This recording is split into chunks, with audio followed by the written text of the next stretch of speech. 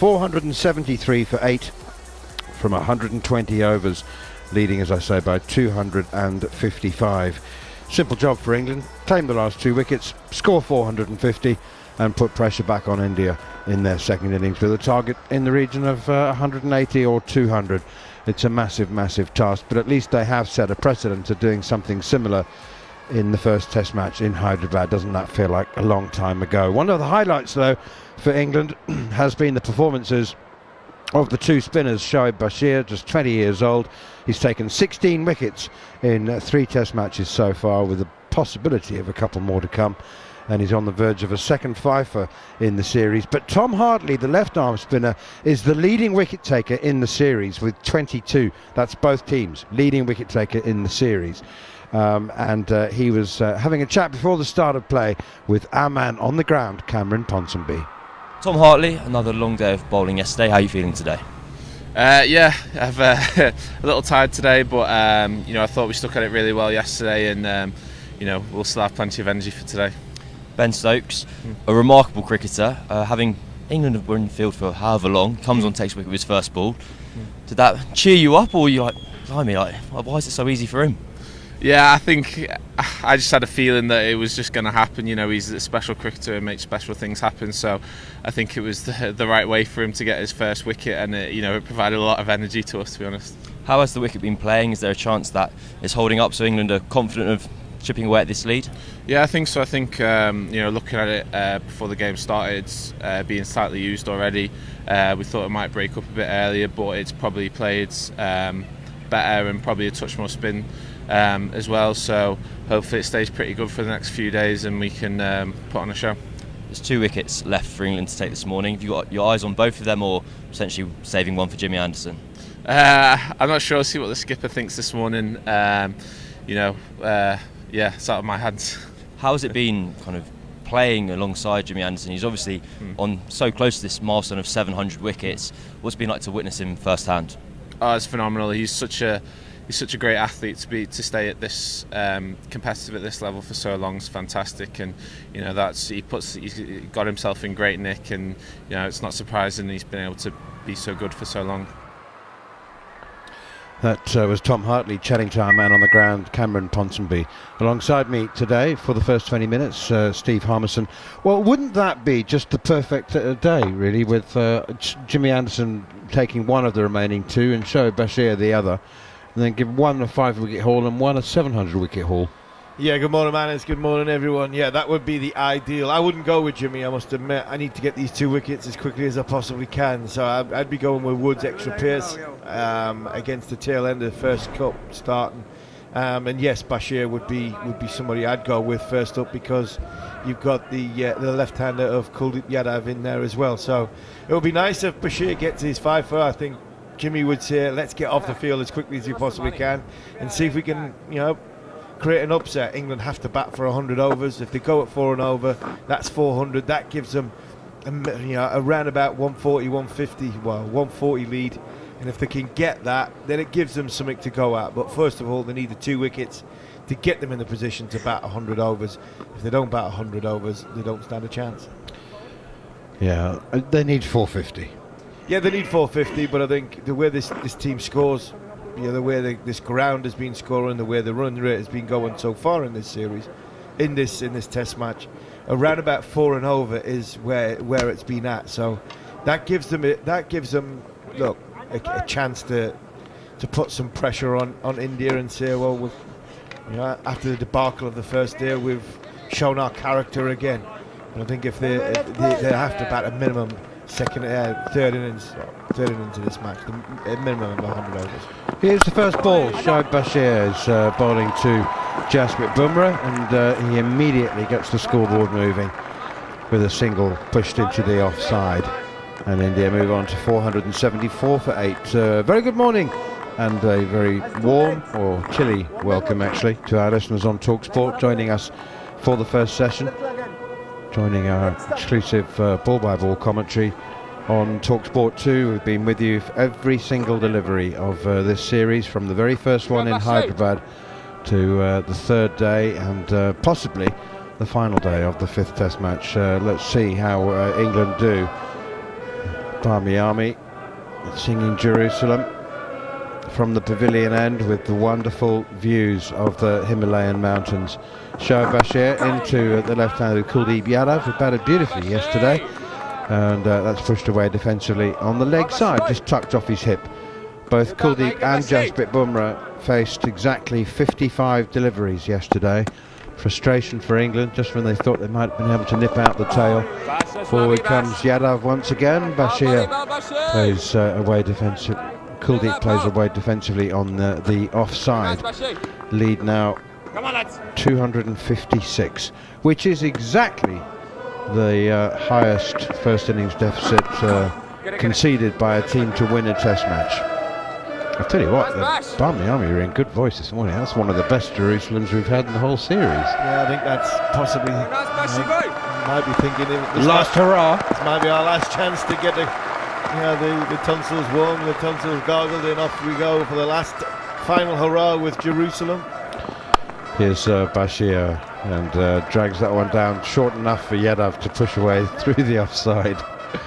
Simon Finch is a very, very fine trumpeter, and a good man too, and he's the man leading the singing. 475 for 8.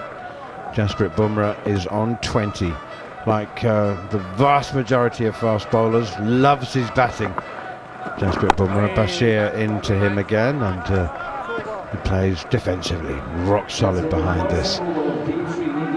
I think it's two aspects, Harmy. I mean, talk us through Jasprit Bumrah's batting. He obviously he loves it. He loves every minute out there. Is it because he used to be so hopeless, or is it because every minute he's out there he doesn't have to bowl? Bit of both. I think it's a bit of both. Yes, I think he's worked so hard on his batting. Coming from a genuine number 11 up to number 10, and showing the defensive qualities that he's got, which gives him a chance. The longer you're there, the more chance you've got of playing that big shot, and he has got the big shot in his game. But it is always from a fast bowler's point of view. If you can frustrate the top order likes of Duckett, Crawley, Pope, and Root, and they've probably been thinking about their batting for an hour last night, and especially however long they'll be out there this morning. But what this is telling me is Kuldeep's batted 59 balls, Bumrah's batted 57 balls. This wicket is still a belter.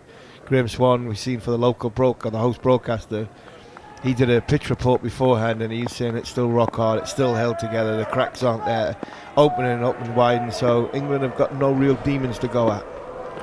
Jimmy Anderson it is, and his first delivery is defended rock solid by Kuldeep Yadav into the offside. The pitch has been absolutely blameless, hasn't it? I mean, it's not inconceivable actually to say that it's getting better. Jarrod Kimber will be able to tell us more with the assistance of CricViz and his ball behaviourometer. Morning, Jarrod. There is such a thing, isn't there? CricViz don't have data for the pitch from Indian matches. Here's Jimmy Anderson then, and Yadav drives and thick outside edge all the way down to Tom Hartley on the third man boundary. Well, so we'll go with the evidence of your own eyes. Vibes. You don't like vibes? I do. I mean, you know what? That first session, do you remember how much it swung? The ball swung. Oh, nothing to do with the pitch, of course. But I mean, it might have to do with 10 degrees cooler than it is right now. But yeah, for that first morning, Bumrah and Siraj, they swung at miles. But I think the moisture in the air. We haven't had a new ball at that time of the morning. This new ball is 30 overs old. So we're not going to see a massive amount of swing. We haven't really seen any demons too much off the ground, possibly some slow balls. We've had some spin off the wrist spin. Jimmy Anderson in again to Jasprit Bumrah. Tries to play it away on the leg side, and actually hits a leading edge and trickles straight back to Jimmy Anderson. I mean, there's no cracks in the pitch, and there was a sort of air of resignation to Graham Swan's voice when he was doing his pitch report and saying it's rock hard. There's not a crack worth mentioning in sight on the pitch. As you say, absolutely nothing for England to work with really. There's no significant footmarks. There's no rough. Bumrah plays defensively. Again, straight back to Jimmy Anderson. No run. India 476 for 8. England would now have to create a test record, coming back from a deficit of 258. Highest ever deficit overcome, as I said. The winner test match in the first innings is 256. Only 4 times in the history of test cricket has a deficit over 200 been overcome. So there's a lot of work to do. Here's Jimmy Anderson once again, and forward comes Bumrah, pushing that one straight back up towards the England captain Ben Stokes. Many years ago, actually would have been 8 years ago, Jasprit Bumrah made his first appearance for India, and it was an Indian A team, and they were on tour in Zimbabwe. I had a chat with him. I asked the media manager who I could have a chat to, and he nominated Jasprit Bumrah on the basis that he spoke the best English. Anderson in again. Bumrah plays defensively up towards mid-on, and I asked him how it was that he was so good at bowling Yorkers. And he said that when he was growing up in the house with his younger sister and mother, he was indoors, and he used to bowl with a tennis ball in the house, and it had a wooden floor, and he used to bowl against the floor and the wall, and this noise of ka-tunk-tunk, ka-tunk-tunk used to drive his mother and sister absolutely mad. And he worked out that if he bowled the ball right into the crevice between the floor and the wall, that it wasn't a double noise. Yeah, it only made one noise. Yeah. And that apparently was much less frustrating. He's good at it. Pushed away by Yadav off the pad. It would be, wouldn't it? You could put up with the duh rather than the ka-tida. Whatever he's done, he's mastered it perfectly, because he got it to go in and he's getting it to go out as well. When Bashir in again, and Yadav plays defensively. Of course, what he couldn't do by himself indoors was bat. Yeah. Well, I don't know, but that would have been 3 or 4 dudders, because he's then have to throw it into the ground, it bounce off the wall, then he has to hit it twice more. So I'm sure That would have been infuriating. I'm sure his mum would have been upset about that. Bashir in again. Yadav plays defensively up to mid-off. There's no run. Yeah, Mrs. Bumrah might have been saying, well, you're only allowed to face full tosses, so... 476 for 8. Here is Bashir again, and this one flicked out on the onside for another single wide of Hartley. Just explain to the listeners why India are batting on here. There are bound to be lots of people listening thinking, what are they doing? What's the point of this? We've got 3. The game's not scheduled to finish till Monday, so I think that's one aspect of it. You know, keep England out there as long as they possibly can, and also, if the pitch is not deteriorating, there's no point giving England the best chance to bat on it. Bashir in again, around the wicket now to Jasprit Bumrah. The slip in place, that's Joe Root. He comes forward and plays defensively. As a captain, when you're looking at declarations, you're looking at wear and tear of the surface as well. And the minute you see a ball go up or the minute you see a ball go down, you think, oh, I might have a bowl on this. But this is going gun barrel straight and it's bouncing perfectly. Bashir with some air on this, tossed that one a bit higher. Bumrah, however, was not enticed into the attacking shot and guides it away to Johnny Bairstow. And at cover, and there's no run. End of the over. 477 for 8. Especially when you've got tail enders batting on it as well, because it's a slow death, isn't it? You're really making sure that the batters are thinking about not only their next half an hour, the first half an hour of their batting experience, but they're thinking about it slowly, because they're not chasing the ball to the boundary. There's not many big shots being played. If for instance, if India were 477 for 4, the likelihood is they'll be going at 5 and over, and Jarrod, if he's in, or Jadeja if he's in, big score, banging it everywhere. These lads are just picking up singles, 1, 2 and over. Jimmy Anderson in, and that's driven by the left-handed Kuldeep Yadav to mid-off. One correction to that Jasprit Bumrah story, actually. It was effectively an Indian A team, but it wasn't called. It was a full India team. It's just that most of the big name regulars didn't play, so it was actually it was a one-day tour to Zimbabwe in order for Zimbabwe to generate enough money to keep the game alive in the country, as India does with so many other countries. An Indian tour provides income for years to come for many countries. Yadav again forward, playing defensively, and there's no run. The interesting thing about that, though, was that there were literally 7 or 8 regular senior players who were left out of that team. Bumrah's one of half a dozen youngsters who were making their first appearance for India, but MS Dhoni actually went as captain, because he was excited by the prospect of playing with all these youngsters and having a look at them for the first time. Here's Anderson again, and bangs it in short, and Kuldeep Yadav, actually that had a bit of pace on it, a bit of lift, and that inconvenienced Kuldeep Yadav momentarily. Yeah, good bounce from Anderson. He dragged it, and he bowled it into the ground. It was a genuine bouncer.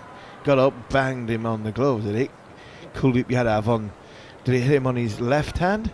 I think it did, didn't it? Oh, no, it was his right hand. It was his right index He's done finger. well there. He's done very well to get his left hand out of the way. It just clipped the right index finger, jarred it back. Anderson in, edge gone! Anderson has his 700th wicket. Ben Foakes takes the catch, and the celebrations begin. Anderson is enveloped in the arms of his teammates. Jimmy Anderson, the outside edge of Kuldeep Yadav's bat, and this extraordinary career has reached its zenith, with Jimmy Anderson becoming the first fast bowler to reach 700 wickets. Unbelievable achievement from Jimmy Anderson. 700 test match wickets, more than any other seamer likely to ever have in the history of this game. Gone with a bouncer, set up perfectly with a Yorker, with a full ball outside off stump for the batter to rock forward and find an outside edge. He probably did that the first, second, third test match wicket when he was 20, 21, but to do that at 41 is unbelievable. A standing ovation for the Barmy Army, for England's the all-time great. 187 test matches, 700 test match wickets. The true champion, an unbelievable ambassador for the game of cricket, not only in this country but for around the world, with a longevity. A little punch of the gloves by Mohammad Siraj as he walks past the great man. Jimmy Anderson, 700 test match wickets. Wow. His test match is in India. He's 41 years old, and he's just bowled a really quick bouncer to smash a guy on the gloves and then followed it up. I mean, the athleticism that Jimmy Anderson still has is just remarkable. None of this should be happening. No, a seamer should not take 700 wickets in test matches. Somewhere Courtney Walsh is looking on, just nodding sagely at all of this. Just a remarkable record.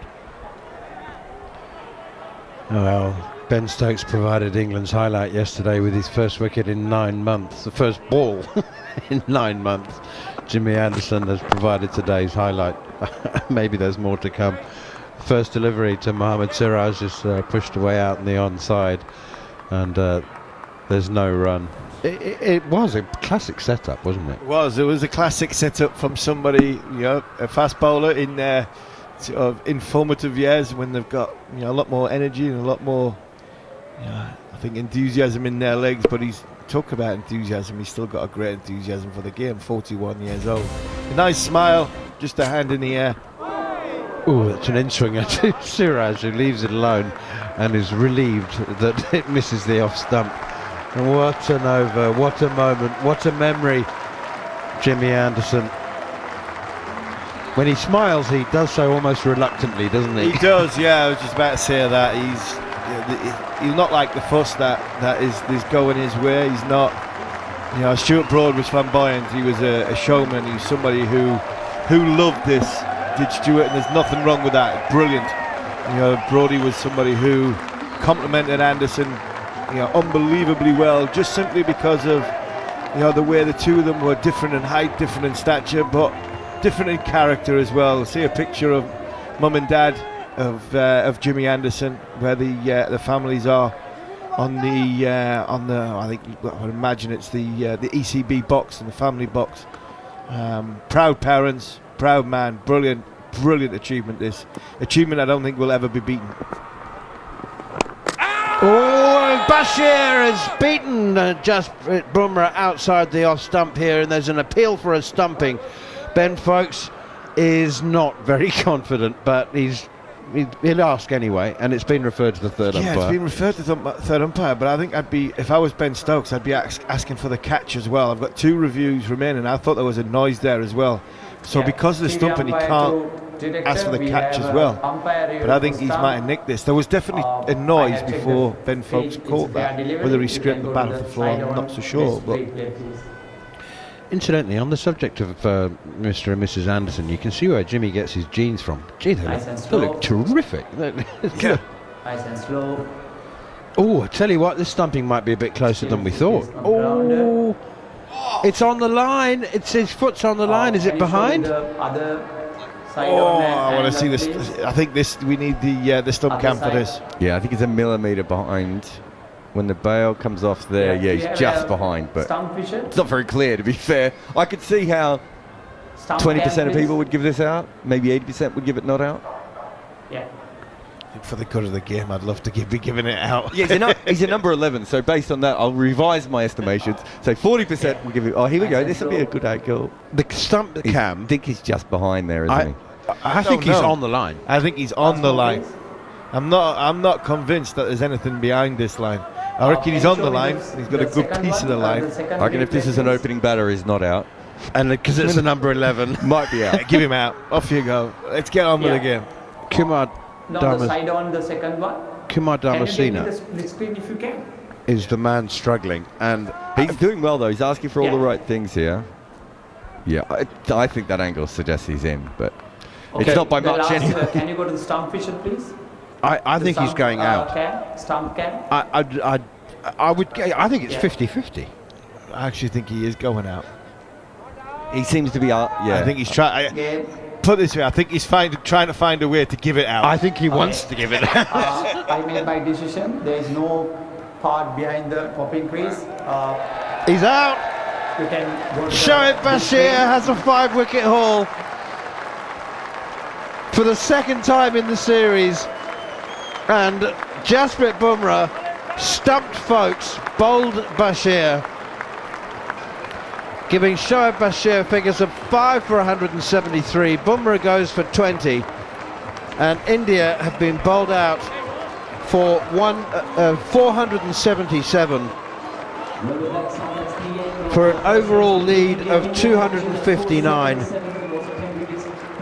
What a performance from Shoaib Bashir and Jimmy Anderson, taking the last 2 wickets, not before a partnership of 49 for the 9th wicket, but England have successfully achieved part 1 of their task for the next 3 days by taking those 2 wickets quickly.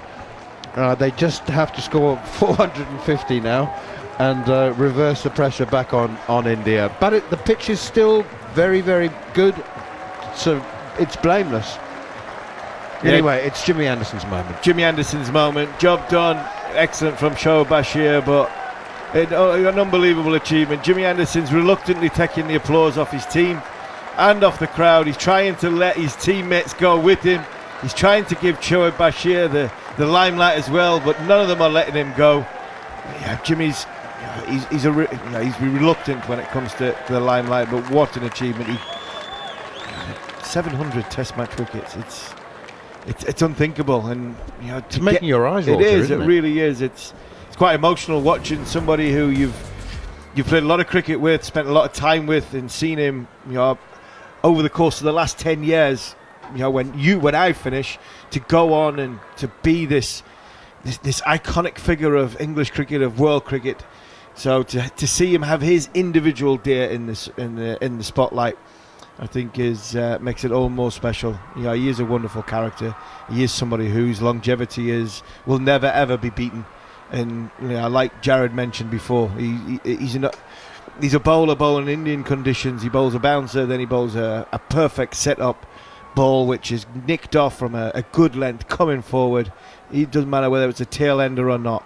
This has been an iconic day for English cricket, because nobody will get anywhere near 700 Test match wickets in the future. And a nice little touch at the end there. Shoaib Bashir give the ball to Jimmy Anderson, and as he was walking off, Jimmy Anderson give it back to Shoaib Bashir to say, no, you've got 5 foot, you take the ball off. So Shoaib Bashir has got a ball as a souvenir that he's taking his second 5 foot in first class cricket and in Test cricket. And it's the same ball that Jimmy Anderson took 700 Test match wickets. That will be worth an absolute fortune in the future. Anderson, we see in pictures of him raising the ball, pointing, I'm assuming, to mum and dad. Proud day for the Anderson family. Proud day for English cricket, because an absolute legend's gone by a milestone that nobody will get anywhere near. And the lad from Burnley who made his debut for England 21 years ago. Yeah, I suppose the other thing is that he could say to Shoaib Bashir, I've got 28 of these already. Yeah, he could do it, but he's not like that. That's the thing. Brodie would, and Stuart would, but no, Jimmy. Yeah, sorry, Stuart, but no, Jimmy wouldn't. And there will be a talk of what now for Anderson after this Test match.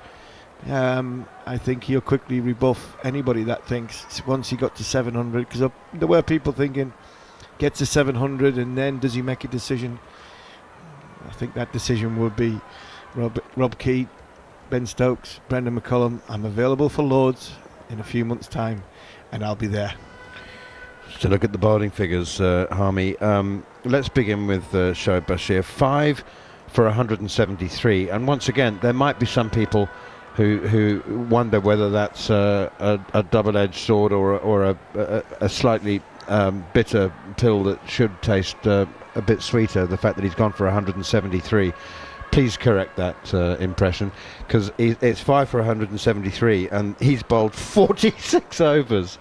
So, yeah, I mean, you'd almost be more proud of numbers like that than you would have, of an easy sort of 5 for 60. 100% agree. I really do 100% agree. He's bowled to bowl 46 overs in a Test match, especially at the age he's at, the infancy of his career, never mind his Test match career. And Jimmy did that. Yeah, Jimmy Anderson did that. Came into the England team, made his debut in 2003 with very little first class experience behind him. Selectors plucked him out of nowhere, seen him playing, for Lancashire second team into the first team. So for Shoaib Bashir to start on a journey where one of the greatest of all time had a career very, very similar, where he came into the Test arena having to learn on the sort of learn his cricket on the job, is fantastic, and the education that he's had since he's been in India is great. So I think Shoaib Bashir, Tom Hartley have been a real find on this trip, and Bashir's now getting the rewards of the 2 fifers that he's got for all the hard work he's shown and put in over the course of these last 3 or 4 weeks he's been out in India. James Anderson 2 for 60, Tom Hartley 2 for 126, his overnight figures.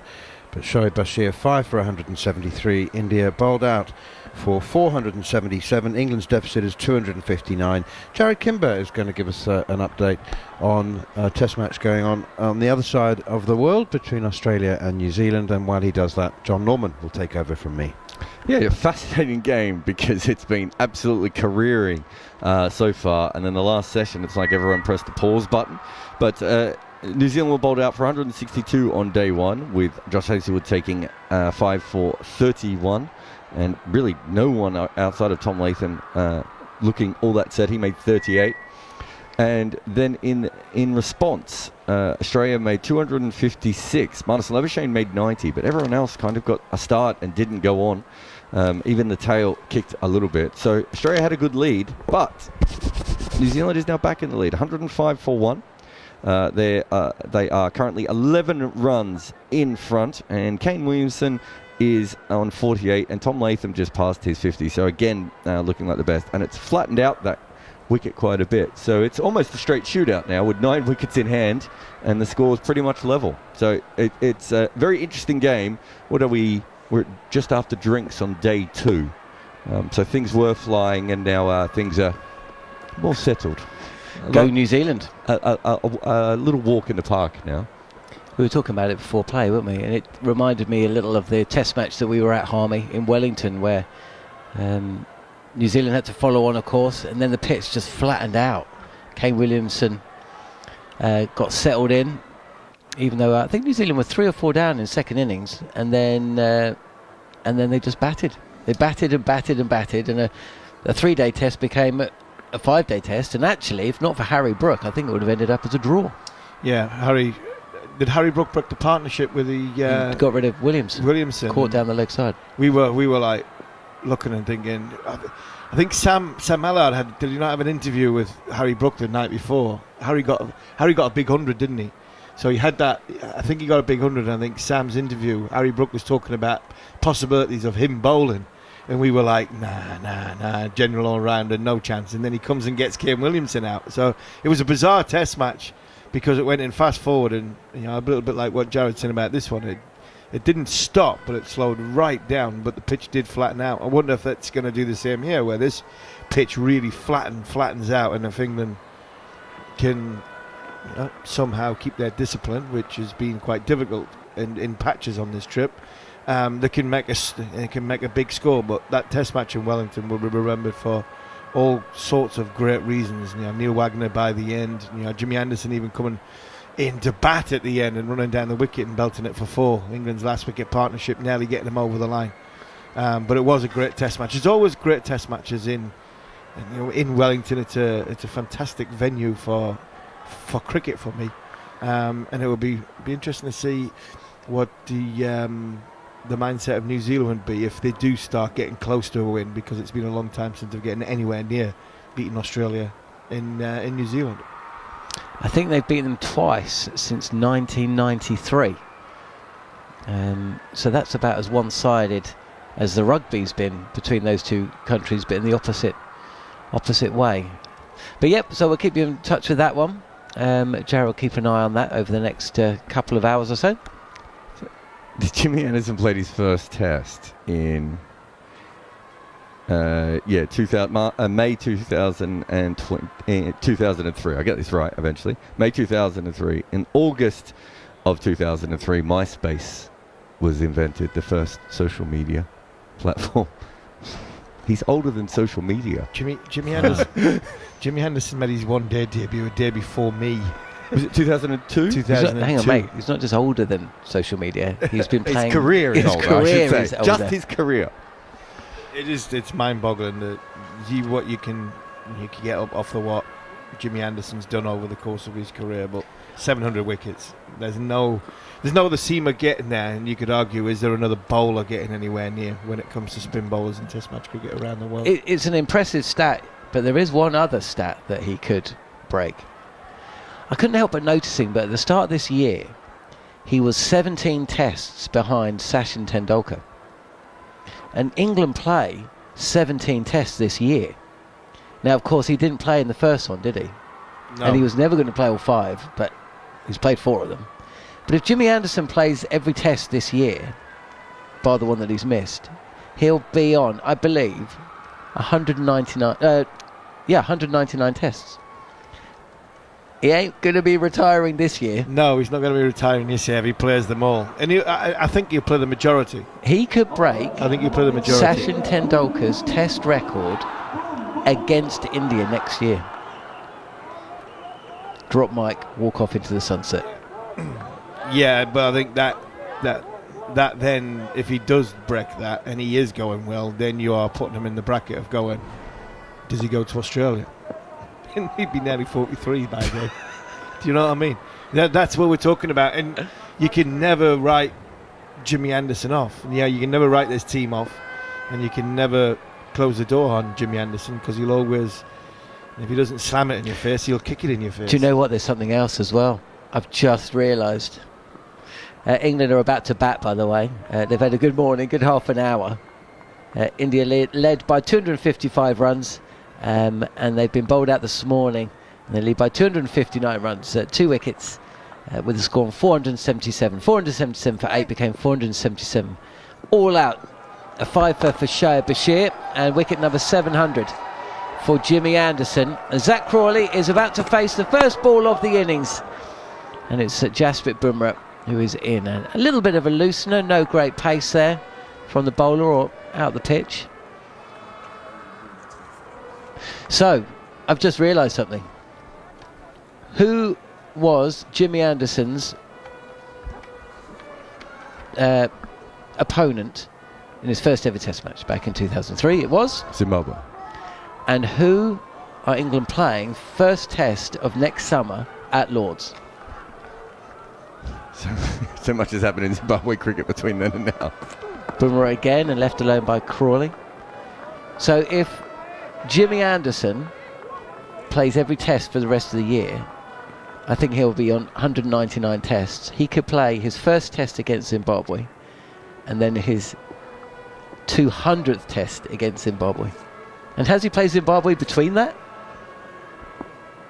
Has England played Zimbabwe since his debut?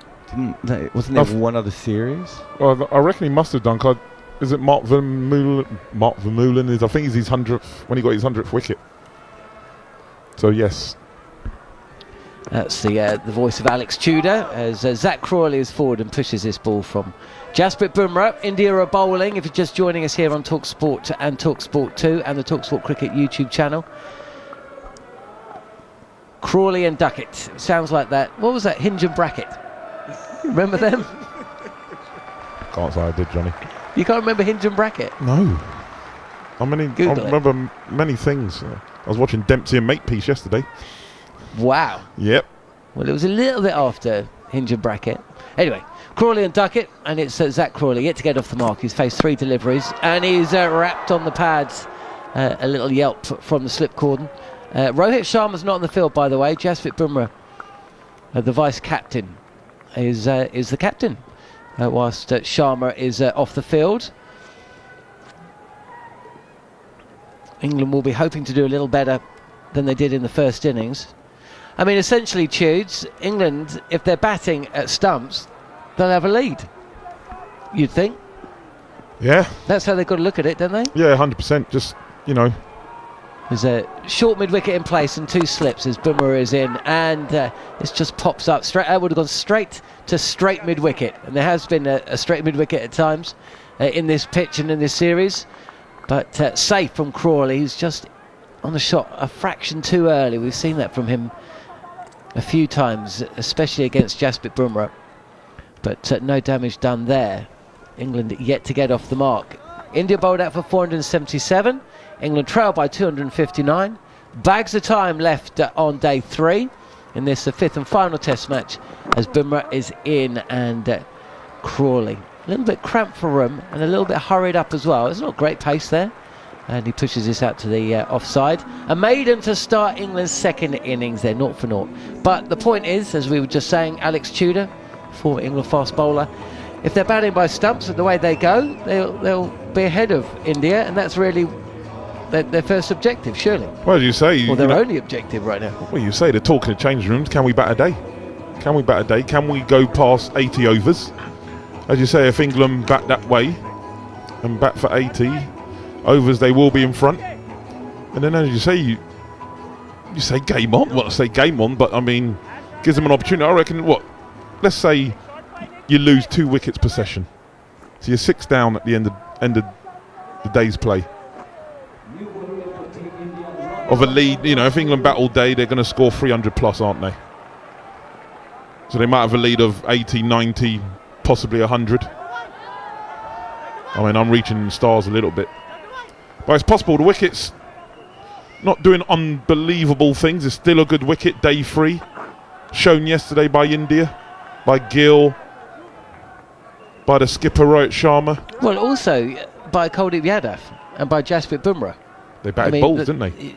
I think it was a Yadav or Jasprit Bumrah this morning. We were off air, and he defended a ball from Jimmy Anderson to mid-off, and you were like, well, look, there's nothing in this pitch. No. Oh, well, of course there is something in the pitch, right? Yeah. But it's a good track. As R. Ashwin is to bowl the second over. He's going to be opening with Jasprit Bumrah, and Ben Duckett is clipping this towards square leg where there's a misfield from Mohammad Siraj, and Duckett comes back for a second. So he's off the mark first ball. England at 2 without loss. They trail by 257 here on talkSPORT, talkSPORT 2. I think if you that word application, and you set your stall like that, you're going to bat all day, you're going to keep India out there, then anything's possible. But that's just not how England do things, though, is it? I mean, it isn't. Aiming for a lead. On the sweep is Duckett. This is outside off stump, so he's sweeping on line, but he doesn't connect. There's a short leg in place, a slip. They'll be aiming for a lead by tea, won't they? Yeah. Maybe drinks in the middle session? There's a chatter. You can hear the chatter.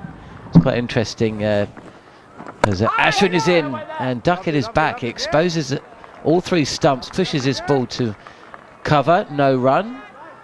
Yeah, I'm not sure if you saw anything or read anything surrounding the Ollie Pope dismissal, where Jarrod was talking to Kuldeep Yadav just before Ollie Pope came down the track.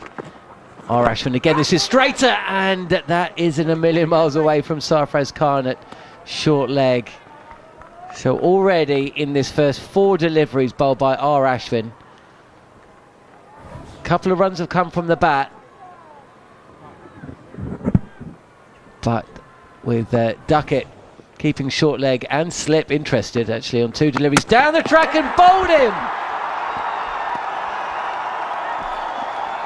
Well, R. Ashwin has just schooled Ben Duckett. Duckett, 5th ball, has tried to win the game with a shot. He's yorked himself, and R. Ashwin has bowled Ben Duckett off stump knockback, and England lose their first wicket in the second over. They're 2 for 1. Well, I can't defend that. That's rubbish. That's rubbish batting. That's all I can say. It's the second over of your second innings, and you've shown your intent with a hard try to, a sweep.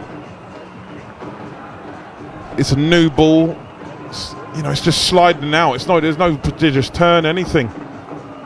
But again, he'll say that's the way he plays. And as I said, for the cricket purists, the lover thinking, look, there's more ways to skin a cat, and you just cannot, against world-class bowlers, just behave that way. For me, you just can't do it. You've got to show something different. You've got to have more tricks, more strings to your bow if you want to have a long career. I really like Ben Duckett. We commentated on his first international appearance for England back in 2016. He played against Bangladesh in an ODI series. I think me and you two were at a T20 finals day. I think in the semi-final we played. There are players that are a cut above, right? And we watched an innings of real quality, and we knew that he was destined for international success, right? And then, of course, he spent a period outside of the game. He's back in the side. A brilliant innings earlier on in the series. But come on. I mean, you're batting against Ravichandran Ashwin, and Poke forward and picks out short mid wicket. I'd like to know his full shot percentage in the 5 balls that he faced against Ashwin there. I'd say it's 3 of the 5 were full shots. I think what happened was when he got that inside edge past short leg, and he's been out twice in this series playing that way, and another time he tried to get the bat out the way and got LBW. That's the ball that gets him, right? He doesn't know what to do to it, and if he can't sweep it, he doesn't have another option. And so he kind of pressed the nuclear button there, didn't he, Tudes? Okay, I can't sweep it, I can't play it straight, so what I'm going to have to do is actually come out and put some pressure on him. But he did that in a way that a 13-year-old who bats number 8 in a club game does it, right? There was no clear plan about the shot. It was just, I need to get down here and do something. And, you know, Tudes is, can't help but get his school teacher hat on when he sees that sort of stuff. 2 slips in place, and Crawley facing Jasprit Bumrah. Yet to get off the mark, Zach Crawley. He's faced 6 deliveries. Ollie Pope is at the other end after Duckett was dismissed in the second over. Tudes has already sent him a message saying, I will not run down the wicket to R. Ashwin. I will. Front and back, not just the front of the page. I want front and back. Neatly. Finger space in between. Well, that's sobered us up a little bit. 2 quick wickets for England, and an even quicker one for India. England 2 for 1 as Bumrah again. He's angling this delivery in on the pads of Zach Crawley. He's trying to play this through the mid-wicket region. We're seeing a replay of the Ben Duckett dismissal. It was wild. It was woolly. It's second over, Johnny. Second over. Well, technically, I mean, you talk about the shot selection, but if you're going to play that shot, don't you play it a little bit straighter? Don't you? Bumrah past the umpire, right arm over the wicket, and Crawley presents a straight bat, pushes it to mid-on, no run. 2 for 1 here on talkSPORT, talkSPORT 2. Yeah, I just think it was a panic. As I said, I think he was... It was one of those moments where you think, I need to get down the wicket, I need to get down the wicket. And then when he comes down the wicket, he's outside leg stump, Tudes, by, what, 1.5 feet, 2 feet? So he hasn't even come towards the ball. He's in the wrong position, he plays the wrong shot, and he gets yorked, which doesn't help him, if we're being honest, but probably didn't matter by that point. Bumrah again, and this doesn't fly too far short of Sarfraz Khan. That man again at very short mid-wicket, and he flicks the ball underarm at the non-striker's end, as is his wont. 2 for 1 England. And when you have a team that bat in this fashion, as a captain, as a bowling unit, all you need to know is just put the ball in the area more than enough. That's all you need to do. You don't have to do anything fancy, because they're going to keep coming at you, and at some stage they're going to make an error. And can we take the chance when it comes? Can't you just knock it to long off? Forward and driven by Crawley. Bumrah gets the fingertips to the ball, which deviates onto the stumps, but Ollie Pope thankfully is behind the crease. I mean, and the atmosphere that he created in the change room is fantastic, and no one feels like they're under pressure or anything. But I could imagine, you know, Stewie when he opened for England, or Affers or someone like that played that. You know, you're walking back in and Gucci's in there or something. I mean, you would have to walk off the other side of the ground. You couldn't come in the change room after playing a shot like that. Last ball of Bumrah's over, and he has beaten Zach Crawley with a ball that has angled in on off stump and then straightened and gone back past the outside edge as Crawley tries to play down the ground. Could have been caught behind, could have been bowled. As it is, Crawley survives. 12 balls faced, yet to get off the mark. He's getting a real examination from Bumrah, as are England, and unfortunately they're failing it. 2 for 1 at the end of the third over, and after a word from Jarrod Kimber, who's got a smile on his face that concerns me, it'll be Andrew McKenna. Gary Morgan might be getting slightly ahead of himself, Tudes, but he has sent through England's lowest third innings totals. Already, there's only 1 wicket, but Gary Morgan's all over it. Just so that you're aware, it was 2009, the 51 all-out at Kingston. Was that Jermaine Lawson? Who was the West Indian bowler that went through England in that one? Do you remember? Jermaine Lawson. Who's that name? That's a name, that.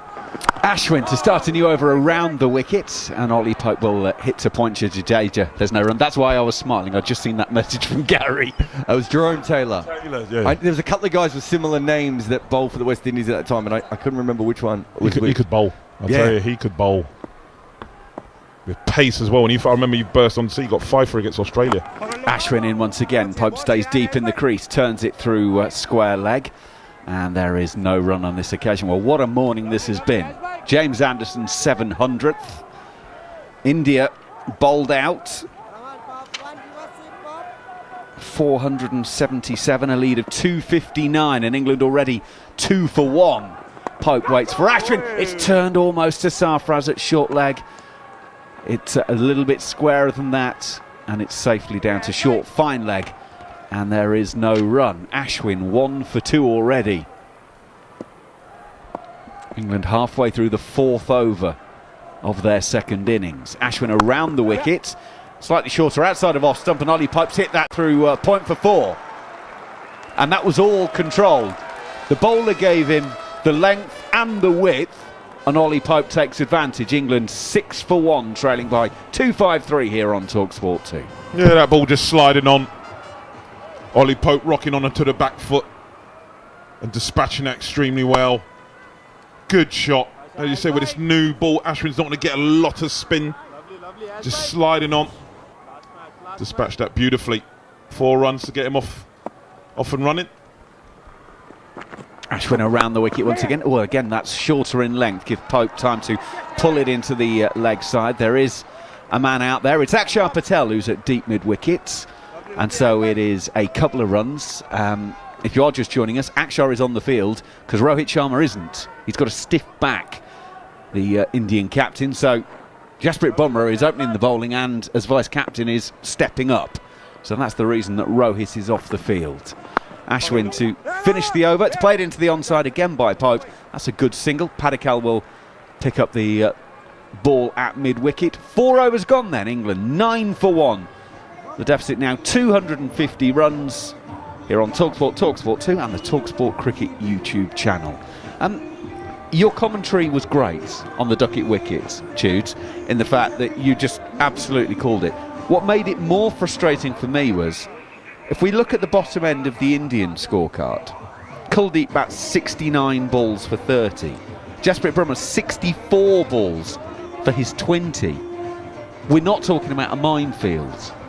No, the only thing I would suggest is that Ashwin in the second innings in Asia with the new ball averages 18. Maybe not. This is not completely that wicket, but he is hard to play, and Duckett doesn't play him particularly well. So I'll throw that in. But having said that, as the great man said, there's no defence for that. It was rubbish. But at least have a look at it.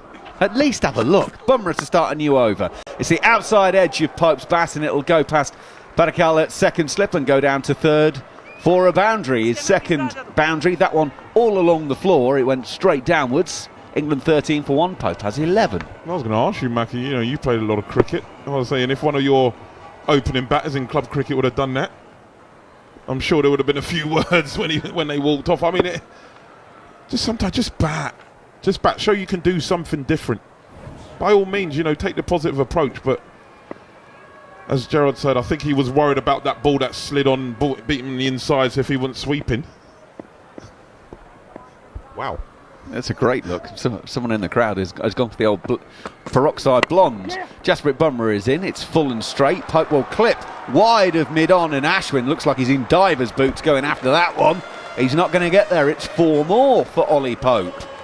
His third boundary of his innings. England 17 for 1. Striking it nicely. This is a great shot. Sort of bat length, full face, but he's played it with the full face of the bat. He's hit it just wide of mid-on, but the bat's come down nice and straight. That's what I like to see from Ollie Pope. Good balance. The other thing about this is, sorry Alex, is he looks a lot calmer. In the early part of some of his innings, he's been a bit frantic. On this occasion, Bumrah is in, Pope is forward and plays it back down the pitch, and there's no run. I think also, it's just a small thing for him. I think he prefers to have at least one seamer on. Ball just coming onto the bat a little bit more. I think Pope's biggest problem is starting, but I think it's specifically starting when there's spin at both ends. And he feels like he can't open the face and guide one away, or use his hands and turn one to the leg side. Just these kind of standard shots. 3 slips have now been stationed behind him. As Bumrah runs towards the commentary box end, delivers. Ollie Pope turns to mid-wicket, and again there's a pretty easy single there. Siraj has done the fielding. It's a single taken, 18 for 1. Siraj not used so far. 2 bowlers used, Bumrah and Ashwin. Will Siraj even get a bowl?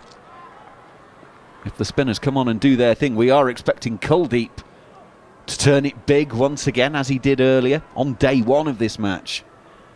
Remember, we're only on day 3, 50 minutes into day 3.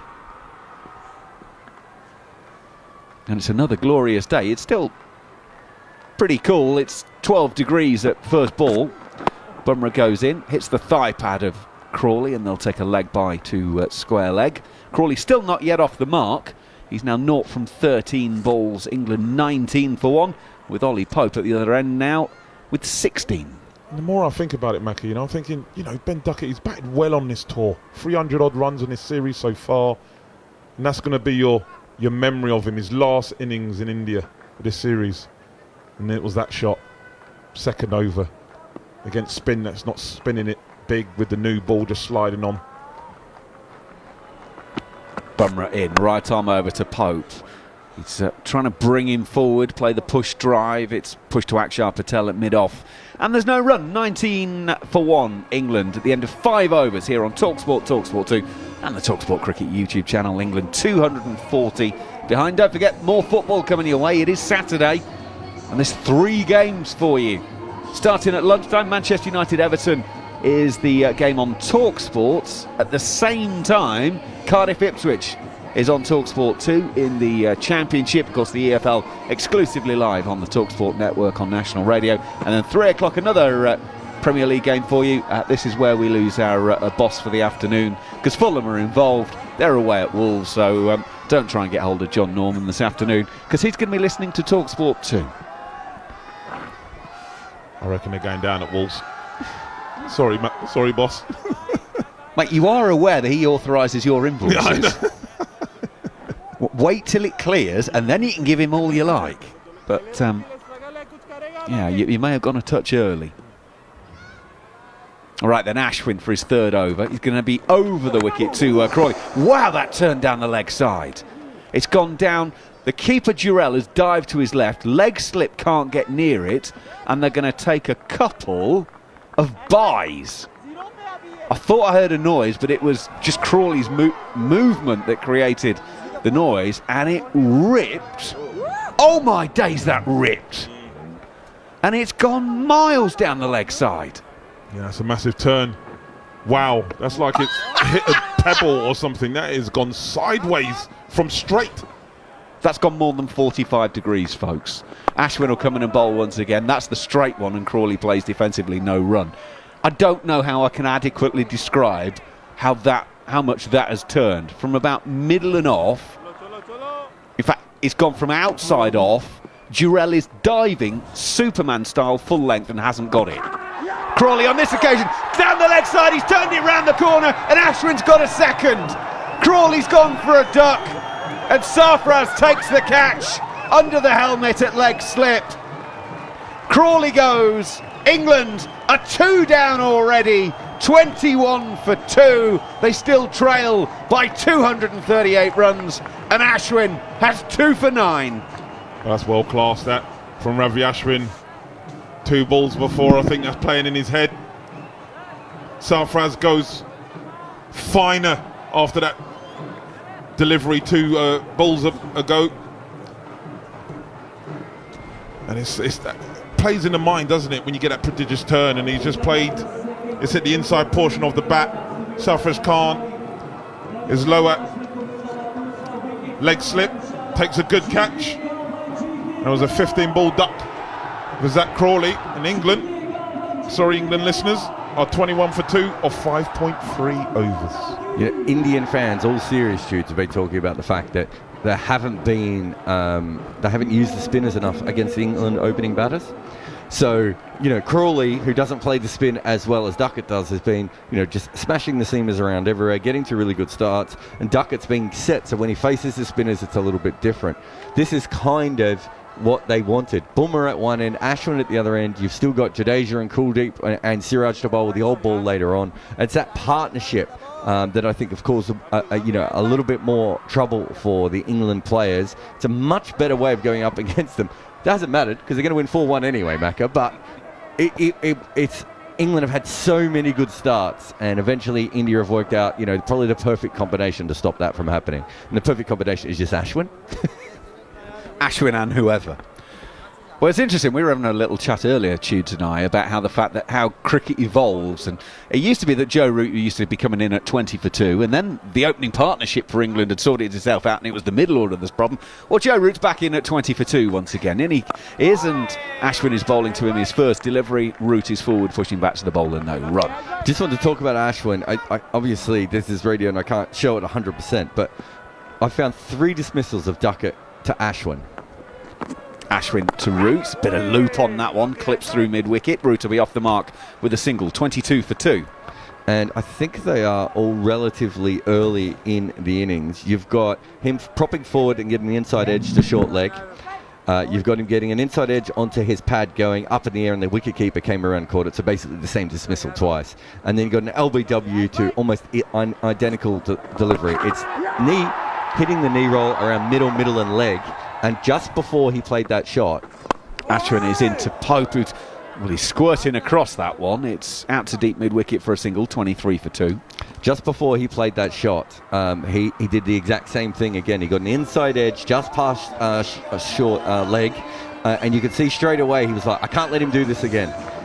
Not justifying any of it, Tudes. I'm just saying that is the issue that he has, that he doesn't have an answer for Ashwin's best ball when the ball's new and it's skidding on, and that's his problem. It's the skidding on. It's not ripping past him that he has trouble with. talkSPORT 2, talkSPORT Cricket YouTube channel.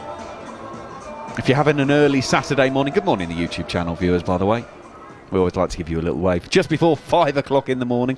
I mean, there's a chance you're on the way home. I mean, let's be honest about it. If you are, hope you had a good one. If you're up early for the start of a new day, have a good one. And let's hope England can continue to fight. Bumrah will bowl to Ollie Pope, still with 3 slips in place. Beats him on the outside edge. And it's through to Jarrod, and there's no run. Pope reached out for that one, had a fish. Fortunately, nothing appeared on the hook at the end of it. So just to finish up, Cricketers have just said that was the first time this series that Duckett has advanced to spin. The wicket was the first time he'd gone out to spin coming down the crease, and it was the first time he'd left the crease to Ashwin. Well, it'll also be the last. For this series. Bumrah turns and makes his way in once again. Ollie Pope waits, and he's getting, now that kept low, and Pope has squirted that down to mid-wicket and immediately looks at the toe end of his bat. Well, that's the last thing that England need. They've got Ashwin at one end ripping it 45 feet, and now Bumrah's getting them that keep in shin height. It's remarkable. An hour ago, this wicket was doing absolutely nothing, and the Indian tail were playing it like they were holding a barn door, and it's hit in the middle of the bat. And cricket's a stupid game like this. All of a sudden, one wicket or a change of innings, and it looks an entirely different sport you're watching. Bumrah is in once again. Pope is forward. That solidly hits the middle of the bat. Ashwin will field at mid-on, and there's no run. 23 for 2. England's innings started trailing by 259. So they're still a long way away from even thinking about making India bat again at this stage. Well, yesterday we said Monday was off the cards. Have we all got Mothering Sunday tables booked? Jasprit Bumrah is in. Ollie Pope has a wide drive at one and misses through to the keeper. No run. Might be able to get a table booked for supper this evening at this rate. Just looking anxious. Just look like he wants to fill bat and ball. That was wide. Generally you would look to leave that alone. It just feels he wants to fill bat and ball. Just sort of stabbing at the ball. Just wait for it to come to you. Play the ball underneath your eyes. Especially on this wicket. Certain ones are coming on, certain ones are not. So you don't want to play with your hands out in front of you. Scoot one to a close cover or anything like that. Just give yourself some time. Time England have. Bumrah approaches the wicket, delivers once again. Pope is forward, pushing to mid-on, calls Root for a sharpish single. That Root was a little bit slow off the mark, but it's actually safely there. The throw to Jarrod is a pretty ordinary one. It takes him on the finger end, and the keeper is not going to be happy. And sorry, I'm giggling because the TV are showing the 3 balls of Ashwin against Crawley last over. The first one spun 10.4 degrees. Just to explain this, 4 degrees is considered ragging. Is it? 2.5 times ragging. I mean, it must have hit a crack, right? I mean, No, but I looked for that. I don't think It it didn't. did. I don't It's think like it it's did. like, you know, like if you was on a trampoline and it just went boom, and it just turned like if you hit a stone. Bumrah to complete the over, goes in and bowls. Root covers up defensively. And there's no run to end the over. 7 overs gone here on talkSPORT 2. 24 for 2 England, replying to that deficit of 259 on first innings. Jarrod Kimber. it hit a gremlin. It's a ridiculous ball. It really is. Do you know, me and Harmy started to I have slight suspicions about Hawkeye because it produces some random results. If that ball had hit his pad, there's no way we would have believed that it would have done what it did. Right? Me and Harmy would have been sitting here like looking at each other side eye, going, Hawkeye's at it again. Whereas Hawkeye accurately showed us what that ball did, and I still don't believe it, actually. Well, what a first hour we have had. James Anderson has clocked up number 700.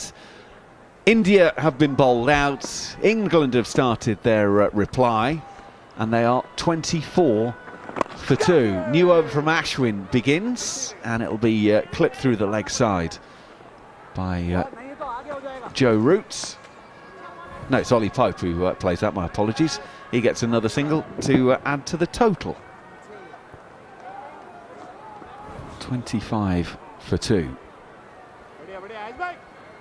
Ashwin 2 for 12. Joe Root waits with 3 men around him. Oh, that was a straight one. That might be the Karen ball. And Joe Root was getting very chest on there and ends up playing it with the outside edge out on the offside, and there's no run.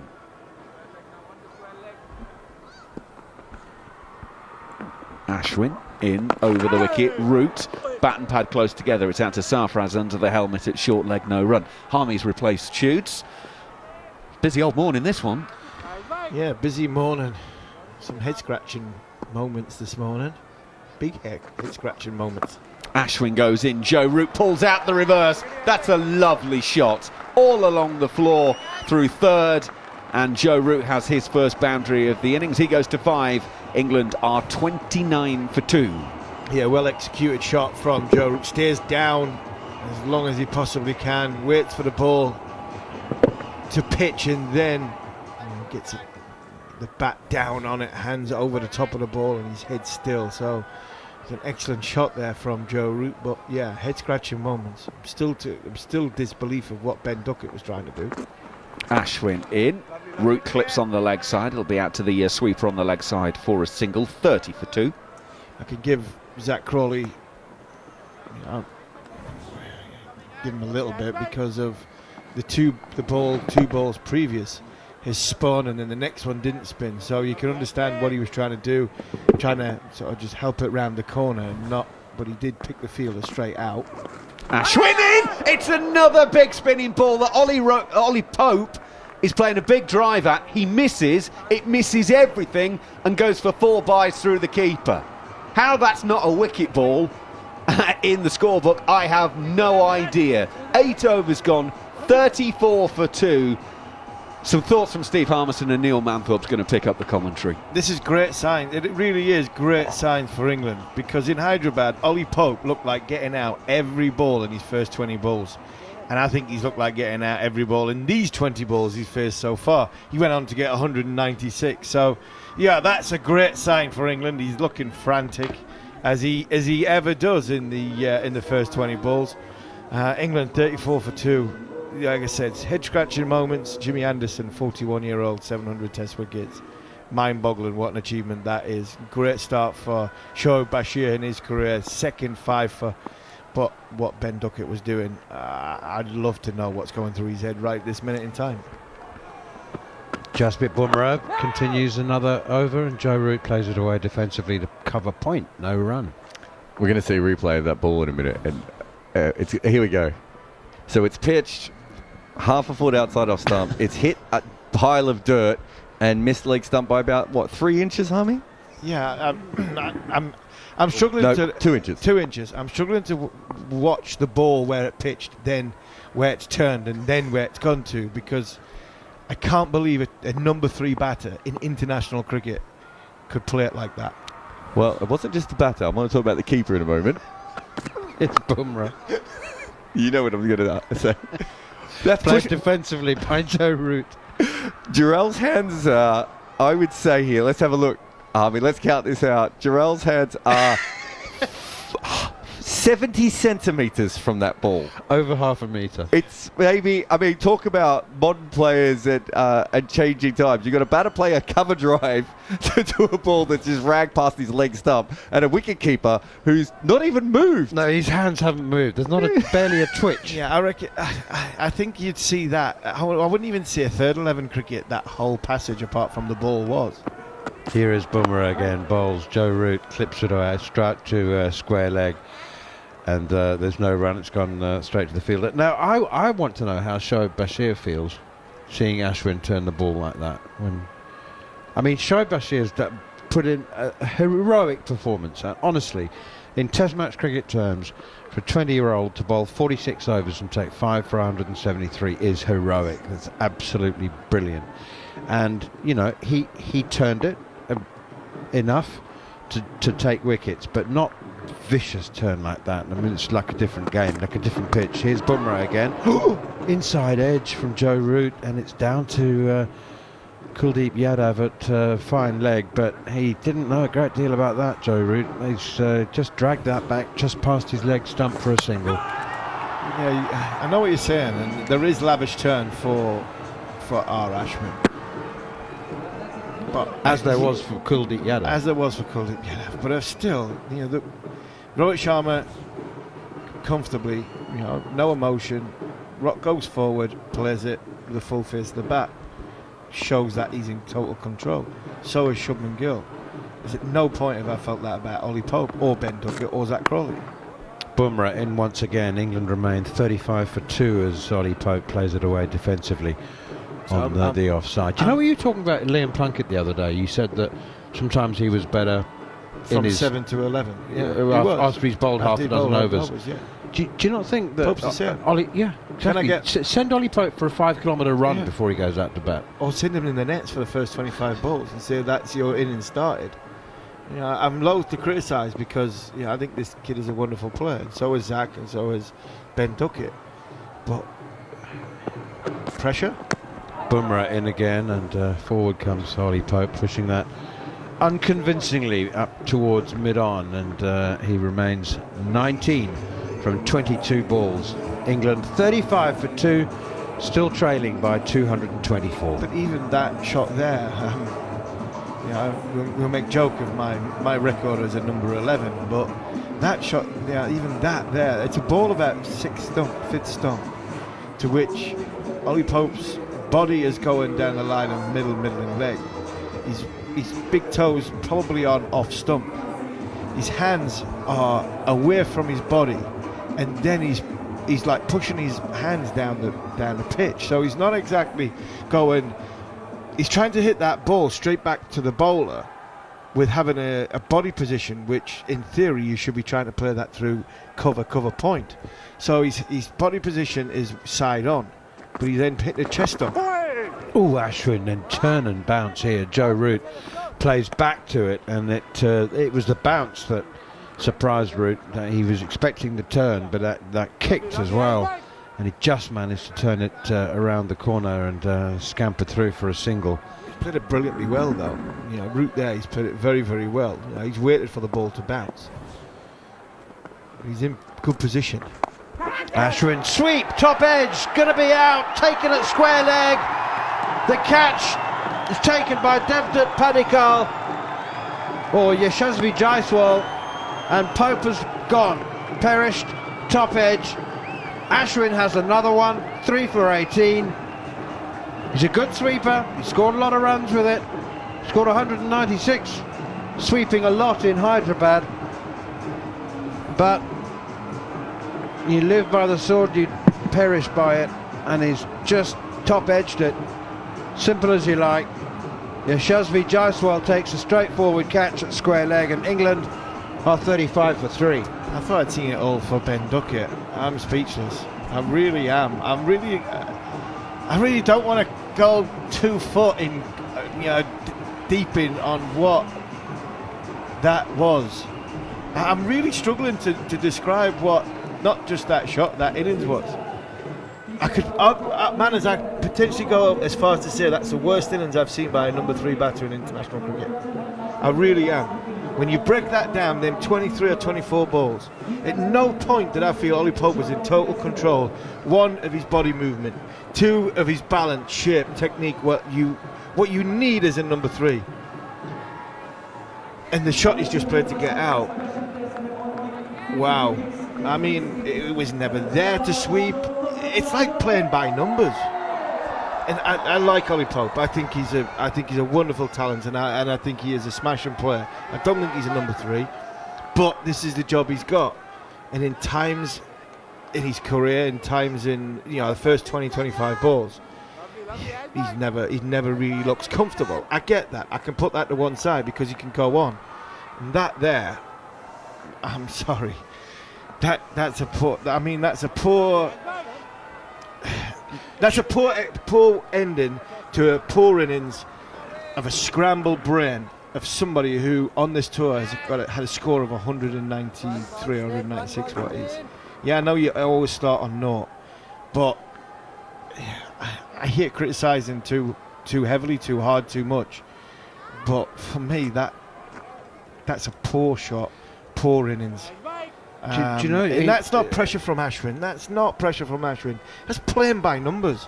Right, I've blocked one. I'm struggling now. Right, I'll go to the sweep. It's never there. Ashwin into Johnny Bairstow, the new batsman. He pushes it away defensively on the offside. Do you remember about a year ago when Zach Crawley was just sinking in a swamp of noughts and twos and was being caught in the slips, and you said, for his own sake, could you please just leave him out? And I think that England decided before this series began that the top 7 was untouchable, that they were going to play every game. Dan Lawrence wasn't going to get a look in, and I think that that's big counterproductive. This time it's punched down towards long on, and they go through for another single because Ollie Pope's been completely out of sorts for that, and he would look nowhere in the 4th test, and maybe it was time to just, for his sake and the team's sake, to make a change. Well, this whole team is a bit close shot like that. Ashwin in again. Root comes forward, plays defensively. Bairstow it was who got off the mark previous ball. This whole team is close shot like that. The England squad was picked off the back of there was 15-16 men going out there, and they didn't replace. That one is driven. That's a lovely shot from Joe Root. Beautiful shot, wide of long off, down to the boundary for 4. It was over pitched. Certainly there for the drive. Joe Root has taken the invitation. He moves on to 12. England are 41 for 3. Cricketers have just sent through the stats on teams batting against spin in the first 10 overs of Test matches in the last 4 years. So in that time, India have faced 154.4 overs. They average 49 runs per wicket. England have faced 150 overs, and they average 16.5 runs per wicket.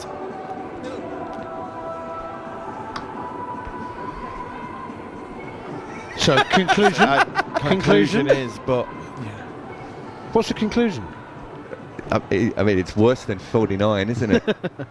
It feels like there is something maybe with some of the England players and the ball skidding on a little bit that causes other problems, although that had nothing to do with Ollie Pope sweeping a ball that he could have almost pulled. He could have pulled. He could have pulled. So much let go. I don't know. Here is Jasprit Bumrah, and that's pushed straight back to the bowler. But Bumrah got a fingertip to it, and being the gentleman that he is almost embarrassed as he politely asks the umpire whether that might have been a run out at the non-striker's end. But you know, you hit the nail on the head when you said that Ollie Pope is playing by numbers. Like, it's been 6 balls since I swept, or I haven't swept for 5 minutes. I didn't sweep him in the last over. I'll sweep the next one. Sweep the next one. That's what I did as a tail ender. That's what I did as a tail ender. Right, I don't back my defence. Right, I'll see if I can get these size 12s in the way, the big, long gangly legs in the way, and see if I can sweep one. I might not hit it, but at least I give him something to think about. I might change his length. That there, like I said, I don't want to make Ollie Pope be a scapegoat. Guided away by Johnny Bairstow to the slip cordon, actually, and Batty, I think, is at first slip. India have been through quite a few slippers. Shubman Gill was in there and hung on to a couple of beauties and injured a finger, and so he's out the slip cordon now. And Rajat Paditar was in there, and he's not in the team anymore. Yashasvi Jaiswal has got tape on at least 6 of his of his 10 fingers and thumbs, so he is actually. No, Jaiswal's fielding it square leg. Here's Bumrah again, and Bairstow clips it beautifully off his pads through square leg and down to the boundary for 4. It's a lovely shot from Johnny Bairstow. Angled in, played it with the angle off his pads away for 4. Yeah, use the angle, use the pace. Johnny Bairstow keeps his balance nicely, lets the ball come to him, and just eases it into the leg side through square leg. Mind you, if I was on the Indian management team, I'm not sure I'd want Jaiswal anywhere near slip. I think them fingers are far too important to protect one just catching the turf or trying to grab one forward. Here's Bumrah once again, and he's just a tiny bit wider of off stump this time, and it brings out the defensive shot. But seriously, Jaiswal, I mean, it looks like. It looks like he's taped up his fingers like a wicketkeeper does. He looks as though he's on his way into the ring, isn't he? Yeah, he's on his way into the ring. You know, we had the Joshua fight last night, second round win for Joshua, which was always going to be a non-contest. But yeah, he does look as though he's going to go into the ring, and I'm not saying he's a middleweight, but he might be a paperweight. Featherweight. Clipped away off his toes again by Johnny Bairstow as Bumrah goes wide of the crease and tries to angle in a Yorker length delivery, and just clipped away nicely by Bairstow, who's made another dashing start, as he did scoring at a run a ball in the first innings. But it's been a tour of immense frustration for Johnny Bairstow, with no less than 6 scores between 20 and 40, or actually 25 and 39. Been less frantic though from Johnny Bairstow. He's took what's on offer. He's been given a ball and leg stump. He's put it away for 4. He's ran hard there too, so it's less moving parts for Johnny in this innings. Bumrah in once more, and Bairstow has an immaculate forward defensive shot, pushing it up towards mid-on. 47 for 3, 11 overs gone. England trailing by 212 earlier today. In an exhilarating first 20 minutes, India were bowled out for 477, lost their last 2 wickets to Jimmy Anderson, who took his 700th test wicket when he had Kuldeep Yadav caught behind by Ben Foakes for 30, and then Shoaib Bashir completed his second 5-wicket haul of the series by having last man Jasprit Bumrah stumped by Foakes for 20. Deficit of 259. Since then, England have lost Zach Crawley for a 16-ball duck. Ben Duckett bowled by Ashwin, Ravi Ashwin for 2, and Ollie Pope top edging an ill-advised sweep shot for 19, caught at square leg. Back goes Joe Root to Ashwin. He has all 3 for 23 into his 6th over. Taking the new ball, we've seen nothing from Mohammad Siraj so far, just Bumrah and Ashwin so far. Ashwin is absolutely at his best at the moment, and that one skids on outside the off stump, and Joe Root leaves it alone. And he wasn't at his best in the first couple of tests, was he, Ashwin? No, he wasn't. I don't think he bowled badly. I thought he bowled quite well in the first couple of tests. But his best is very good. His best is very good. But he didn't get. I don't think he got the wickets he deserved in the early part of the career, early part of the series. I think he's now starting to get rewarded with, how good he's bowling with a bag of wickets. Ashwin tosses that one up and deliberately, I think, bowls a full drivable length, and Bairstow just pushes it out to wide of cover, and you go through for a simple single. It is possible. I mean, it's not like golfers will tell you that if you're on the tee and you've got a driver and you've started your backswing or even downswing, you can't stop. Pushed away defensively by Bairstow once again.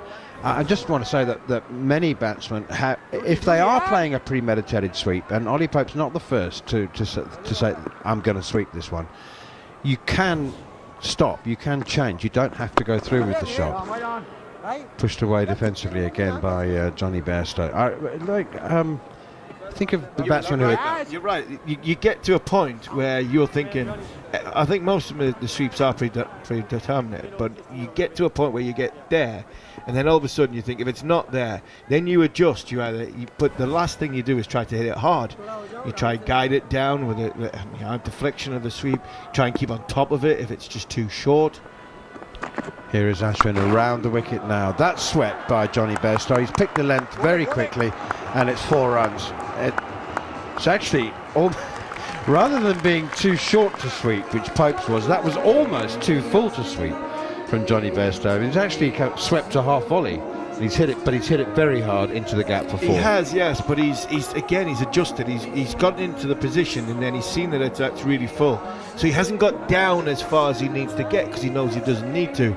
And then he can, because of where it is and the line it's on, he knows it's going behind square.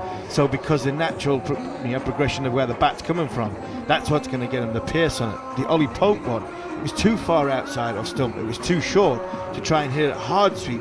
If he was going to try and do anything, he'd just try and guide it and deflect it down. Yeah, I got in the wrong position, but you're looking at the Pope innings, 19 off 23 balls, and if you just watch his every ball in isolation, as John Norman comes in, you watch the ball in isolation, watch his movements in isolation with the 23 balls that he faced. Forget whether he hit boundaries or hit singles or whatever. He just never looked balanced. He never looked as though he was in control of what he was trying to do. Spin at both ends, and it's Jadeja who has replaced Jasprit Bumrah. There's a silly point, forward silly point in place. A slip, and Jadeja gets Joe Root playing forward. This is on the pads, and Joe Root just plays this to the leg side. I wonder what he's thinking right now. 13 not out. He's alongside Bairstow, who's 11, going at a runner ball, but looking slightly less frantic than he did in the first innings.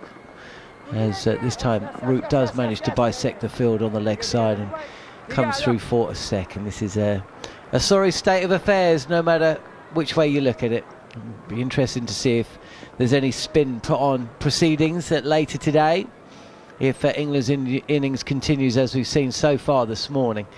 Wrapping up the India innings in quick time, but England have lost 3 wickets.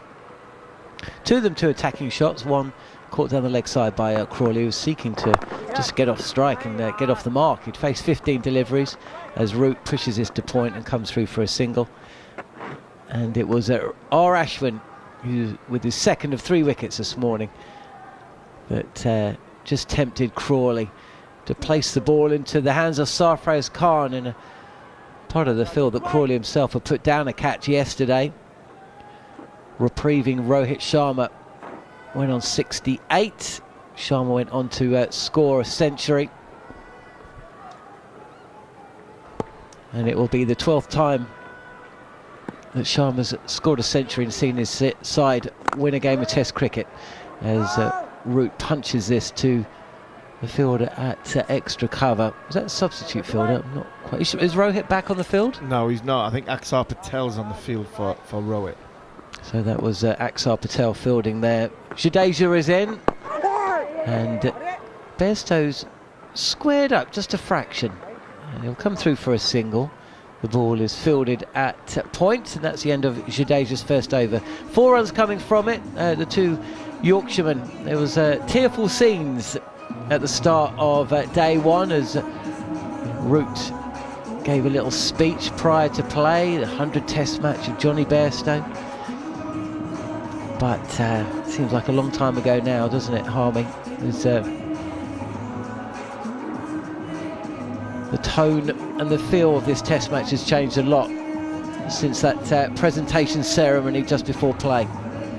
Absolutely, it's changed, John. It's changed a lot in the last sort of 45 minutes, from Jimmy Anderson getting his 700th wicket, Shoaib Bashir getting his second fifer in first class and in Test cricket, to what was a debacle of a poor shot from Ben Duckett, and a 23 ball innings from Ollie Pope, which you'll not want to see again. 3 for 28 then, Ashwin, as Johnny Bairstow lofts him into the mountain air over mid-wicket.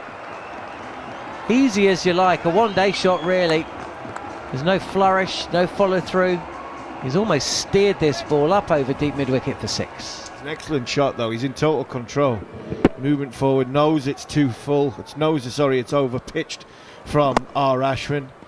And has dispatched it nicely, still being positive. I don't mind that. He's in control there. He knew what he was doing. He got himself balanced. And that's the thing that Pope never did in any part of his innings. Johnny Bairstow's come out the crease, less frantic, less moving parts. He's balanced at the crease, so he can execute a shot like that. It's gone again. Has he cleared the boundary? He has. Back-to-back sixes, this time over square leg.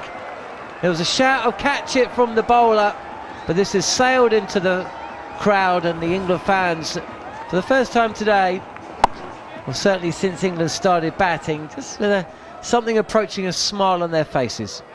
Yeah, good shot, a little bit of width outside off stump. Johnny's gone for the sweep, thinking Ashwin's over pitched the ball before. This one will be a touch shorter, so he can utilise what room he's got on that leg side. Won't be following it up with another one this time. Pushed back in the crease and just fielded from his own bowling this time, Ravichandran Ashwin. That's six number 101 for the series. As Ashwin is in again, and this is driven too long on for a single. Bairstow moves to 25. And the score, England 69 for 3, trailing by 190. Good batting, just over-pitched again from Ashwin. This time just eased it down the ground, and rotation of strike, which has always been quite good between these two. Batted a long time together, Root and Bairstow. Root this time is playing back, and there's a fielder close to the bat on the leg side. There's two actually, one behind and one in front of square, but there's nobody really in a catching position in the offside, so comfortable single for Root there. You know when you're watching water approaching boiling point, Harmy? Yeah. And Johnny Bairstow resembled that water at boiling point in the first innings, but doesn't feel like that on the sweep this time, but the line was there, well outside off stump, so relatively risk-free. Attempted sweep, he doesn't connect, and no runs to finish the over. Yeah, he seemed to be at boiling point in that first innings. You know, there was a lot going on, 100th test, and obviously his position is under scrutiny, and he said he wanted to go out there and try and enjoy it. He didn't look like he was enjoying it. It looked like he was just going out there and just trying to furiously score some runs. It doesn't seem like that in this innings from Bairstow. It just seems like the water is simmering just gently rather than violently frothing around in the pan, and he looks the better for it. Yeah, I get what you're saying. I think the occasion got to him in the first innings, and I think it would get to most. 100th test match, you've had the big presentation, you go out there batting, you want to put a show on. Jadeja, this is a little bit of a miscommunication as this is pushed to point, and Root, as is his want, he does always take those 2 steps down the track. Bairstow actually followed him and then realised he'd hit it straight to the fielder. Never a run there. This is down the leg side and helped it round the corner. Kuldeep Yadav gives up the chase, and Joe Root will take 4 runs every day of the week. That was just a little bit misdirected by Jadeja that time, with the fielder up close to the bat. Once he beat him, that was never going to be anything other than a boundary for England. Just straight down leg side, didn't he? Joe Root's waiting for it and just tickled it round the corner. It was a lovely shot there from Root, and they're still trying to be proactive, still trying to be positive, England. To the bad ball, which is what you want, as Root steps forward and clips this into the leg side. Bairstow comes through for a single. How many 50s have we seen in this innings? I think we had one in England's, Zach Crawley, 79, and India had 1, 2, 3, 4, 5. 5, including 2 centuries. And even, I mean, Kuldeep Yadav and Jasprit Bumrah hit 50 between them. Yadav was out for 30 this morning. 700th at wicket for Jimmy Anderson. As Bairstow plays back and exposes the stumps, but plays straight, opens the face of the bat, touch, and hits this crisply to cover point. No run. Jasprit Bumrah, the last man out for India, as Bairstow this time reaching forward and playing around the pad, picks out short fine. No run. So a 5 for Bashir, 700 for Anderson. 41-year-old and the 20-year-old walking off side by side. That was quite a moment actually, Harmy, wasn't it? As Jadeja is in again, inside portion of the bat this time from Bairstow, is pushing at the ball, and he's trying to play this to the offside, but the ball actually goes to Ashwin, Ashwin at wide-ish. That's a deep mid-on. So 26 to Bairstow, 22 to Root. There must have been a moment, I mean, he's really grown in the game. Shiel Berry in the Telegraph yesterday saying that he's the man that England should back to be their spinner in Australia at the end of next year. And there must have been a moment as Anderson and Bashir walked off the field together, with Bashir taking his second 5-fer, and of course Anderson with his 700, that Bashir must have just had a little moment to himself. Yeah, I'm sure he did. The beauty about that, I said it at the end as we were walking off, I was on commentary, and Bashir had a ball which he took his second 5-fer, which Jimmy gave it to him. And Bashir's now got a memento of his second 5-fer in Test cricket with a ball that Jimmy Anderson got 700 wickets with. I'm sure he'll never ever want to give that up or sell it, or in the future that will be worth an absolute fortune. Down the track, Bairstow. This is a fraction over pitched, and Bairstow has hit this into the mountain range. What a strike that was. 2 6s in the last over, and he's just smashed another. 82 for 3 England at the start of the 16th. I like the way he's batting today compared to the other day where he looked a bit more frantic. He's picking the right balls. He swept one in the last over that was outside off stump, and India got excited, but it wasn't going to be out. It was good bowling again there. Stumps in New Zealand, Australia. Kane Williamson went out not long before stumps. So New Zealand are 40 runs in front with 8 wickets in hand. Latham was dropped by Carey late in the day as well. So there's a good match ticking along. As Ashwin is in, and Bairstow, well, he throws everything at this, and he loses his body shape. He'll take a single to square leg. Good little battle here as once again Bairstow tries to smash Ashwin out the ground, but he's hurried with the shot. There's no timing, and it's a bit of a drag down really.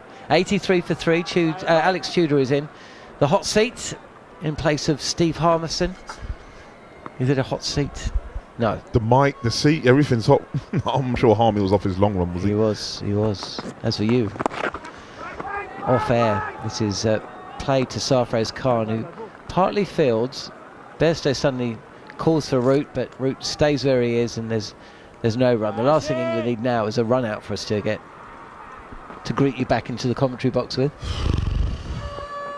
Short leg in place and a slip, and Root rather. It's a good looking shot. He's on the sweep. It's the right line to sweep and the right length, and he'll take a single. Wild throw from Jaswal on the boundary, and it's fielded behind the stumps by the keeper Jarrod with his pads. Kind of jumps up and keeps his legs closed and lets the ball slap onto the pads to field the ball. 33 then to Bairstow from just 23 deliveries. He's facing now, and he plays a ball that pitches on middle and actually squares Bairstow up, but he plays it well, plays it late, and he plays it straight. That's a carom ball from Ashwin. So a little bit of turn away towards the right pad of Bairstow. Good ball and well played. Width this time. Bairstow rocks back, and that's 4 more to the score. Laces it through point. Bairstow moves to 37. Yeah, that's good batting. You know, the ball in there, no much turn. It's deep in his crease. It's hit in the middle of his bat. I mean, the 6s he's hit, they've gone miles. And that 4 there, as you know, the run rate's a good one. 5.5 and over. That's what England do. But India won't mind that at all. They've got the 3 wickets. But Root and Bairstow, they're going about their business. Well, they're playing the ball on its merits, it seems to me. I mean, they are trying to put the pressure back on the bowlers, certainly Johnny Bairstow, but a little bit of width and it's cracked away, over-pitched, it's smashed as Root takes a single to the offside, 89 for 3. Are you saying we're seeing some common sense batting, Johnny? Well, they're not trying to manufacture anything, are they? They're relying on their game, both defensive and attacking. They're relying on technique that's been built up over a number of years. They're leaning on some experience. They're not looking flustered. Still a good wicket. It's still a very good wicket. And it's not the biggest ground in the world. Jadeja is in and forcing shot from Bairstow. All arms and wrists. There's a lot going on there. Push to kind of a short cover point fielder there. There's a catching fielder at cover. There's a mid-wicket. On off stump again is Jadeja. When isn't he? And it's Sarfraz Khan, who kind of seems to be everywhere, doesn't he? That who fields just a little hum after all the excitement. 5 wickets. Expansive shot from Bairstow. Quick hands. Bottom hand. And this is pushed to long off for another single. Seems to be enjoying playing R. Ashwin more than Ravindra Jadeja at the moment. Bairstow. Yes, isn't it? Root this time, he looks comfortable. Just opens up the face of the bat and steers this to backward point, no run. Yeah, the off spinner's sort of in his arc, isn't it? Johnny likes to hit it sort of long on to deep mid-wicket. That short arm jab he plays powerfully. Yeah, seen it so many times, certainly in ODI cricket. Very, very strong as Root is forward and defends. The last ball of Jadeja's over. It's gone for 2 runs. England trailing by 169. Bowling India out for 477 this morning. A 700th wicket for Jimmy Anderson. A 5th wicket in the innings for Shoaib Bashir. 46 overs, 5 for 173. But England's second innings knocked asunder. Ben Duckett bowled Ravichandran Ashwin for 2. Not a shot that he will look back on with fondness. It was the kind of shot that we associated with Duckett back in 2016 when he was really given the runaround by the same bowler on his debut. Well, not his debut actually, he played in Bangladesh and then came to India and lasted a couple of test matches. Zach Crawley, who saw off 2 overs of Jasprit Bumrah without scoring, just steering a delivery from the same bowler, Ravichandran Ashwin, to leg slip. He departed for a duck. Ollie Pope's dismissal, 36 for 3 when he was caught on the sweep. Fielders around the bat and it just seemed like he wanted to clear some space, but decided to sweep a ball that wasn't there in terms of the length. And he was caught in the outfield. A really poor shot to end what's been a 1 innings aside, got to be said. It's been a poor series for England's number 3, the vice-captain. So here we find ourselves with 2 familiar faces at the crease. And Kuldeep Yadav, who was a huge part of the reason that England were bowled out for 218 in first innings. Picked up a 5 for himself. Has been brought back into the attack. Actually, Ravichandran Ashwin has been hit out of it. And this first delivery from Bairstow is just pushed to backward point. Kuldeep Yadav in again. A little bit of turn away from Bairstow. Googly, but Bairstow reads it, pushes this away to the offside and comes through for a single. Yeah, the legs helped him there, so he was able to wait on it the back foot. Just cross it through the covers. He's come out of positive intent as Johnny Bairstow, 39 from 30. 3 4s, 3 6s. Wants to sign off, well, not sign off, but well, sign off the tour, but sign off his 100th Test match with something that we can all remember. Well, and there is, of course, you know, there's going to be some big selection decisions. We're going to have a chat during the lunch break, actually, about where England are, where they're going, where they were. But Bairstow is going to feature in that conversation as Root this time. Playing deep in his crease, good foot movement as well, moving toward the offside to just clear up a little bit of space towards mid-wicket, and that's where the ball goes. That's just good cricket, Johnny Doe, isn't it? You know, you're rotating a strike when the ball's there to hit for 4, they're hitting it for 4 or 6. That is batsmanship, not manufacturing anything. 5 for 72 in the first innings. Yadav is in and he beats Johnny Bairstow with a viciously turning delivery which has slapped Bairstow high up on the pad. The umpire's finger has gone up and England have reviewed this straight away. We have a play review for LBW. On-field decision is out. I have checked the feet. It's a fair delivery. I think this is Panton's petition, please. I think this is a good decision to review, Alex Tudor. Joe Root signalling immediately to Bairstow that he needed to review. It's a question of, has this ball done too much? And also, is the height going to save Bairstow?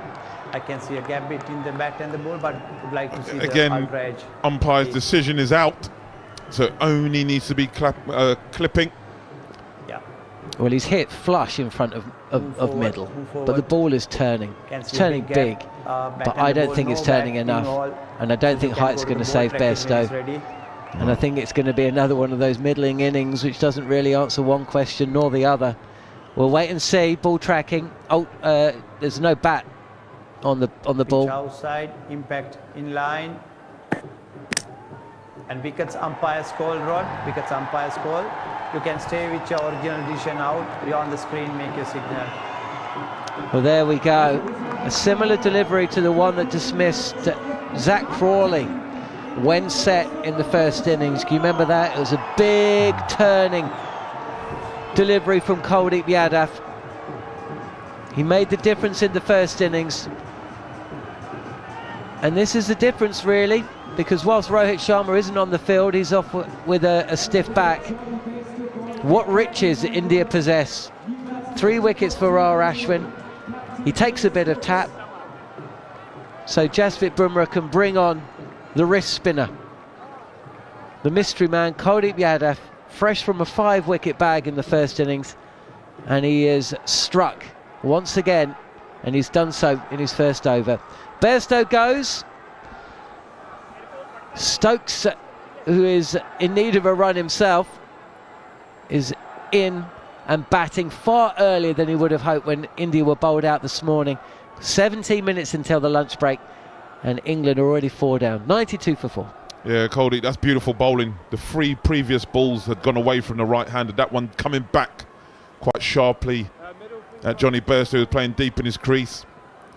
As Johnny described, you could see sort of a little bit of middle, but for me didn't turn enough. I always knew it was going to sort of clip leg stump. That's why that first decision from the umpire, which was out, so he's going to favour that way. All he needs to be clipping. And Johnny Bairstow had to depart for 39. And again, it's that scores between 40 and 20 that he scored in this series. I think he's done that, what, 5 times or so. He's not kicked on. Sorry, I've been hogging. I've been Brad hogging. Macca is coming in after a quick word from Shoots. Yeah, you got a couple of wickets there, Johnny. Well, Kuldeep then, left arm over the wicket, and Stokes is underway straight away, clipping it to wide mid-on for a single. 93 for 4. England still trail by 166, and Johnny Bairstow isn't able to emulate Alex Stewart all those years ago on his 100th test, make it 100. And just seeing a replay, and Shubman Gill just having a conversation with Johnny Bairstow as they pass each other. Kuldeep to go in for the final time this over. Root turns it around through square leg and will take a single to end the 18th over of the England second innings. They are 94 for 4, still trailed by 165 on talkSPORT, talkSPORT 2 and the talkSPORT Cricket YouTube channel. Yeah, it looked like there's been a few words actually, Macca, even when before Kuldeep's over, I could hear through the stump cam there were, you know, someone was talking to, it seems, Joe Root. I could hear retirement and stuff like that, and I think he was talking about Jimmy, so there was stuff going on, and obviously as Johnny's got out there's been words. And well, I imagine they're giving it, well, this could be your last match then, Johnny, 100 and out kind of thing. I'm sure there's a few, but you know, these guys, they sort of all know each other, don't they? You know, Johnny plays in the IPL and stuff like that, so they all, but I'm sure there would have been a bit of ribbing. As long as it's not, you know, it doesn't cross the line, that's fine. As you say, they're on top. And the thing is, England have gone at a fantastic run rate, which they do. They're 4 wickets down. Jadeja to start a new over. Left arm around, brings Joe Root forward. He plays defensively, no run. The thing is, Joe Root's 26 from 33. Can you think of a big shot that Joe Root's played? Yes, he's played the reverse, but he's played it well, in control. This occasion, Jadeja is around the wicket. Root playing defensively, no run. So with the field set as they are, because India leading by 259 on first innings, they're going to have attacking fields. There are spaces. Jadeja in, it's down the leg side. Root will tuck it around the corner through square leg. They will take one only, because Kuldeep fields.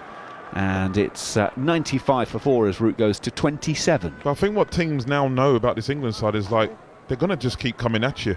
So you can still have those attacking fields. You can leave gaps because, you know, batting error will come. And with this England team, they will show you batting error has come quite frequently. Jadeja in, left arm around the left-handed Stokes, who plays up to mid-off to Ashwin, and there is no run. You know, so we'll wait to the end of the over. Yeah. Stokes waits as Jadeja's left arm around, again plays defensively back to the bowler, no run. The eagle-eared Scott, our producer, has said he thinks he heard something about what you said about Jimmy retiring. So Jadeja is in. Stokes clips to mid-wicket to Jaiswal to end the 19th over. 95 for 4 England here on talkSPORT 2. They trail by 164. And what I was going to say, Mac, is that I think all the goodwill and Harmy's talked about it that England have got and made and deserved with the way that they've played the game under this Brendan McCullum and Ben Stokes era. It starts to, not say go, but you start to sort of question it a little bit if, you know, you're going to continue to play this way in certain situations when you just think, just bat. I'm all for entertainment, I'm all for but this is Test cricket, it's over 5 days. You know, you've only batted 80 overs twice in 10 Test matches. Kuldeep then to bowl to Joe Root on the leg stump, turn to Sarfraz at short leg, who flicks it straight back to Jarrod, the keeper, whips off the bails, no run. And Joe Root does the decent thing, actually, gets the old bat handle, taps down on the stumps to put them back into the ground solidly. And we will do it all again. And there'll be wickets, conditions where you can bully teams. But, you know, certain attacks, India with their spinners, got to think of a different way. Kuldeep is just waiting at the end of his mark. Root is ready, and Kuldeep goes in and bowls left arm over the wicket. It's pushed into the covers by Joe Root to Ashwin, and there's no run. You and I were talking out the back earlier about Alex Stewart's 100th Test match at Old Trafford. Made 100 in his 100th on the same day as the Queen Mother's 100th birthday. And the applause at Old Trafford rang around for it was a good 5 minutes. Kuldeep into Root, turns round the corner, no run to short fine leg. And the applause just never stopped. It threatened to go on and on and on, and that was a real hairs on the back of your neck moment. You wondered if Johnny was going to do something similar today in his 100th. He was going off like a train, 39 from 31 balls, and some One absolutely massive 6. Kuldeep in, gives this one some air. Joe Root punches down the ground. Oh, great shot, Joe Root. It's another boundary. Straight back in the V, back past the bowler for 4. Mid-off's a little bit wider and it gives Joe Root some space. England 99 for 4 and Joe Root has 31. But that's just class batting, isn't it? He's got very long in his length there, Kuldeep. He's giving it the full face of the bat. Straight down, straight mid-off. Just a good cricket shot. Minimum of fuss, minimum of risk. 31 from 39 for Joe Root. Kuldeep in, that one straighter, hurries on a little bit actually as well. Root turns it around the corner, no run. If you are just switching on, England, well, they're in trouble. They mopped up the Indian innings, taking the final 2 wickets. India bowled out for 477, a lead of 259. England have got nearly 100 of those, but they're 4 down. There were 36 for 3. Root is playing solidly forward to Kuldeep, pushing out on the offside to complete the over. So that's 20 overs of the England innings in the book. It all started badly when Ben Duckett came down the wicket to Ashwin, had a huge hack at the 11th ball of the innings. He was bowled for 2, that was 2 for 1. Crawley was caught by Sarfraz off Ashwin for a 16-ball duck, 21 for 2. And Ollie Pope on the sweep got a top edge and Jaiswal at backward square leg taking the catch. All of those off of Ashwin. He made 19, that was 36 for 3. Bairstow, the last man to go. He's gone to Kuldeep for 39 from 31, 92 for 4. England now 99 for 4 here on talkSPORT 2. Jadeja, unsurprisingly, is quickly into his work, and Stokes is pushing out on the offside. Root has come 4 or 5 paces down, offering the skipper a single if he wants it. He decides not to, and they'll stay where they are. I reckon if they went straight away, it's an easy single. I think Ben Stokes is in that state of mind. Stokes is waiting as Jadeja bowls left arm around the wicket to him, pitching it on the stumps, spinning it so it stays on the stumps. Stokes pushes out on the offside, no run. And all of this happening with Rohit Sharma off the field. He's got a stiff back, so he's not taken the field today. Jadeja is in. Stokes is turning on the onside. They'll take a quick single. No throw from Jaiswal at mid-wicket. And the England 100 is up. Halfway through the 21st over. So, run rate good. Wickets column, not so. Oh, that's what we know this England team. If they bat, they're going to bat quickly. A lot would like them to bat for longer, because if they do, they will have a big score. It's that wickets column, and captains around the world now know that. You know that this England team are going to keep coming at you. Jadeja around the wicket to Joe Root. He's really solidly forward defending, no run. Well, that was Shane Warne's thing, wasn't it? He'd quite happily give you 3, maybe even 4 fours, because if he's getting you out for less than 20, he's won. So you'll see captains and bowlers do that. Jadeja is in. Root drops it into the offside, tries to set off for a single to point. There isn't one there, and there's no run. Yeah, 100%. As a bowler, you know, if I'm you know, if I decided to bowl bouncers, someone keeps taking it on and they hit me for a 6 or 4 or 6, but I finally get them, I'm happy. My bowling average will be nice. So you know, as I said, there's more ways to be aggressive and attack. You just can't be a one-trick pony. And at the minute, that's what this England team are showing when it comes to batting, that is. Jadeja, left arm around, gives that one some air. Root turns through mid-wicket. Padikal will set off after it and will pull it in, and a single will be taken. 21 overs gone, 101 for 4 is the scoreline for England. They trail by 158. We're 6 minutes away from the interval. Interesting, actually, before play, the team photos were done.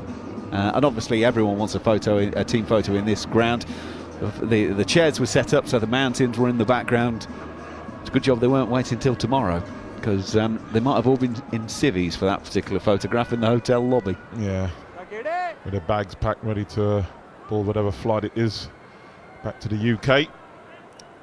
But Joe Root, as he normally does, goes about his business nicely. 32 from 44. Ben Stokes 2 from 7. A lot more batting to come. Kuldeep comes in and bowls. Left arm wrist spin. Root turns it around the corner. Short fine leg does the fielding. Realistically, with spinners on, we'll probably get this over and one more before the interval. All of this happening in the first session of the day. We've had 6 wickets so far. England mopping up the tail pretty well this morning, it has to be said. Anderson getting to 700. Kuldeep goes in, gives that one a little bit more air. Root is on the drive back to the bowler in his follow through, no run. Yeah, Anderson for 700, the first wicket of the day, as he got Kuldeep caught behind, and then Bashir getting Bumrah stumped by Folkes. So 30 for Kuldeep, 20 for Bumrah. Between them, they batted 133 deliveries. Kuldeep in, Root is deep in his crease. It's not far away from Sarfraz at short leg, but just wide enough to be safe. As you might imagine, there's a lot of oohs and ahs from the fielders round the bat. Yeah, Kuldeep, he's bowling nice. He's got it on a string. Could turn it both ways. Have to be watchful, mindful. One might skid on when you're playing on the back foot. But Joe B, we're watchful, seeing where the gaps are. Kuldeep approaches, gives this one some air again as he lands it round about middle stump. Joe Root will clip it to long on. Jaiswal will do the fielding, single taken. The score advances by 1, 102 for 4. Just Sarfraz Khan, so the ball before where it sort of went aerial, as Mac had described, he was at short leg. He just sort of went to wide sort of leg slip, trying to get it on the full. Kuldeep went really full. Joe Root just hit it down the ground for a 1. Now Stokes has got 3 men around the bat for company, 2 slips and a silly point, and it's pushed back, and it was aerial, but it was on the on side of straight, and Kuldeep wasn't able to get across. It's therefore a dot. Stokes is almost as if he's going to play for the spin and get out there to stop the edge going to slips or silly point, and therefore he's quite happy to push it on the leg side because there's no close fielder that side. Final ball of the over from Kuldeep is the googly. Keeps down a bit actually. Stokes got done by the googly in the first innings, keeps this one out. 22 overs of the England innings. Second innings are gone, 102 for 4. They trail by 157 here on talkSPORT, talkSPORT 2 and the talkSPORT Cricket YouTube channel. Yeah, the skipper Ben Stokes, he struggled a little bit with Kuldeep, especially with that wrong one. The googly, he's not picked it. I think last test match he done him as well. Did him in the first innings of this test match. He was watchful on that one. A little bit slower, deep in his crease to give himself a little bit more time. But yeah, India, as well as they've been good, England have not been with the bat.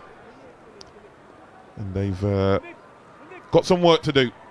One more over, I reckon, Macca, before lunch. Go on then, chuck it to Ashwin. Why not? He's got 3 for so far. He's actually gone 3 for 54 in 8. And he wouldn't care less. His economy rate, 6.75. He will not care. It's that last column.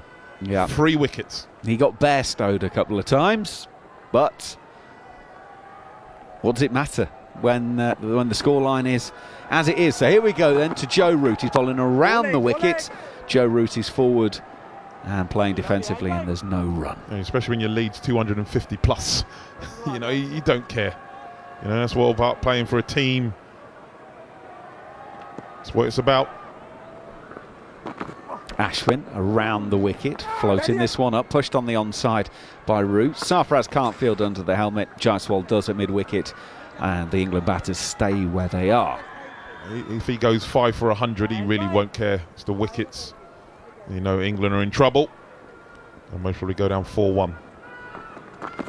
Ashwin gives that one again some air, inviting Root to flick on the leg side. Sarfraz does well under the helmet, throws out the right hand, knocks it down. That one will sting, but he saves some runs because they're not going to be able to take anything from that. Yeah, he's busy in there, and he's Sarfraz always in the action. Seems that the ball follows him a lot. He's done well actually under the helmet. Ashwin goes in around the wicket. Root does get this one through square leg, and they will certainly take one. They're not going to take a second as the throw comes back in. And 103 for 4. 156 is the deficit. And Simon, the Barmy Army trumpeter, has decided it's time for the great escape. Yeah, maybe an hour ago. Yeah. Well, take what you can.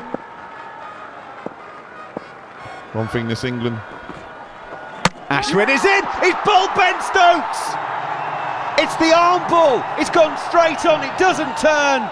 And Stokes is bowled for 2! England are 103 for 5 in 22 overs and 5 balls. Crawley, Duckett, Pope, Bairstow, Stokes, all gone. Ashwin, 4 for 55. And Stokes gets one that goes between bat and pad and clatters into off stump. And it's now when, not if. Wow. Wow. That just sort of sums up the morning for England. As you say, Macca, they cleaned up the tail. And then India went about their business, helped by a few of the shots that the England batters played. But that morning session, 27 overs, 107 runs, but 7 wickets, and 5 of them England wickets, and with the captain being the last one to go, Ashwin 4 for. He's been outstanding. That ball didn't have no turn. Just beat him in the inside, beat his defence. And England will not be enjoying their lunch. India will be. Rohit Sharma's not been on to captain the side, so the vice-captain, Jasprit Bumrah, has taken the lead. And he's got to be well happy with his players. England in all sorts of trouble. Only 22.5 overs faced, 103. As you said, the run rate's lovely, and that's what this modern team talk about. But unfortunately, they're 5 wickets down. Joe Root's still there though, 34. Not out, and Ben Folkes will be joining him straight after lunch. Well, what a morning it's been. What a 2 hours it has been. We've seen James Anderson make history, becoming the first seamer to take 700 Test match wickets. Kuldeep caught behind to a proper dismissal. Nicked off, caught behind, Folkes does the business. That was 30 from 69, 479 for 9 in 123 overs and 4 balls. And then 3 balls later, Bumrah stumped by Folkes off the bowling of Bashir for 20, 477 all out. Bashir taking 5 for 173 from his 46 overs. Anderson 2 for 60, Wood 0 for 89, Hartley 2 for 126, Stokes 1 for 17, Root at 3 overs 0 for 8. So India led by 259 on first innings. England therefore had plenty to do, and they made it frankly more difficult for themselves in the second over when Ben Duckett came down the pitch to Ashwin and launched a massive shot that he never got anywhere near and was bowled by Ashwin for 2. That from 5 deliveries, 2 for 1 after 11 deliveries, 21 for 2 after 5.5 overs as Crawley was caught by Sarfraz at leg slip off the bowling of Ashwin for a 16-ball duck, and Ollie Pope had made 19 before he was caught by Jaiswal at deep square leg, top edging a sweep. All of those off Ashwin. 36 for 3 it was in 9 overs and 2 balls. Root and Bairstow had a partnership and launched a counter-attack, did Bairstow, making 39 from 31 deliveries in his 100th Test match. You wondered if something very, very special was on the cards, but he was LBW to Kuldeep. 92 for 4 in 17 overs and 4 balls. And Stokes, bowled by Ashwin to what was the final ball before lunch because of the wicket. He went for 2 from 10 deliveries. So England 103 for 5 in 22 overs and 5 balls. The bowling figures: Bumrah captaining the side because Rohit Sharma is off the field with a stiff back. 6 overs, 2 maidens, 0 for 17. Ravichandran Ashwin, 8 overs and 5 balls, 4 for 55. Jadeja, 5 overs, 0 for 15. And Kuldeep Yadav, 3 overs, 1 for 9. During the break, Steve Harmison, Neil Manthorp and Jarrod Kimber are going to be, well, they're having to look at what England are doing here and where they go forward, and will they make any changes to their approach or indeed lineup. And I think we're all agreed we're not expecting them to change a great deal, because they've nailed their colours so hard to this particular mast that but surely they're going to have to look at this. They can't carry on in this way, or maybe they can.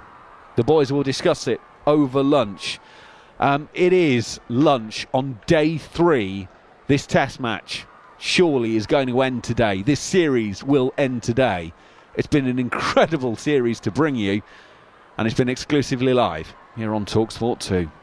Exclusive ball-by-ball commentary of the 5th and final test match, live from Dharamshala. Past the umpire now, he's straight. See you later. Only on talkSPORT 2.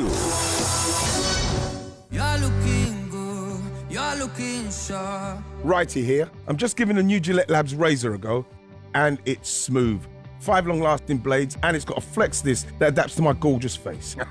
Done in no time, then it goes back on its magnetic stand for a finish almost as good as one of mine. And if you don't agree it's the ultimate shave, get your money back.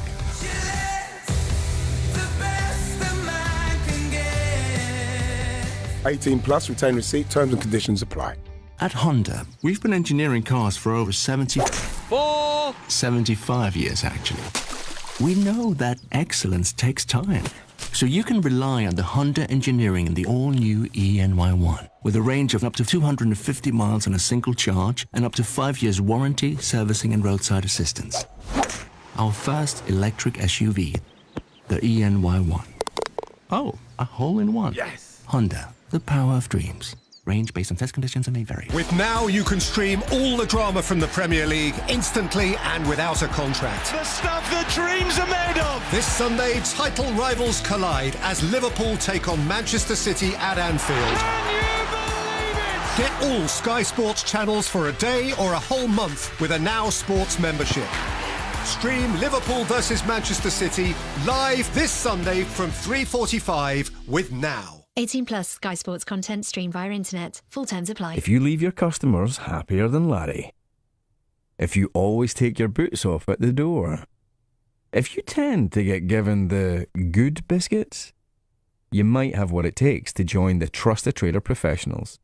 Millions of people use trustatrader.com to find reputable, recommended tradespeople like you. So if you're looking for more business and even more good biscuits, apply to join us at trustatrader.com. It's Cheltenham, the Jumps Racing Festival we've all been waiting for.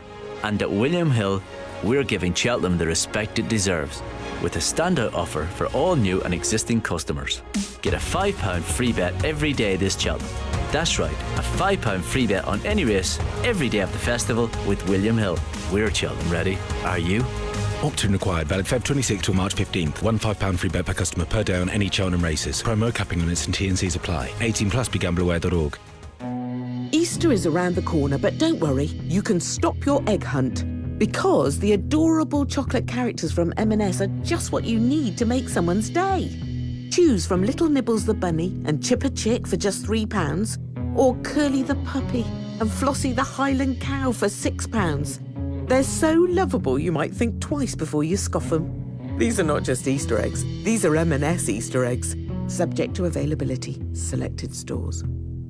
Saturday Game Day Triple Decker, live on talkSPORT and talkSPORT 2. From 12:30 it's Cardiff versus Ipswich in the Championship on talkSPORT 2. At the same time on talkSPORT, it's a Premier League showdown between Manchester United versus Everton. Then from 3, Wolves take on Fulham on talkSPORT 2. 3 big games, one massive day of full-on football. Saturday game day triple-decker, live on talkSPORT and talkSPORT 2. On DAB+, online, via the talkSPORT app and on your smart speaker. Exclusive ball-by-ball commentary of the 5th and final test match. Live from Dharamshala. Fielded, or there's going to be a run out! Only on talkSPORT 2. England would now have to create a test record, coming back from a deficit of 258. Anderson in edge, gone! Anderson has his 700th wicket. Ben Foakes takes the catch, and the celebrations begin. Jimmy Anderson's moment, job done, excellent from Shoaib Bashir, but an unbelievable achievement. Jimmy Anderson's reluctantly taking the applause off his team. Crawley on this occasion, down the leg side, he's turned it round the corner, and Ashwin's got a second. Crawley's gone for a duck, and Sarfraz takes the catch under the helmet at leg slip. Gone again. Has he cleared the boundary? He has. Back-to-back sixes, this time over square leg. 5 for 72 in the first innings. Yadav is in and he beats Johnny Bairstow with a viciously turning delivery which has slapped Bairstow high up on the pad. Ashwin is in. He's bowled Ben Stokes. It's the arm ball. It's gone straight on. It doesn't turn. And Stokes is bowled for 2. And it's now when, not if.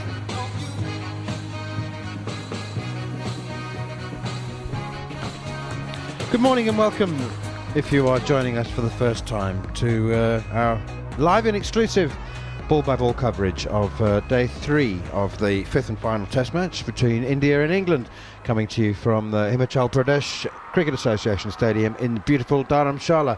And if you are joining us for the first time, then you've missed another horror session, which didn't begin like a horror session for England when Jimmy Anderson became the first fast bowler in the history of Test cricket to take 700 wickets. India lost their last 2 wickets inside the first 20 minutes of the day's play to be bowled out for 477, with Shoaib Bashir claiming his second 5-wicket haul of the series.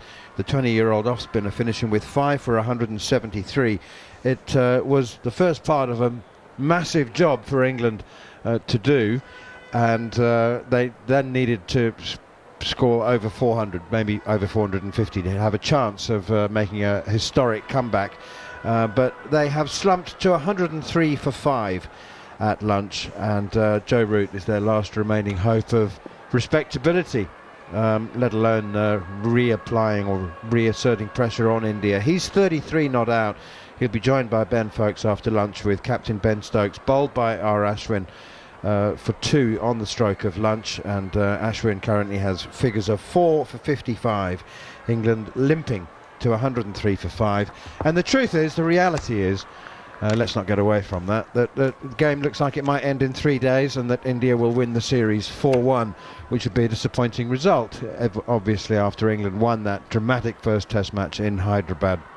So it's not going to be a post-mortem, because the body of this test match is still alive, but it may not last a day.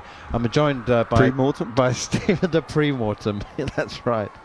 Jarrod, Kimber and Steve Harmison are alongside me, and what we thought we'd do was have a look at the England squad and how each individual player has performed. There have obviously been a number of highlights, and significant highlights for England, and that can happen in a 5-match series that you lose 4-1, which England are likely to do.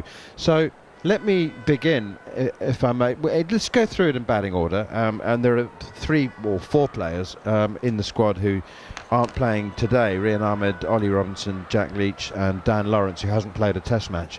But otherwise, the England top 7 has remained unchanged for all 5 test matches. So let's begin with the openers then. Harmy, let's start with you. Zach Crawley and Ben Duckett, and as the Americans would say, stock up or stock down? Have they improved their reputations and their standing within the team, or have they declined, in your opinion? Ben Crawley, Ben Crawley. Ben Crawley. Yes. Zach Crawley and Ben Duckett. Yeah, Zach Duckett. Yeah, I think their stock's up. I think they've come into this series. I think Zach Crawley's question mark on him in this series because of playing spin, and I think he'd kick himself going home. I think that both of them, I think their stock's up, but I think he'd kick himself going home. He's had a 76, a 73, a 42, a 60, and a 79. Not had 100. I think one thing I will say about going to India, going to this part of the world, facing good spin on turning pitches, hot pressurised conditions, you've got to take responsibility.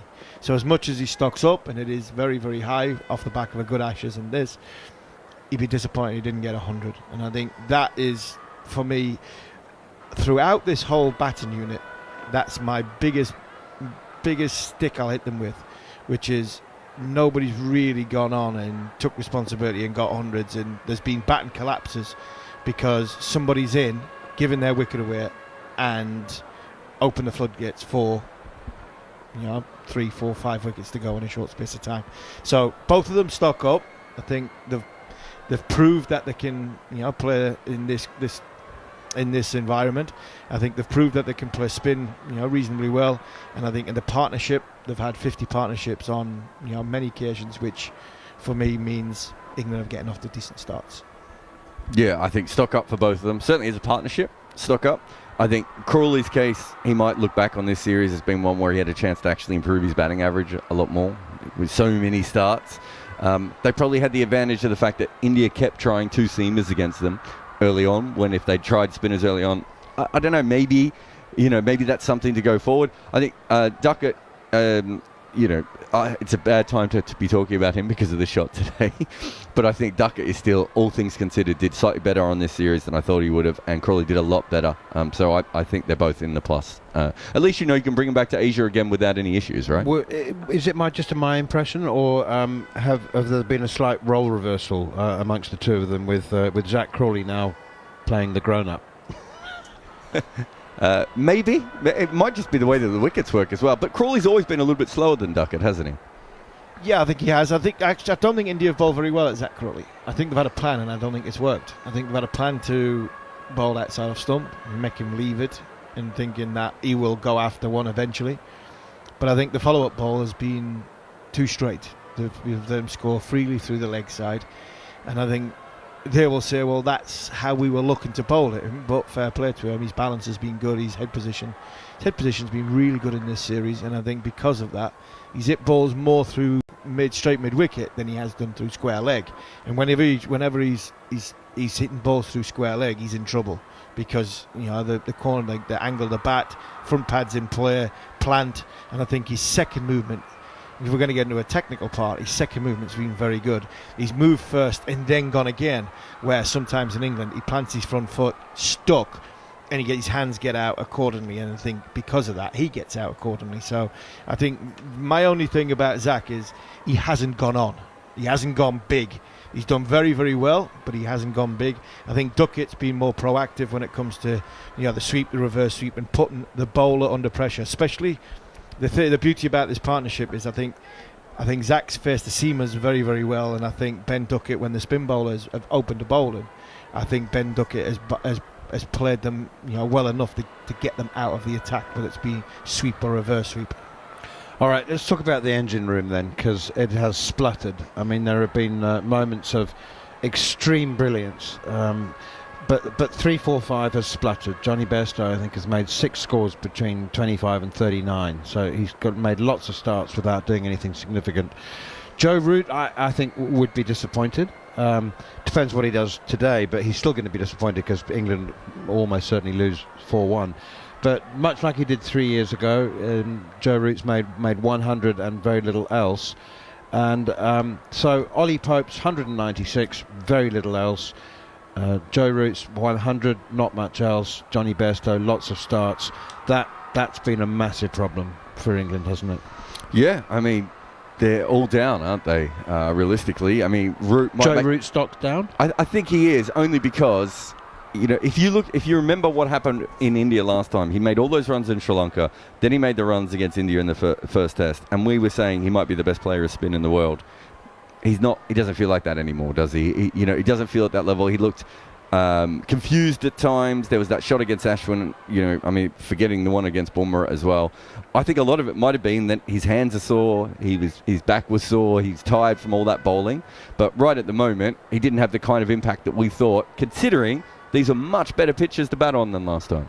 Pope made 100, big 100.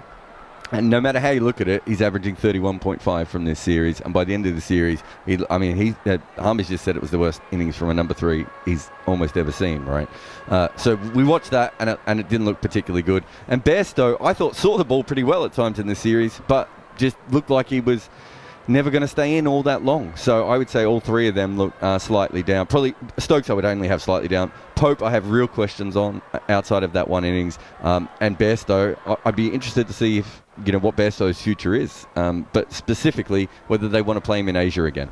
I was only going 3-4-5. We're going to come on to Stokes after that. The engine room is what I call 3-4-5, Harmy. Yeah, I think Joe Root will be disappointed with his return from this series. I don't think anybody needs to tell Joe that. I think he's realistic enough to know that he hasn't got the volume of runs he would like.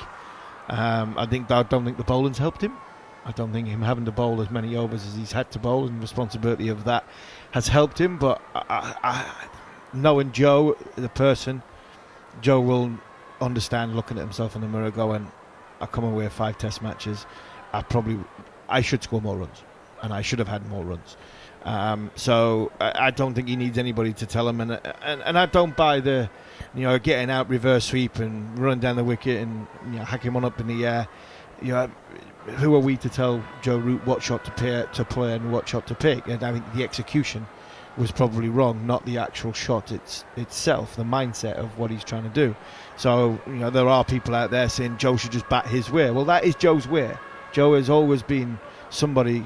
So many countless times when you hear people say about a great Joe Root innings, you look up the scoreboard and all of a sudden he's 30. Well, more often than not, he's 30 off 35 balls. And that's where this team want to play. Joe just did it differently. He singles, he never had too many dot balls. And I think he'd be disappointed off that. The Ollie Pope one is he's got 119 runs in 9 innings. 119 runs in 9 innings away from that 196. Can't take that 196 away from him. It was a brilliant innings. He got England into a match-winning position, and then they got themselves over the line. I think. So he's got 196 and an average of 20. Absolutely, yeah, and I think that's, and I think his innings, when I said it's probably one of the worst I've seen from a number 3. If you take the 19, if you just look at every ball from on a camera behind the action and not see where the ball's gone, or not see in the old-fashioned way where you had that on the side screen, and you watch somebody's technique, I'd be amazed if anybody thought that was a technique of somebody batting at number 3 in international cricket. And I say this with all due respect, because I think Ollie Pope is a wonderful talent. I don't think he's a number 3. I said this to Batty the other day. I think he's a 4 or 5 or possibly a little bit lower. But he was never balanced when he was at the crease. He was always on the move. I mean, his hands. He played one ball where his hands were so far away outside of his body, and not front outside of his body. It was sideways outside of his body, and he's still trying to hit it with a straight bat back down towards the bowler. That 23 balls looked like a scrambled brain, and where England go with Ollie Pope, I'm not so sure. I'm not saying I'd drop him. I just might need a rethink of where he bats in the order he bats in. So, and then Johnny, well, the thing for me is looking through the numbers. Yes, he's got scores between 30 and 40. He's only batted 50 balls once in 10 innings.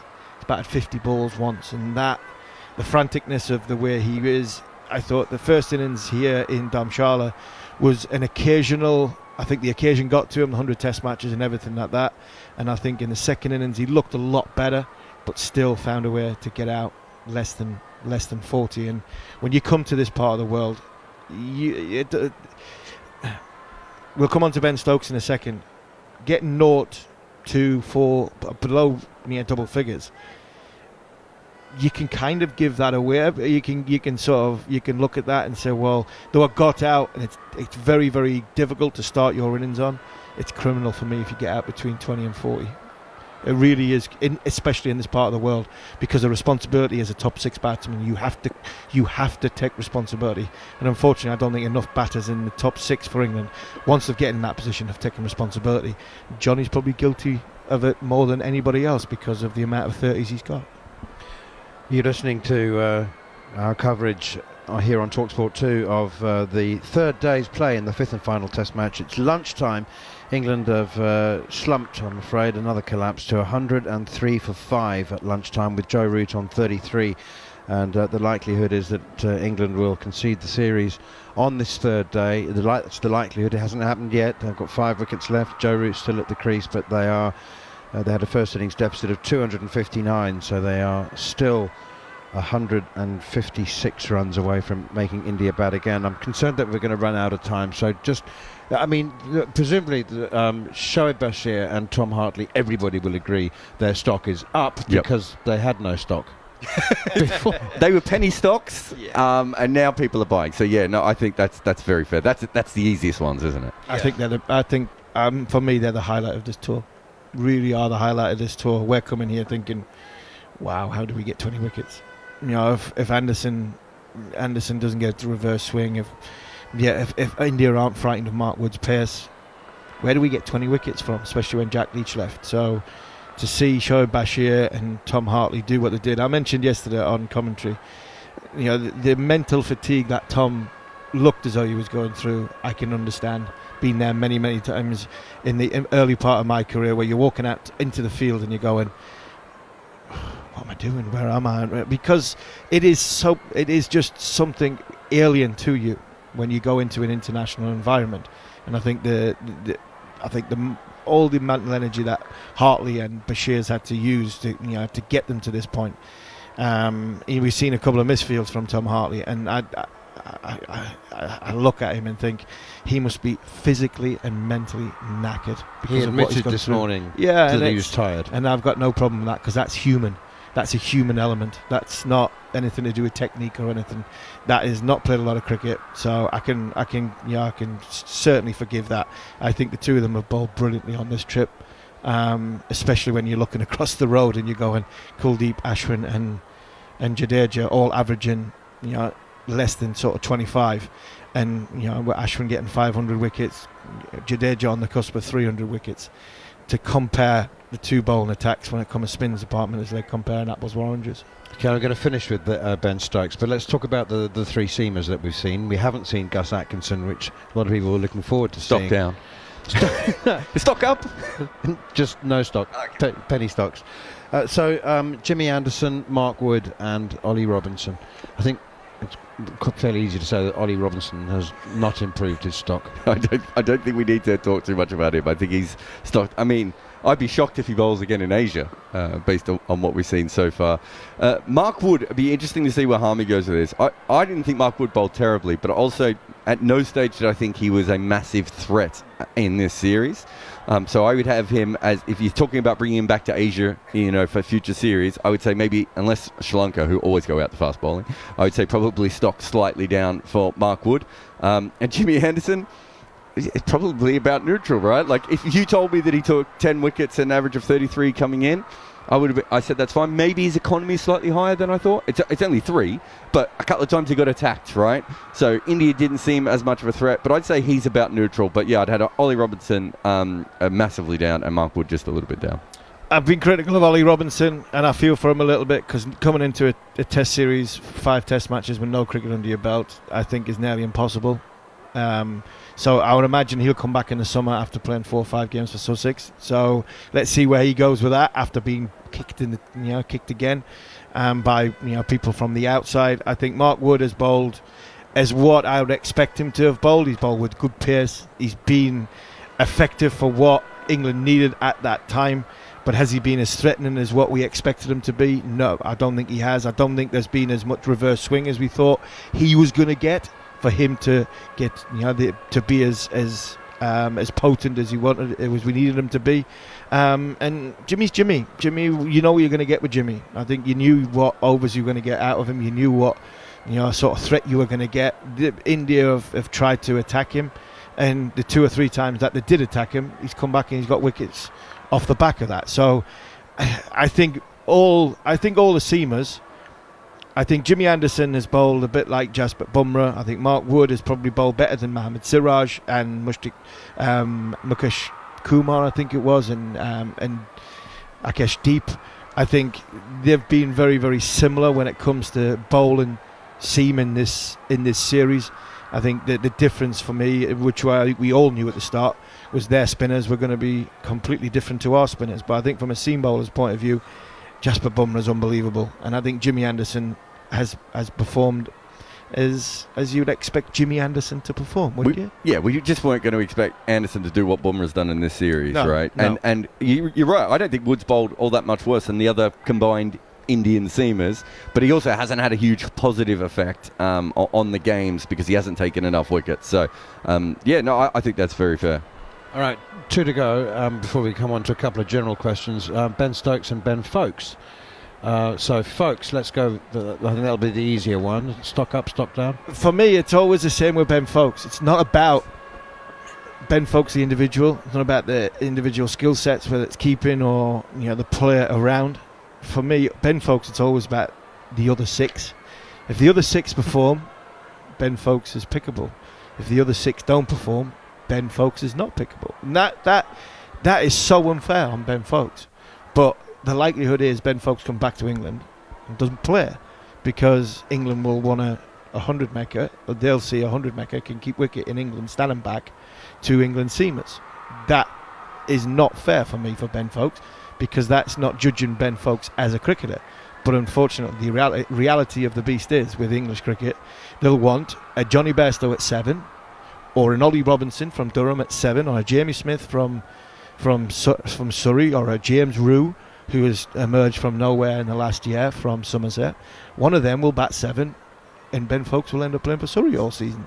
And then he'll come back in for Pakistan when they go in October, November. It's not fair. So to judge Ben Folkes and say, well, he's took this many catches and he's got this many runs, I think it's immaterial. I think Ben Folkes, his place in the side, comes off the back of what happens above him. If England don't score runs, they'll look for the number 7 who can do. And unfortunately, that's not fair on Ben Folkes, but that's life. Ben Folkes averages less than Bairstow at a strike rate of half of Bairstow. So when you look at it from that perspective, you'd have to say that at best it's neutral. His wicket-keeping was absolutely outstanding all the way through. And I think me and Harmy both think he will keep the next time they're in Asia. So I don't think he's cemented that spot, but it's pretty likely that he's going to get that. So I'd say he's probably exactly where we thought he was going to be at the end of this. And he hasn't made much of an impact, but he also has been very good with the gloves. I think he's reality. I think he knows that as well. I think he's quite a level-headed guy who knows where his place in this group is. He faced the 3rd most balls of any England player, by the way. Behind Crawley and someone else. Joe Root, obviously, yes. Okay, yeah, Joe Root. Okay, finally, a word on Ben Stokes. It's obviously disappointing with the bat towards the end, but let's not forget that he made a 70 that held England together in Hyderabad, which contributed ultimately to them staying in the game rather than winning it. And do you disappointing with the bat? You've got the numbers there, Harmy. Well, you both have. But, the fairy tale continues with a wicket with his first ball for 9 months, which is extraordinary. I'm interested to know whether you think that he might have any second thoughts at all about this new, about going to India and being brave and bold and picking 3 spinners when nobody tipped that at all and doing things a bit differently and still going down 4-1. He's impervious to criticism, is he, Harmy? No, I don't think you can be. I think you have to be realistic. England have lost, and they will have lost by the end of today. They will have lost 4-1. So that's on his record. I think he's captained the team reasonably well. I think he's been proactive. He can't make decisions for people, and I think that's the thing that I would be questioning this group about playing this way in especially in India. the decision making from some of these players, that's got nothing to do with Ben Stokes. Ben Stokes and Brendan McCullum, I think, set the environment, and I think the environment they set is very good. And they tried to be as positive, and that teeters between the line of balance of positivity and recklessness, and I think we've seen a lot of recklessness in this series. He got 70 in the first game, he got a 40 in the second game, a 40 in the third game. His 2 low scores were in the game where the ball, I know Jarrod saying when he plays he plays a lot from back in the crease. I'd counter that and say if he was 10 yards down the wicket, he still would have been out because of the way the ball bounced in the fourth test. There was he'd be disappointed how he got out in that second innings there. So he's finished the series with a little bit of a whimper when it comes to with a bat. I still think his mentality is the right for this team. I still think his outlook of the way he wants his team to play is right for this group. I just think some of the players in this group could understand that message a little bit better and make their decisions a bit better. Final word to you, Jarrod. We're almost out of time. He's batted even worse than I.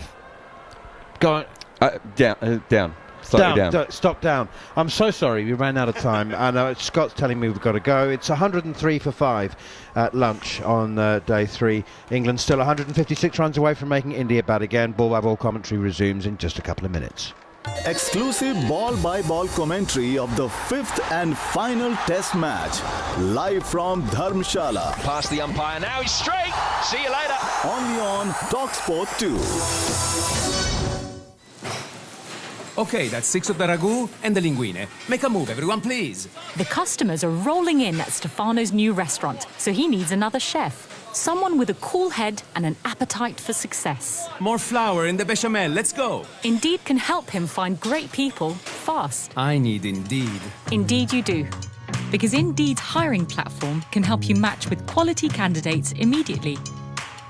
To start hiring, visit Indeed.com/try today. With Now, you can stream all the drama from the Premier League instantly and without a contract. The stuff that dreams are made of. This Sunday, title rivals collide as Liverpool take on Manchester City at Anfield. Can you believe it? Get all Sky Sports channels for a day or a whole month with a Now Sports membership.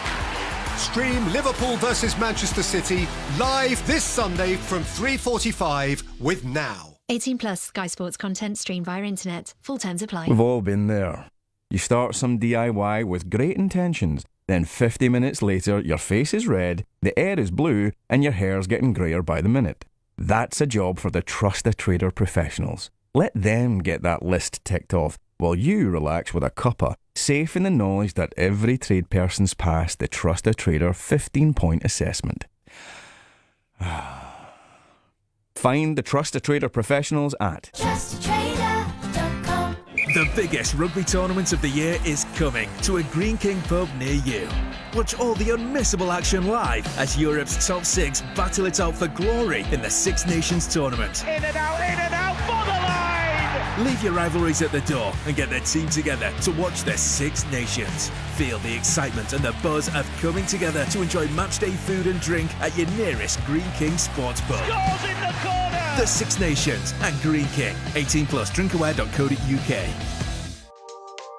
Your call is really important to us. Waiting. Frustrating, isn't it? Especially when you've got plans. Whether you're thinking of revamping your home or looking for ways to move your business forward, we'll help you get there with finance that's right for you. So don't let your plans get stuck on hold. Join over 1 million customers who trust us to deliver the right finance solutions to get them moving. Search navuna.co.uk and get there sooner with Navuna. It's Cheltenham, the jumps racing festival we've all been waiting for. And at William Hill, we're giving Cheltenham the respect it deserves with a standout offer for all new and existing customers. Get a £5 free bet every day this Cheltenham. That's right, a £5 free bet on any race every day of the festival with William Hill.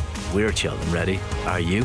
Opt-in required. Valid Feb 26 till March 15th. One £5 free bet per customer per day on any Cheltenham races. Promo capping limits and T&Cs apply. 18 plus. BeGambleAware.org. On DAB+, online, via the talkSPORT app and on your smart speaker. Exclusive ball-by-ball commentary of the 5th and final test match. Live from Dharamshala. Fielding, oh, there's going to be a run out! Only on talkSPORT 2. Welcome, you're listening to talkSPORT and talkSPORT 2 and via the talkSPORT Cricket YouTube channel to the 5th and final test match of 5, lunch on day 3 in Dharamshala. And Joe Root and Ben Foakes are waiting to step out onto the outfield for possibly the final time in this test series. It's all smiles in the India camp. We'll wait and see whether Rohit Sharma takes to the field himself. He missed out on the fun and games in that morning session with a stiff back. Jasprit Bumrah captaining in Sharma's absence. And if you are just joining us, just waking up on this Saturday morning, bleary-eyed and just tuning in to find out what's occurring, don't go back to sleep, don't turn the radio off in a huff. Continue to join us as we nurse you through your first coffee of the morning. It's not great news, not going to lie. 7 wickets falling in that morning session, 2 Indian and 5 English. Jimmy Anderson wrapping up things this morning alongside Shoaib Bashir. 2 men at different stages or ends of their careers. It was wicket number 700 in a storied 20-year career for Jimmy Anderson. More than that, actually. Over 2 decades of action as an England cricketer. He dismissed Kuldeep Yadav for 30. And then the very next over, Shoaib Bashir, first ball of his 47th over, nipped out Jasprit Bumrah. Yadav and Bumrah put on a decent little partnership, actually. Just shy, one shy of 50 for the 9th wicket, but wrapped up for 477. So a lead of 259 on first innings for India, and bags of time remaining in the session and the day to make inroads. And they made inroads, and they did so quickly. Ben Duckett attempting to run down the track and smash Ravichandran Ashwin, 5th ball of his first over. Yorked himself and lost off stump. He went for 2. Zach Crawley, 16-ball duck, before he clipped onto leg slip from the same bowler. Ollie Pope on the sweep, caught for 19, and it's Ashwin who will complete his over because, of course, he picked up a 4th wicket in that session, the 5th to fall. Ben Stokes, for the 13th time in his career, deceived by Ravichandran Ashwin, bowled past the inside edge for just 2. In and amongst that, Kuldeep Yadav nipped out Johnny Bairstow, who bristled away, as is his wont. 3 sixes from the bowling of Ravichandran Ashwin. Actually knocked Ashwin out the attack. But all that meant was that Kuldeep Yadav was brought in, and he dismissed Bairstow leg before for 39. 103 for 5 at lunch then. England miles away from even making India bat. They need 157 runs just to get Rohit Sharma to strap those pads back on. And with Joe Root and Ben Foakes at the crease, there is, of course, every opportunity for them to do exactly that. These two have batted well in the past, and it's Root facing Yadav. This is fraction over pitched, and Root will move to 35 and get off strike. Foakes to face his second ball, and joined in the commentary box here on talkSPORT 2 by the big man Steve Harmison, who's been an almost ever-present part of talkSPORT 2's cricket over the last few years. We've enjoyed some highs, Harmy, and we've experienced some lows, and today has been a tough day so far. It's been a wonderful series. I'm not sure 3-1 accurately focuses forward and pushing this out to the offside. I'm not sure 3-1 has been an accurate representation of the series so far, but there has been a gulf in this test match between the two sides, which we feared at times would eventuate. England coming into it with such a callow spinning lineup, but it's actually the engine room. This is overpitched again by Kuldeep Yadav, who gets plenty of loop and dip, and Foakes pushes this up to Jasprit Bumrah at mid-off. There's been a gulf between the two sides at times, for sure, but in part that has been positions 3, 4, 5 and 6 in the batting lineup, and once again I'm afraid it's a sorry looking scorecard as Yadav very close to the stumps this time, and Folks defends. Yeah, it has, and it's a surprise for me, that, John, because when we were talking about the series before it started, my worry was 1, 2 and 3, not the sort of the middle order where we are at most experienced. Short leg and a slip in place for Folks, who's forward, and he pushes this up to mid-on, and he charges through for the single. The game may be gone, but Folks still will feel like he's got something to prove. Flawless behind the stumps throughout this series, and of course played his part in that wonderful victory in Hyderabad when he and Ollie Pope combined with such good effect, but hasn't been a lot more, too many more runs as this spins in the googly from Kuldeep Yadav, but it's too wide and doesn't turn anywhere near like what we have seen at times today.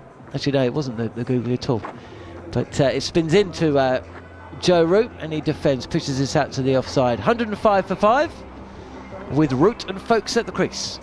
Yeah, the middle order really has, been, I would say, disappointed at times. Ben Folks, the one thing he has, and the one thing you can never throw at him, that he hasn't got good values. He values his wicket. His concentration, we've seen with his keeping, is unbelievably high. So he'll not give this up. He takes a step down the track, does Folks, and he pushes this ball up to long on for a single. He moves to 2. And then Joe Root, in that first session, that was back to Joe Root the old. After got off the back of 100 in the last Test match, he looked in good order. Rotation of strike was good. His movements all the way back in the crease are coming out down. So the former England captain does look in a good place at this minute in time. But it's important after a break just to get started again and get the momentum going, get the balance right. And if he does get that, you'd expect Joe Root to just block all the chaos at one side and just go about his... Forward again is Root with Ashwin bowling round the wicket to the former England captain, who's 35 from 55. One big innings of note in the series so far, much like in 2021 when he top scored for England. As he just plays back and nips this ball into the leg side and gets off strike. He moves to 36. 107 for 5 England. And that's the shot. That's the lovely shot you'd see from Joe Root when you know that he's in a bit of nick, he's in a bit of touch. He lets the ball come all the way, nearly onto the stumps, and just with the flick of the wrist, just guides it into the leg side, topples off down the other side, doesn't sort of get pressure, dot balls after dot ball after dot ball. And he absorbs pressure very, very well by getting singles. Over the wicket now to Folks is Ashwin. This is a good looking shot from Folks, who uses the pace of the ball and the width on offer to bisect the field on the offside. There's a chaser, Mohammad Siraj, who has how many overs has he bowled in this Test match? 8, and he's not going to bowl today, probably. He's not bowled many in the series. And what has he bowled in the series, Mohammad Siraj? He bowled 4, he bowled 11 in the first Test, he bowled 26 in the second, in the third, and he bowled 21 in the as Folks whips this ball from a 4/5 stump line through mid-wicket for another single. Gentle start to proceedings, kind of that post-lunch lull. England could do with 2 hours of that. They could do with 2 hours of it.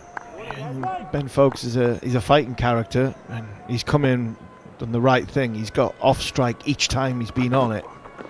Here is Root, and smart bit of fielding at short leg by Sarfraz Khan. This is hit low and quite hard to the fielder, who collects it on the flush and then rocks back and holds the pose as though he's going to knock down all 3 stumps. But Root's not going anywhere, and he himself holds his pose. Yeah, he held his pose nicely, his back foot in the crease. And you mentioned Mohammad Siraj, and just talking to Jarrod and Manners there about the difference between the teams and where this series is, and you talk about the result at this moment in time being 3-1. Is it fair or is it unfair? And the seam bowling department of Jasprit Bumrah's side have been very similar.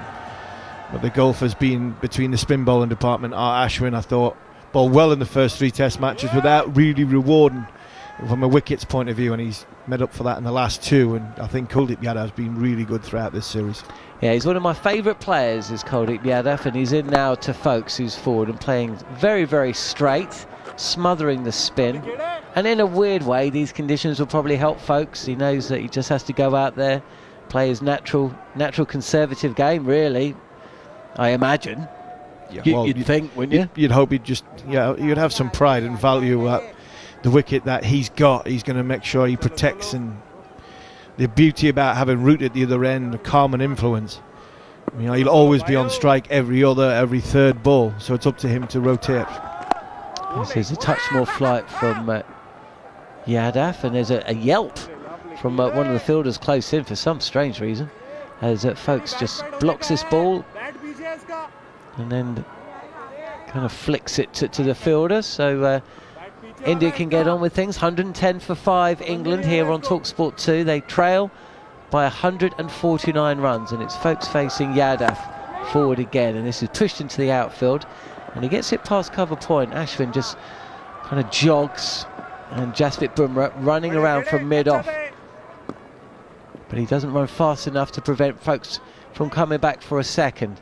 There is some talk about changing the order. I mean, look, when you lose 4-1, it doesn't matter what you do. There's deck chairs on the Titanic and all that, but there's a school of thought that maybe Stokes should be batting higher up the order at 3 and dropping Pope to 6. And there's also the idea that maybe Folkes' game is suited to coming in at 5 and maybe pushing Bairstow, who's brilliant with the tail. This keeps a bit low and turns into the right-handed Folkes, who gets his bat down quickly and just jabs the ball to the leg side. Seeing a montage of some of the wickets that have taken place this morning. There has been big turn on offer. This is tossed up, and Folkes is forward, clips this ball to the leg side. It's in the air, but sails to the left, a short leg, and Folkes comes through for another single. Yeah, I get what people are saying about the batting order. I agree Ben Stokes could bat at 3, but if he's not going to bat 3 in this series, then I don't see the point, because he's now going to be back bowling. And the last thing I would want is my captain batting at 3, having to potentially bowl them long spells whenever needed, and then have to captain the team as well. I think that'd be a big ask.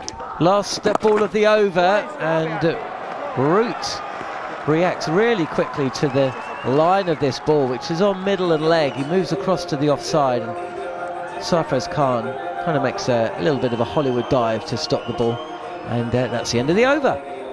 Yeah, I mean, we saw Root's productivity with the bat suffer because he had to bowl so many overs of spin in the first few test matches, of course. And I think that's been evident that he hasn't bowled as much in the last 2 test matches, and these results are obviously a marked difference. So then you've got to factor in Harry Brook's going to come back in the side, and I think he has to come back in the side. Sometimes you are a better player when you're not playing, and the side isn't performing as well as it would like. But Harry Brook is such a talent, where I think he does then come back in, and then it's what to do with the wicket-keeping department. Do they go with back to Bairstow? Do they stick with Folkes and drop Bairstow? Do they go and drop them both and bring in somebody fresh into the group? It's Ravichandran Ashwin who's going to continue bowling. Greetings to talkSPORT listeners who've joined us for an over as England seek to rebuild. How many times have I said that on talkSPORT over the last 10 years or so? Ben Folkes facing Ashwin, who took 4 wickets in that morning session, and this ball just pops up, moves away from Folkes, and it takes the outside edge of the bat, pushed out into the offside. Folkes stays at 8 not out. Joe Root 36, but the damage has been done, possibly while you were sleeping. Ashwin in again, short leg in place. 5 wickets falling before the lunch break. Duckett going for 2. Poor shot really. Crawley clipping one to leg slip. 16 ball duck. Ollie Pope caught on the sweep for 19. Johnny Bairstow dismissed. LBW is Ben Folkes attempting a lavish slog sweep. That's not his game, but that is his game done. He's been castled by Ashwin, who picks up his 5th wicket in the innings. trying to clear his front leg and sweep over mid-wicket. He's missed the ball that's come into him, and he's lost his off stump in a way that is becoming all too familiar. Big turn, and Folkes has got to go, and England are 6 down and facing a 4-1 series defeat. Yeah, brilliant from R. Ashwin. 5 wickets in his 100th Test match. It's all been about the Centurion Test matches, and they've had two contrast different days. But Ben Folkes there, talking about how well he's done rotation strikes since he's come out with Joe Root, and predetermined that was definitely predetermined. Ashwin's just thrown it up that little bit more. It wasn't there to sweep. It was a little bit too full, a little bit too tight towards Ben Folkes' front foot. And unfortunately, he couldn't readjust in time. He's tried to hit it too hard. Left a massive gap between bat and pad, which has gone through. And off middle and off stump, castled. An excellent bit of bowling by a seasoned campaigner who has 500 wickets plus. We've seen a ridiculous achievement by James Anderson in this game, 700 wickets this morning. And R. Ashwin, he went past 500 in the last Test match. Another monumental effort from a champion cricketer. And England, well, apart from Joe Root, they are in literally waiting for the inevitable to happen, and England will succumb and lose 4-1. What a performance from India, and what a performance from Ravichandran Ashwin. 5 for 60 on day 3 as Tom Hartley, new to the crease, comes forward and defends a ball that's wide outside off stump. You wouldn't bet against Ashwin adding a couple more to his collection before the afternoon is out. 4 wickets separating India from a 4-1 win. This is an edge which flies to the left of slip. Hartley will get off the mark with a boundary, but that's so close to the fielder. That could have been a 6th wicket in the innings. What a performance from Ravichandran Ashwin. Let's not forget this series was really in the balance, wasn't it? When he was thrown the new ball in the 4th Test, 2nd innings. I would say, was it 3rd Test, 2nd innings? Might have been 3rd Test, 2nd innings when he was throwing the new ball. There's people questioning, and even now, John, you talk about, well, KL Rahul's got to come back in, and Virat Kohli to the top. They're easy changes, really, because of Sarfraz and Padikkal, who actually played well in this Test match. But then when they go to Australia, they've got to turn 3 spinners into 3 seamers. Mohammad Shami's going to come back. There's talk about a seaman all-rounder, whether it's Hardik Pandya, probably not, Shardul Thakur. But one of the spinners is missing out. In the last sort of 10 days, it's been Ashwin who's the one that they've been predicting to miss out because of how well Kuldeep Yadav's bowled. But R. Ashwin, like a true champion is, do it. Well, he always does. Don't even think about dropping me because I'm going to show you. 117 for 6 then. Kuldeep Yadav is in, and Joe Root wraps him on the pads with the ball that turns into Root. Possibly inside edge onto the pad. Could the ball be doing too much? There's plenty of chatter around Root, but Bumrah has called for the ball. And will he review? They're just going to check. The reaction to me was that Yadav thought there was an inside edge there. Inside edge for me, but I would review it. I would. That makes sense. I would review it. Kind of. Because 1, it's Joe Root. 2, I'm adding more pressure. They are reviewing it, by the way. Yeah, I'm sorry. I would review it, knowing that it wasn't. It's a bit of gamesmanship. This, I would review it just to enhance the pressure and stop the game that little bit more. England are right up against it, so I'd have reviewed it for that very reason. Well, it hits the crack. Okay. And actually, it's a question of whether it does hit the inside edge of Joe Root's bat, and the on-field decision was not out. It's whether it's hit the bat first. Because can you move forward and once more, please. Once more. It was the 4th Test as well, by the way. Yeah. Remember, 2nd innings, and England had a first I'm innings lead of satisfied the ball 46. touched the bat first. Yes, Ball he- touched When the bat Ashwin first. took the second new ball. On-field And England got off umpire, to a relatively bat first. You can decent stay with start. They your were 20 for, vision, not 20 out for on none. the screen. Make a signal. It will remain not out, by the way. Clear inside edge onto the pad of Joe Root's bat. So he remains there, 36 not out. Hartley alongside him, 4 not out the score. 117 for 6 as he defends again, opens the face of the bat. But there will be no run on this occasion. I mean, England came so close to it being 2-2 coming to the 5th test, and actually it should have been 2-2. They led by quite some distance over India for much of the first couple of games, for a couple of days. Yadav again, and this time Joe Root plays this to backward point, fielded by Jadeja. But of course there was that wonderful partnership between Kuldeep Yadav and Jarrod on debut. India got within England's score, 46 runs, and then Ashwin was thrown the ball. He took the new ball in second innings, and he picked up the first 3 wickets to fall, including that of Joe Root, who's still there today. And Yadav has also weighed in. Root, again, playing very, very deep in his crease, plays straight.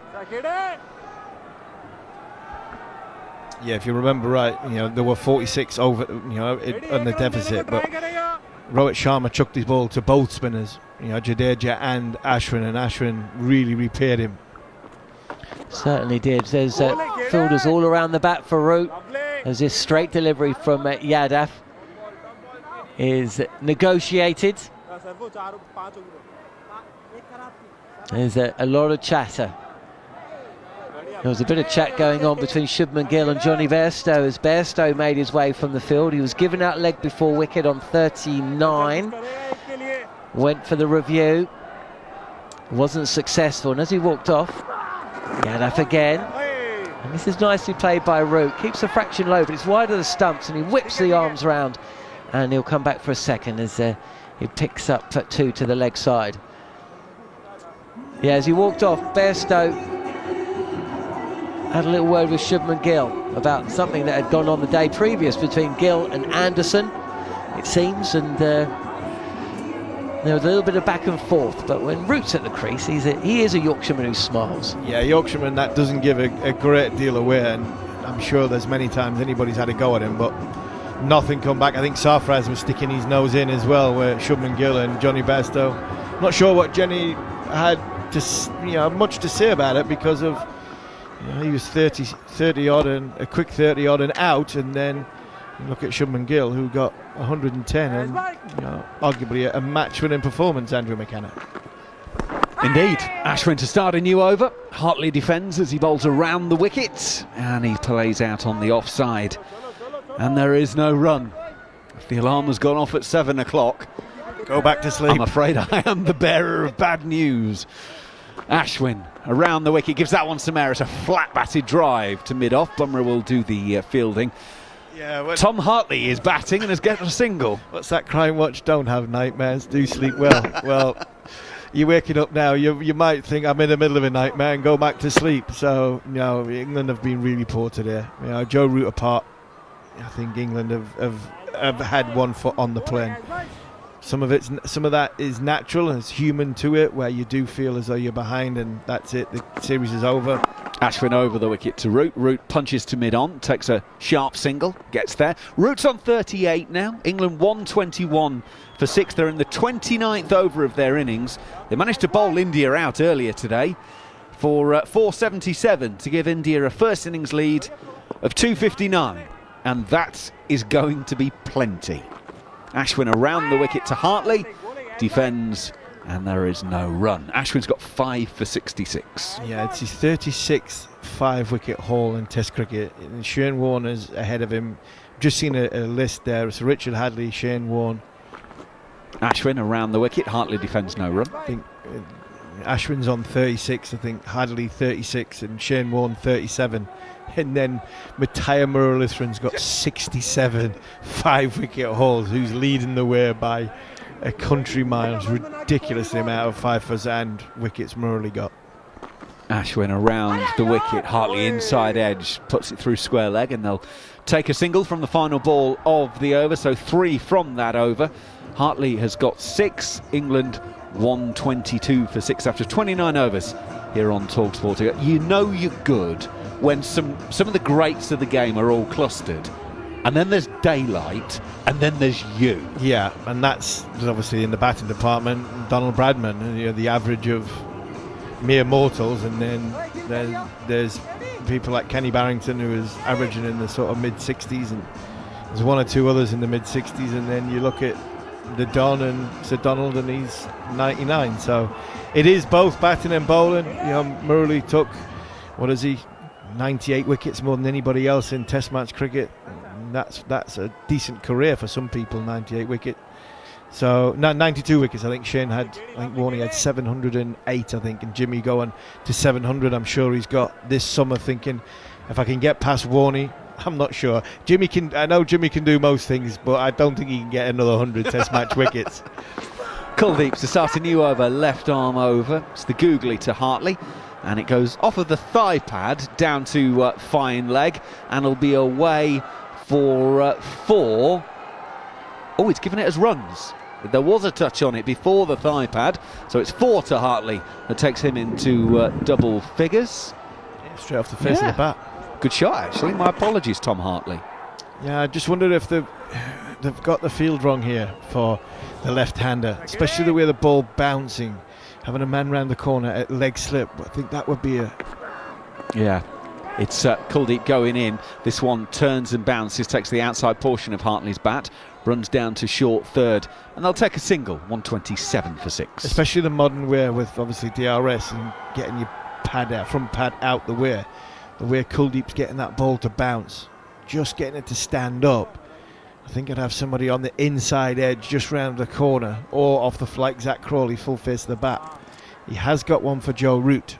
I'm surprised he didn't have one for Tom Hartley coming out to bat. I know he's trying to turn the ball majority of the time back away from Hartley. Kuldeep goes in, brings Joe Root forward, plays defensively out on the offside no run.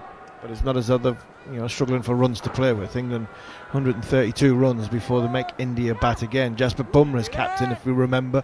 Rohit Sharma's not on the field. Jasprit Bumrah's captain of India or acting captain of India for this morning session. Kuldeep in. Root clips to mid-wicket and there's no run. Yeah, he's got a stiff back, Rohit Sharma. Well, his team are carrying him at the moment, and they're doing quite a good job of it. England trail by 132 with only 4 wickets standing. Joe Root, 39 not out. Gets one from Kuldeep as he bowls left arm over, that is on off stump, drives to mid-off, and will take a single. Joe Root goes to 40, 128 for 6. Just one other thing about Ashwin.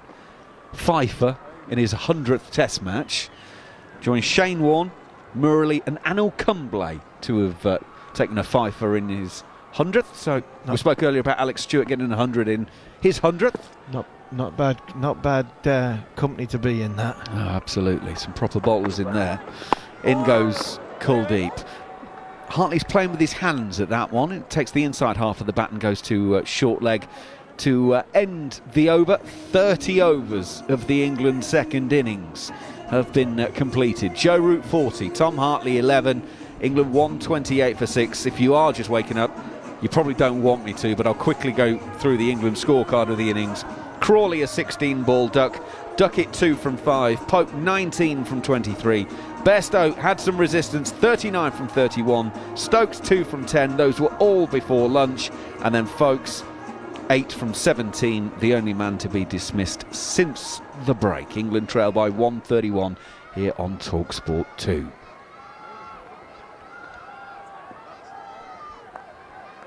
Five for 67 for Ashwin. He took 4 for in the first inning, so one more will give him 10 for the match, and that really will be 100th to remember. Ashwin goes in and bowls. Joe Root is across his stumps, covering up, plays quietly out on the onside, no run. Yeah, nothing would suggest that he won't get that 10 for. He really has been a threat, a wicket threat in the last couple of tests, the first 2 or 3. Ashwin in, bowls, Root clips to mid-wickets and will beat the man at short mid-wicket, get a single to Jadeja to take himself to 41, 129 for 6. In the first 2 or 3 Test matches, he played a part of like a support part where other people were getting wickets around him. But in this Test match, he really has been, in the last Test match, he really has been a wicket threat, as well as just containing and making sure that the partnership from either end is working perfectly. Around the wicket goes Ashwin. Hartley is looking to turn that leg side and actually gets a leading edge to cover point.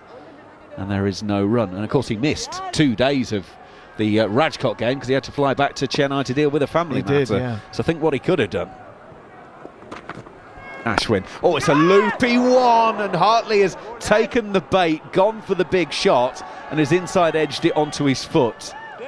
That one was only 84 kilometres an hour with a bit more air on it, just inviting Hartley as the trout to take the fly, and he came up and had a big old gulp at it. Yeah, the back pad did him a massive favour there by getting in the way, because that was on its way back onto the stumps. Just going to dangle the carrot a little bit. There is men in the deep. Ashwin around the wicket. Hartley's playing defensively this time, just wide of Sarfraz under the helmet. No run.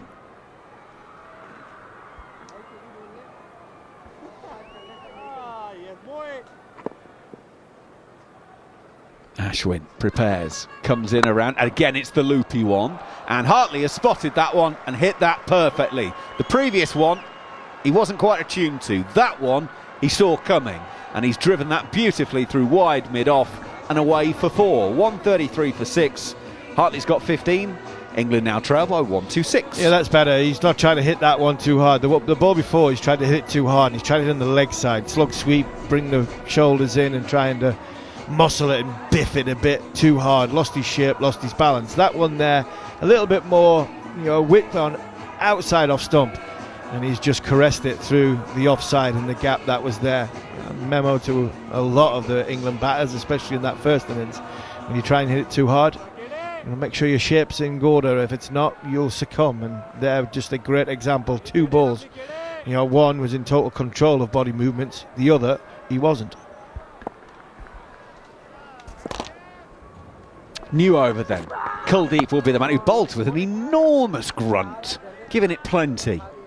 And it's Root just coming forward, playing defensively out on the offside. And there is no run. England continue to bat for the time being. Root 41 from 71. Now that one bounces and turns from Kuldeep. Root is able to keep it down. There is a leg slip fielder that Root managed to keep it down and keep the ball away from. Threatened to come up and take the gloves and bring that leg slip into play. Kuldeep's bowled well in this series. Bowled really well. Kuldeep in once again. Joe Root deep in his crease. Plays out on the leg side, no run. There is one thing though about Kuldeep, and I say Joe Root there plays deep in his crease. The TV showed a montage earlier of the Kuldeep wickets, and all of the England batters are all right back in their crease, either getting in a tangle and getting caught or being bowled or LBW. Kuldeep in, bowls once again. Root is forward, playing defensively, no run. The point being that with DRS now you can't play bat and pad close together anymore, because if it goes into the pad you can be given out LBW. But isn't that better than being right back on your stump, standing in front of all 3, almost waiting for the inevitable to happen? Gives an air of confidence at least. Kuldeep is in. Root clipping through square leg will take a single. He goes to 42. England 134. 4-6 with 1 ball left of the over here on talkSPORT 2. Alex Tudor's replaced Steve Harmison. Yeah, you're right. We discussed that at the back, didn't we, Macca? Yeah, just looking at montage, and you'll find that players tend to bat that way if they don't know what way it's going. I always feel the balls were full, and if you were batting on the crease, I'm thinking you get that foot forward, try and smother the spin before it can turn big. You won't be in trouble, but obviously they've got a different method. It's not quite worked.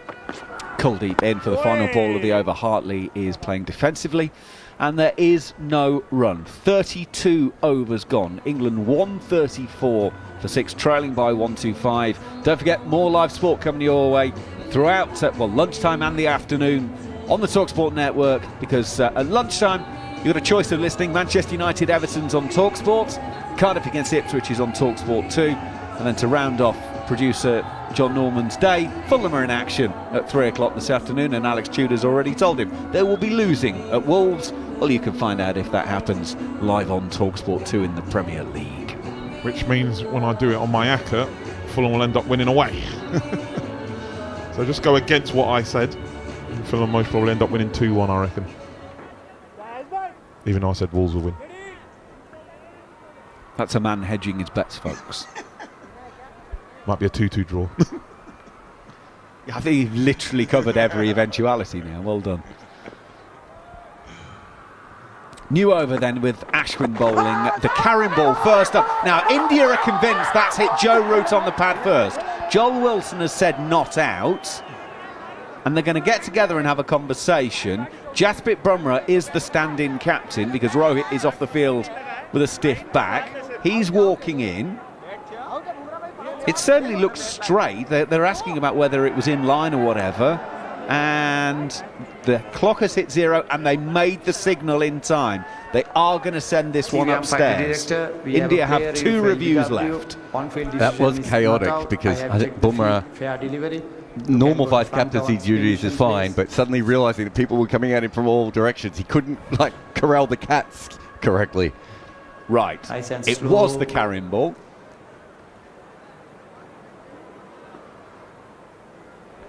And there's definitely bat involved. He's middled it. He's middled it. Let's move on. The only question is, did it brush the pad first, is what they'll check. I mean, I don't think it did. And we're now seeing the replay. I'm satisfied. Joel, you can stay with your original decision. Not out. So that's a Beyond burnt the screen. review for Make India, a signal which now. means they're now down to 1 because that is now overturned. So England remain 6 down. If we're grasping at straws here, then we might have an Australia-Ashes situation that India burn all their reviews. Ashwin is in, bowls. Joe Root off the back foot punches to Jadeja at long on. They'll take a single, 135 for 6. We had a big discussion at lunchtime. Steve Harmison, Neil Manthorp and Jarrod Kimber getting involved in quite where England are with this series. A couple of people have been in touch on social media, so Tudes, I'll put those to you in the course of this over. Jane Timon, who's a big friend of the talkSPORT cricket coverage, has said, well, Stokes is talking about the fact he wants to entertain. She says, I for one am not finding this entertaining in the slightest. I just want them to win. Is that fair? Fair. Very fair. Next. Ashwin in over the wicket. Hartley defends, no run. John Pearce. There used to be a mantra in Test cricket of aim to score 400 minimum in the first innings of a Test. That mantra still has some validity, as if England had done that in this series, they'd have stood a better than 60% chance of winning 3 of the Test matches. Ashwin is in over the wicket, bowling to Hartley, pushing to mid-off, no run. Again, can't argue with that point. I mean, I would say almost the biggest weakness of England's batting during Bazball has been the fact they haven't made a lot of runs in the first innings. They've been getting away with it.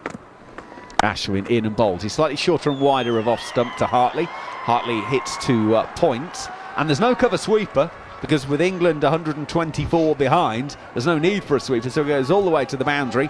139 for 6, and the deficit now 120. Poor ball by Ashwin, but that doesn't matter. But good shot. I think that was the carry ball again. Yeah, it just spins back a little bit. So probably just got that a little bit wider and a little bit shorter than what he wanted. But yeah, I'd say that's the big weakness of the Bazball era, is they just haven't made a lot of runs. And they've made up for it so many times in the second innings. And we talk about that. But they are averaging more in their second innings than the first innings. Ashwin goes in. This is full and straight. Hartley pushes out on the offside, no run.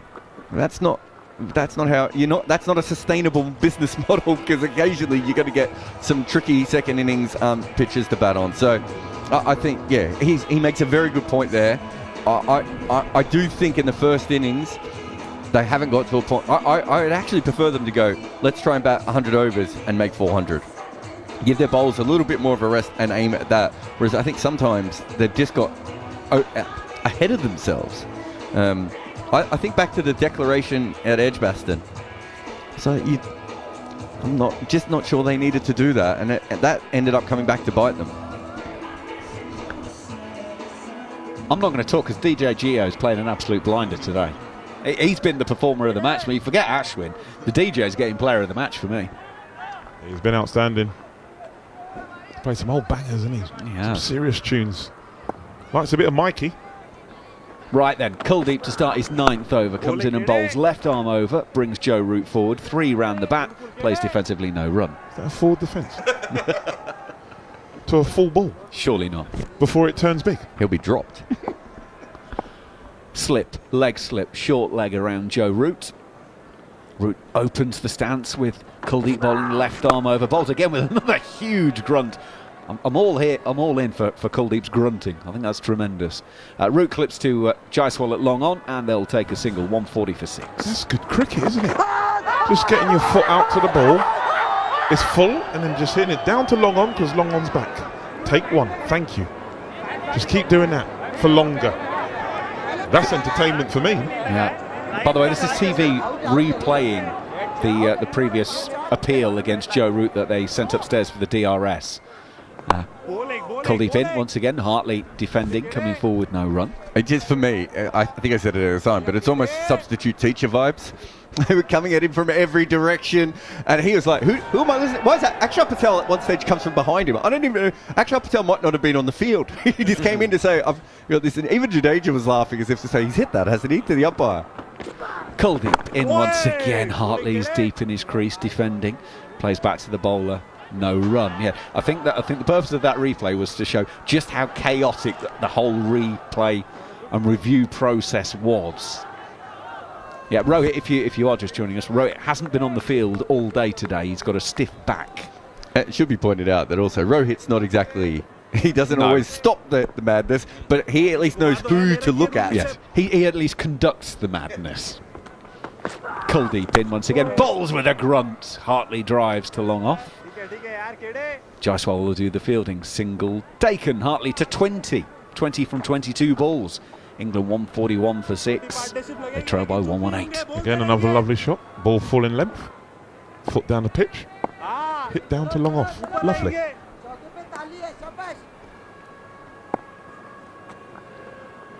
Kuldeep for the final time this over. Joe Root deep in his crease. Turns to the leg side, and it's the end of the over. 34 gone. England trailing by 118, 141 for 6. Joe Root closing in on another half century. Hartley is 20 not out. Some more thoughts from Alex Tudor. Neil Manthorp will come in. Okay, again, what it shows is that if you apply yourself with the right attitude, right manner, you can survive out here. You know, Joe Root showing all his class, all his poise. He's on 44. He's looked good. And he's got an able partner in Tom Hartley. He's just gone about his business quite right as well. Just played the ball on its merit. That's all that you need to do. We've spoken rightly a lot about Tom Hartley's bowling and his wicket-taking prowess and the fact that he's the leading wicket-taker in the series. I think Ashwin might have drawn level with him now with his 5 for today, but in fact he might even have overtaken him. But still, Hartley yesterday was the leading wicket-taker in the series with 22, but his batting and, apart from yesterday, his fielding has been a real asset. So it's been a huge tour for Tom Hartley, and because his fielding is as proficient as it is and his batting is as useful as it is, it may well be that he keeps the spinner spot from even when Jack Leach is fit. Jasprit Bumrah has brought himself back into the attack, and first ball to Hartley is clipped away out to short mid-wicket, catching mid-wicket. I expect that Jasprit Bumrah, who is captaining the side at the moment, as Andrew McKenna was just explaining, is just going to have a little look-see, find if there's any reverse swing, because the ball is into its 35th over. And we've actually seen signs of reverse swing in previous test matches before it was 20 overs old. So I suspect that that's what Bumrah's doing. He's got a couple of slips in for the left-hander. Hits him on the pad, appeal for leg before wicket, up goes the finger. Bumrah's got his man. Unless he reviews, Joel Wilson has his finger up. Hartley's walking down to Joe Root, who himself has survived rightly 2 reviews because he was given out twice when not given out once when he hit the ball. But Hartley, I think, is going. Yeah, I think Joe Root's a little mournful shake of the head. I'm really sorry, Tom. There's nothing I can do for you. Yeah, he's just said no point review. He was stone cold dead. It was just a beautiful delivery. Caught on the crease, Tom Hartley. Ball angled in at him, just seamed away ever so slightly with a smash middle stump. And that's what happens. World-class bowler replaces world-class bowler.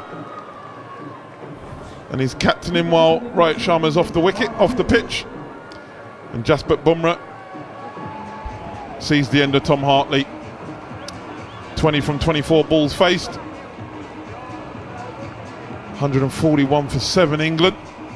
And it's not been good. The session and a half we've seen so far today. As Mark Wood strolls to the wicket, has a little chat with Joe Root. What's it doing? Not that much. Just play every ball on its merit, you might have a chance. Are you sure you didn't say, we've just heard that there are no early flights? So Mark Wood is the new man. 141 for 7. Was I think common sense prevailed there, didn't it? I mean, so often you see the non-striker saying, well, look, yeah, it looked pretty straight, but yeah, take it if you want it. But that was as out as it was hitting, what, 2/3 of the way up middle? I mean, I think the question was, did you hit it? Right, and if it wasn't, I actually originally thought there might have been 2 noises. I don't know what the second noise was, but yeah, that was out. It was out in every language. It was out in club cricket. That was out in cricket in 1940. I think you could have given it out blindfolded. 3 slips now for Jasprit Bumrah to Mark Wood. Oh dear, that was down the leg side. It was a poor delivery. He was to maybe angle it into the right-hander, but got that wrong. Was it Ben Stokes who walked on an LBW this series, I think? Yeah, it was, yeah. Last test match. You don't see many of them. It doesn't happen all that often. I saw David Hussey do it once in a Shield game, and like got heckled by the 7 people in the crowd. Just wait. You don't know what the umpire's going to do, but occasionally you know, right? I've never walked for an LBW or anything. You're Australian. Here's Bumrah. Good Yorker, lovely Yorker. Peel for leg before wicket. Wood has gone.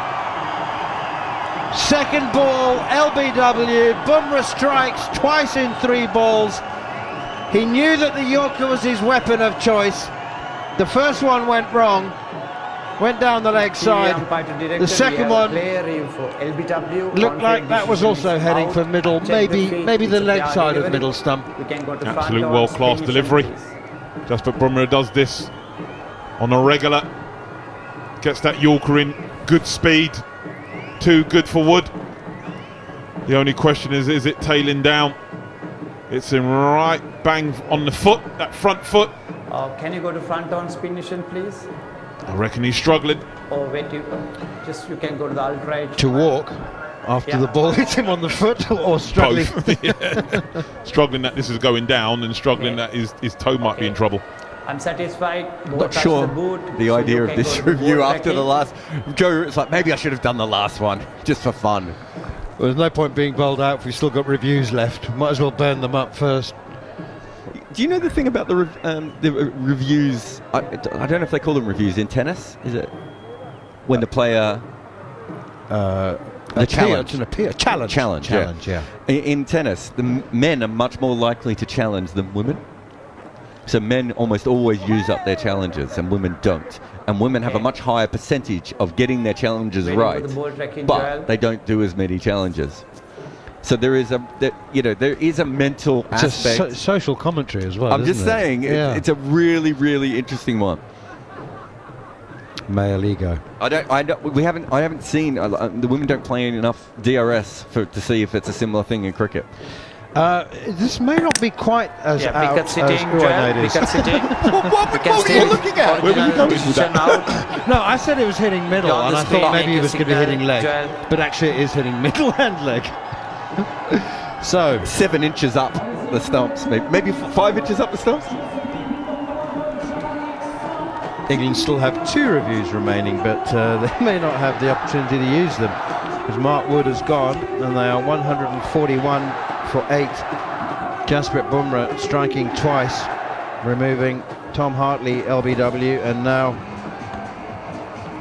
removing Mark Wood as well for a second ball duck. And England's whimper towards victory continues, unfortunately. But brilliant bowling from Jasprit Bumrah, and you know, I said he's maybe brought himself back on to see if there is some reverse swing, and there is a little bit of. We just heard Alex Tudor say, was it tailing away down the leg side? But it just in its last third of its ball flight did just begin to show a little bit of a reverse swing back into the pads, and that may have contributed to Mark Wood missing it. But 141 for 8, and England still a long way away from making India bat again. I mean, it hit his toe before his bat came down. I'm not sure I mean, you're right. The reverse thing certainly didn't help, but I think he was already out at that stage. Just noticing that Paul Collingwood no longer got the whites on. Letting everyone else deal with the drinks now. Him and Tresco are like, we don't want to be associated with this loss. Or, yeah, if you're thirsty, wait to get a drink for yourself. If one of you bats long enough, we'll put them back on. I think Joe Root will. Bumrah in, looking for a third wicket in the over, and there's an appeal for a catch down the leg side as Shoaib Bashir plays a little leg glance at this one heading down the leg side. Shoaib Bashir with figures today, second 5-wicket haul in the series, figures of 5 for 173 in 46.1 overs.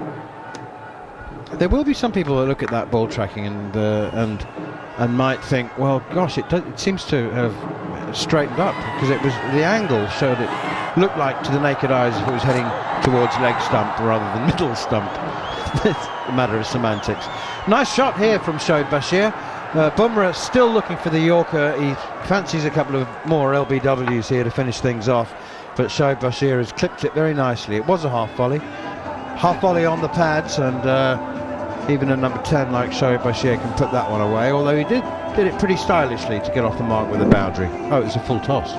And one thing I love about Jasprit Bumrah is that, you know, I always say for fast bowling, you know, I don't see enough Yorkers. One thing he does, he sort of can do it at will. Yes, that was a low full toss, but I'd rather that than a shorter ball, especially when you're bowling that lower order. Just try and hit them on the pads, on the foot, as he did Mark with the ball before. It's a tremendous skill, can't stress it enough, and he does that better than most, and that's why he is world class. Not just a good bowler, he's a world class bowler in all formats of the game, because he's got that ability to be able to bowl that ball pretty much at will. There's a lovely list of greatness. Is the list of players who've scored a century in their 100th Test match is pretty substantial, and it stands at about, I think it's 15 players, including 3 Englishmen, Colin Cowdrey, Alex Stewart and Joe Root. But the list of players who have taken, here's Kuldeep Yadav with his left arm wrist spin, a reverse sweep played here from Joe Root, and there's an appeal for a catch by Dhruv Jurel. He's very, very excitable at the moment as he looks to take, but the list of bowlers to have taken 100 wickets, to take 5 wickets in their 100th Test match is a list of greats. Murali, 67 5-wicket hauls in his career. Yeah, it's madness, isn't it? That is madness. That is just hard to wrap your head around that. There's some players be happy with 67 wickets. 67 fifers. I know. Here is Kuldeep Yadav again, and Joe Root punches it back off the back foot. But Murali, Shane Warne, Anil Kumble, and now R. Ashwin. Yeah, all quality bowlers, world-class spinners. Yeah, that's incredible. 60. Jeez. 67 5-wicket hauls in his total of 800. He's nearly got more fifers than I've bowled overs. Kuldeep Yadav in again. Joe Root sweeps hard. The ball spins awkwardly out towards, I think that's Akshar Patel, who's on the field at the moment as a substitute for Rohit Sharma, the Indian captain, who's got a stiff back. And another run to Joe Root. We're just having a look at the Ultra Edge replay of that reverse sweep that Joe Root played when there was an appeal for a catch, but his bat hit the ground. He now goes for an orthodox sweep shot and misses it. It's into the gloves of Jarrod. I have to say, Kuldeep Yadav is bowling with a man oozing confidence, which he is. I think that last one does show us, though, that I think Ultra Edge is a decent enough tool and works okay. I've got some issues with it, but we should still have hotspot as well. A combination of both, I think. Too expensive, isn't it? Well, that's why they don't want to use it. Yeah. But it does show you in that sort of situation. That would have been a bit clearer with hotspot, right? Yeah. Here's Kuldeep Yadav in again, and this is a much quicker one. Might even have been Kuldeep's top spinner, actually. It's really scurried on, and it's punched away by Root off the back foot out towards mid-wicket. They go through for a couple. Root moves on to 46, 147 for 8. Didn't some players find a way of maybe that hotspot didn't show up on the bat? Oh, no. You could do stuff with hotspot. It didn't work as well with the edges. That wouldn't have been off the edge, that one. It was the gloves in the middle that hotspot was really, really helpful for. Here's Yadav once again, and it's flicked away out on the onside by Joe Root again, and they go through for a single. It's the last ball of the over. He'll keep the strike, 148 for 8. It was, of course, based on very expensive military technology hotspot, and sort of ballpark figure was $1 million per test match to use it, and there were very few of them as well, of those heat-sensitive cameras. And so as the number of matches, international matches around the world expanded, and it continues to expand, they felt that it wasn't fair to use it for the marquee series and not for the smaller series. But it did give us some great moments. It did, yeah, because absolutely. There was well, you expect that for $1 million, wouldn't you? I don't know how to say this correctly on English radio, but when someone passed wind, That's a good way of saying it. Yep, that was one. There was also the Dougie Bollinger rug on hotspot. There were some beautiful moments with hotspot that, I think we should always remember. Or not remember. Here's Jasprit Bumrah again. Pushed away by Joe Root out on the onside. Decides against accepting the single. Why would he expose number 10 Shoaib Bashir to Jasprit Bumrah? And he's got 5 balls left. I think passing wind is more of a burp. I think breaking wind. Breaking wind? Yeah. But I don't use these kind of phrases. You know the kind of phrases I would use. But what you're saying is that the air after such an occurrence would be warmer. Have you never seen that footage? No, I have. I think it might have been Erasmus, explaining actually. it to the listeners who might not realise what you're saying. But it was amusing in a puerile schoolboy sense, which made most of us laugh. Here's Bumrah looking for another Yorker to Joe Root, instead of which it's a half volley on leg stump, and he's clipped it away behind square for a half century. But, well, he got 4. It brings up his half century. And a more muted acknowledgement of a 50, it will be hard to find. I'm not even sure that Joe Root raised his bat, to be honest. It feels like the captain on the Titanic. He's going to go down with his ship, or used to be his ship. Nicely played. The crowd enjoyed it, and the England fans did anyway.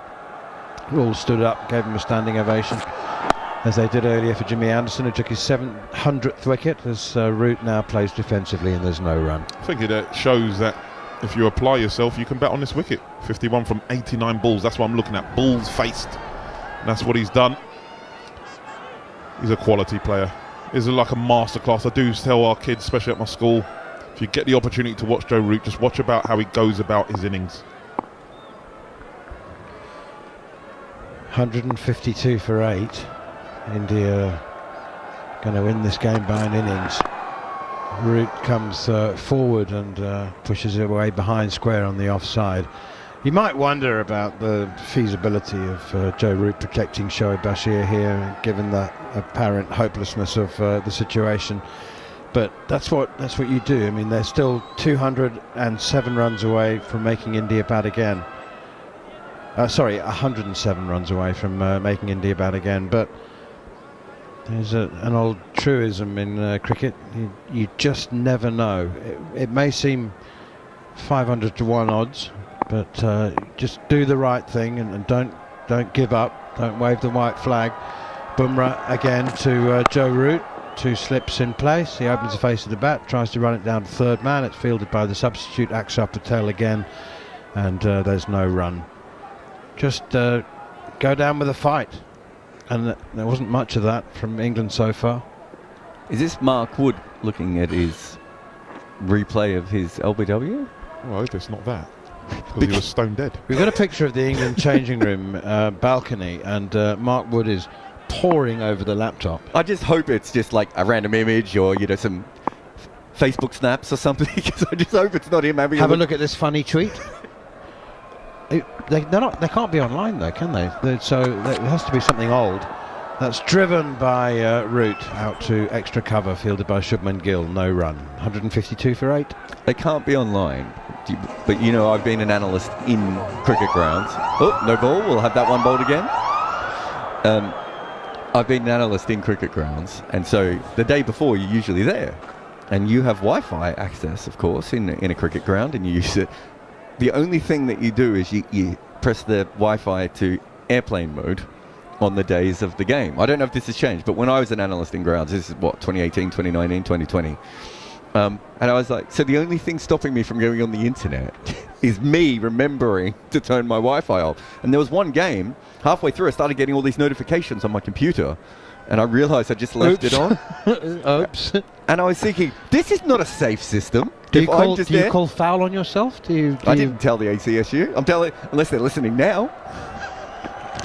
Here's Bumrah again, and the last ball is going to cost him 4 runs. So that no ball cost him 5 runs actually, because 1 for the no ball, and this time he's pulled a wide half volley, and Jarrod has driven it handsomely through the covers for 4.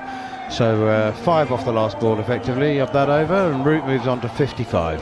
In fact, I did 2 things when I was an analyst. Grassing on yourself there, isn't you? The other one was quite funny, where I was wearing my Apple Watch one day, or my smartwatch one day, and again, it was picking up the Wi-Fi from the ground and giving me some information, even though my phone was in, because they take your phone away, right? You don't have your phone. Take your phone away, but and I suddenly realised I had it on. And I took it off and slipped it in my pocket, zipped it up, made sure. But I was actually part of the reason that the ICC brought that regulation in about smartwatches, because there was a series where there was a bunch of players all using smartwatches, and we were like, well, wait a minute, you can get messages via a smartwatch. So I was part of the team that wrote the article for Cricinfo that changed the ICC's regulation on smartwatches, and then still had my smartwatch out on the field. So, Yadav into Bashir, defends, no run. I'm just saying I was not the most secure person, and if I was accidentally circumnavigating these rules, it tells you they're a little bit more flimsy than sometimes we might give them credit for. They are well intended. And I was well intended. Here is Yadav again, and Shoaib Bashir comes forward. Now then, I just want to point out that none of the preceding 9 batsmen have been able to pick Kuldeep Yadav's wrong, and so let's not raise our expectations too high for Shoaib Bashir at number 10. And he is not striding into his choice of shot with a man who knows what he's reading here. That's short and pulled into Sarfaraz Khan at short leg. Shoaib Bashir laughs. It's hit him. I don't know where it's hit Sarfaraz Khan, but he's laughing and he's holding his helmet. So maybe it actually hit him on the helmet. Short pull, bang! It was right on top of the head. Does he have to go through a concussion test? Well, evidently not, because he's laughing. I mean, if you get hit on the head as a batsman, you do. Batter. But Shoaib Bashir denied runs by Sarfaraz Khan's helmet. Oh, that one keeps very low, rips back into him. Terrific leggy from Kuldeep Yadav. Bashir manages to keep it out, and it continues to be amused. I think that may have something to do with the banter around the close fielders, but it kept very low as well. Yeah, it did, but it was well watchful, really well played. Here is Jarrod once again, and Bashir lunges forward here, keeping bat to pad together. When I suggested yesterday to Steve Harmison that there was something about Shoaib Bashir that suggests that there could be, something to work with as far as his batting is concerned, he almost had to leave the commentary area for laughter. I don't think he was convinced at all. Slog sweep from Shoaib Bashir now, and he's hit that rather nicely. 1 bounce 4. And that exactly is what I said yesterday. I said he's got a decent slog sweep. Remember, he hit Ashwin for 4 over mid-wicket. He's just done the same to Jarrod. Yes, and a clever shot as well. There's no fielder out there, so why not? It's a safe shot. He moves on to 8 from 8. England 161 for 8. Still trailing by 98. Joe Root stands strong, 55 not out, showing that if you apply yourself, there are runs to be had out there. Well, 55, as you say, Joe Root, 161 for 8. And Drinks coming onto the field now. The fourth umpire is also strolling out with what looked like a collection of umpiring kit rather than drinks. Drinks coming on for the players. I don't know what the fourth umpire was taking out there. Maybe it's something to get the umpires online. Your friend Gary has sent you through a message. He says he's gone through 62,175 first-class scorecards, hoping not manually. Bashir is the 16th player whose second first-class 5-wicket haul has been in tests. Lyon Cummins, Dennis Atkinson, Ashanta Demel, Heath Streak, Andy Blignort, Alan Border, Vinathan John, Sanath Joseph, Chris Gale, Michael Clark, Nathan Horitz, Fidel Edwards, Sikandar Raza and James Pattinson. My question was taking 2 5-wicket hauls in test matches without having a first-class one. I think that's what this is. Is that what that... Did you say Chris Gale? Chris Gale. If you have a look, there's quite a lot of batters in here, right? You've got Border, Gale, Clark, I'll tell Horitz. you, while you go through that, I'm going to let John Norman take over from me. The entire question is for you. I'm listening. Harmy doesn't care. The entire question is for you. You just run away. You throw this. This man went through 62,175 first-class scorecards, and you just leave the room. Disgusting behaviour. Anyway, there was a few players there. Yeah, but he commented on 30,000 of that 62,000 probably, didn't he? as a one's got to hit me on the back of the head in a second. That's unfair. Manners was only at about 20,000 of them. What have I missed? Absolutely nothing. Basically, that's today's Primark. We were talking about that a couple of tests ago, as when Bashir got his first fifer, and I was saying, what is the record for a bowler to overtake their first-class tally of wickets in test matches? So he must have gone past his first-class tally in his second test match, or his third test match. He came in with, what did he come in with? 10 first-class. I don't think it was as much as then. Was as much? Yes, I think it was 10, wasn't it? It was 10 first-class wickets. Yeah, 10 first-class wickets at 67 when he came in, and he got 4, 8, 12, 17 wickets in this series. But how many? At what test was it that he went past 10? So when did he reach 21 first-class wickets? In the first innings of the fourth test match. You got 4 in the second test match. So didn't play the third. That was got his 5 in the first innings. Was that his third test match or his second test match? So it would have been his second test match, and that would have been, what was that? No, it wouldn't. Yeah, it was his second test match, and it would have been his 20. Would he have 22 test? Yeah, 22 first-class wickets after that test match. So in his second test match, he basically went past his first-class. That must be a bit of a record. He must be up there anyway. Either way, he's batting as well. He can bat. Strike rate of 100. Unfortunately, he's on 8. And it's Joe Root facing with 2 slips, and Jasprit Bumrah beats Joe Root past the outside edge. He actually looked like he withdrew the bat at the last moment. Joe Root becoming just the second England batter in this test match to go past 50, after Zach Crawley managed it in first innings. India's scorecard looks a little healthier. The batting scorecard in first innings, 50 for Jaiswal, Khan and Padakal, and centuries for Sharma and Gill. They were bowled out earlier today. The highlight of the day without a doubt, Bashir's 5th wicket, coming so soon after Jimmy Anderson's 700th career one. But the smiles were replaced by grimaces soon after as Root comes forward and pushes this ball to a deep backward point and does not call Bashir through for the single. Yeah, England have had 3 centurions in this. I've seen something on social media for 3 centurions in this series. And So that's Root, Pope and Duckett. And Root's the only one that's backed it up with a 50. The only person that's got 100 and a 50 in this Test series. And the only batter to average over 40 would be Crawley, for England. Who hasn't got 100. Who hasn't got 100, but there was a fascinating chat at lunch, and it'll be available as a podcast and also across on the YouTube channel, the Cricket YouTube channel. Welcome, by the way, to listeners on talkSPORT 2 and the talkSPORT Cricket YouTube channel. But yourself, Harmy, Jarrod, Kimber and Neil Manthorp went through all the 14 players used by England. Yeah, went through the majority. The one that we didn't go through the most, and I think we can revisit that at some point, and that was more through Ben Stokes and has a performance, and as a batter, as a captain, he bowled 5 overs. But I think that should be done in isolation, along with the Brendan McCullum and how the team have performed. But the rest of them we went through, from 1 to the 14 on how they've come, and a plus and a minus. Whether their stock has risen or dropped, beaten again by... I don't think... I would like to see the pace of that delivery. Either way, it was... it moved away off the seam, I think. Past the bat of Joe Root, who's turning down singles. Kept low a little bit, I thought.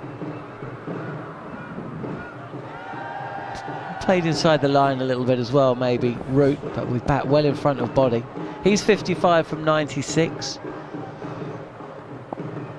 And England, who started this series so strongly, are finishing it with a little bit of a whimper as he's coming forward again, Root, and this time, after seeing 2 balls go past the outside edge, Jasprit Bumrah targets the pad of Root.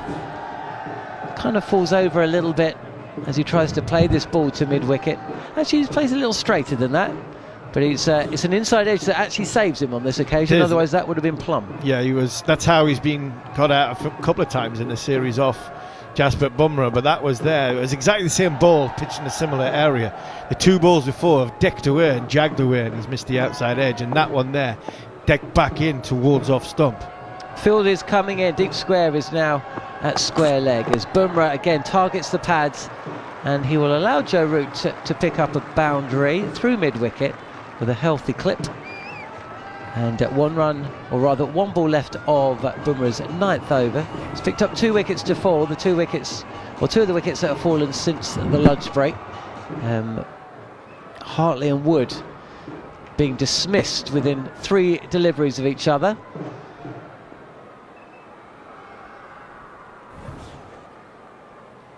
Root moves to 59, 165 for 8.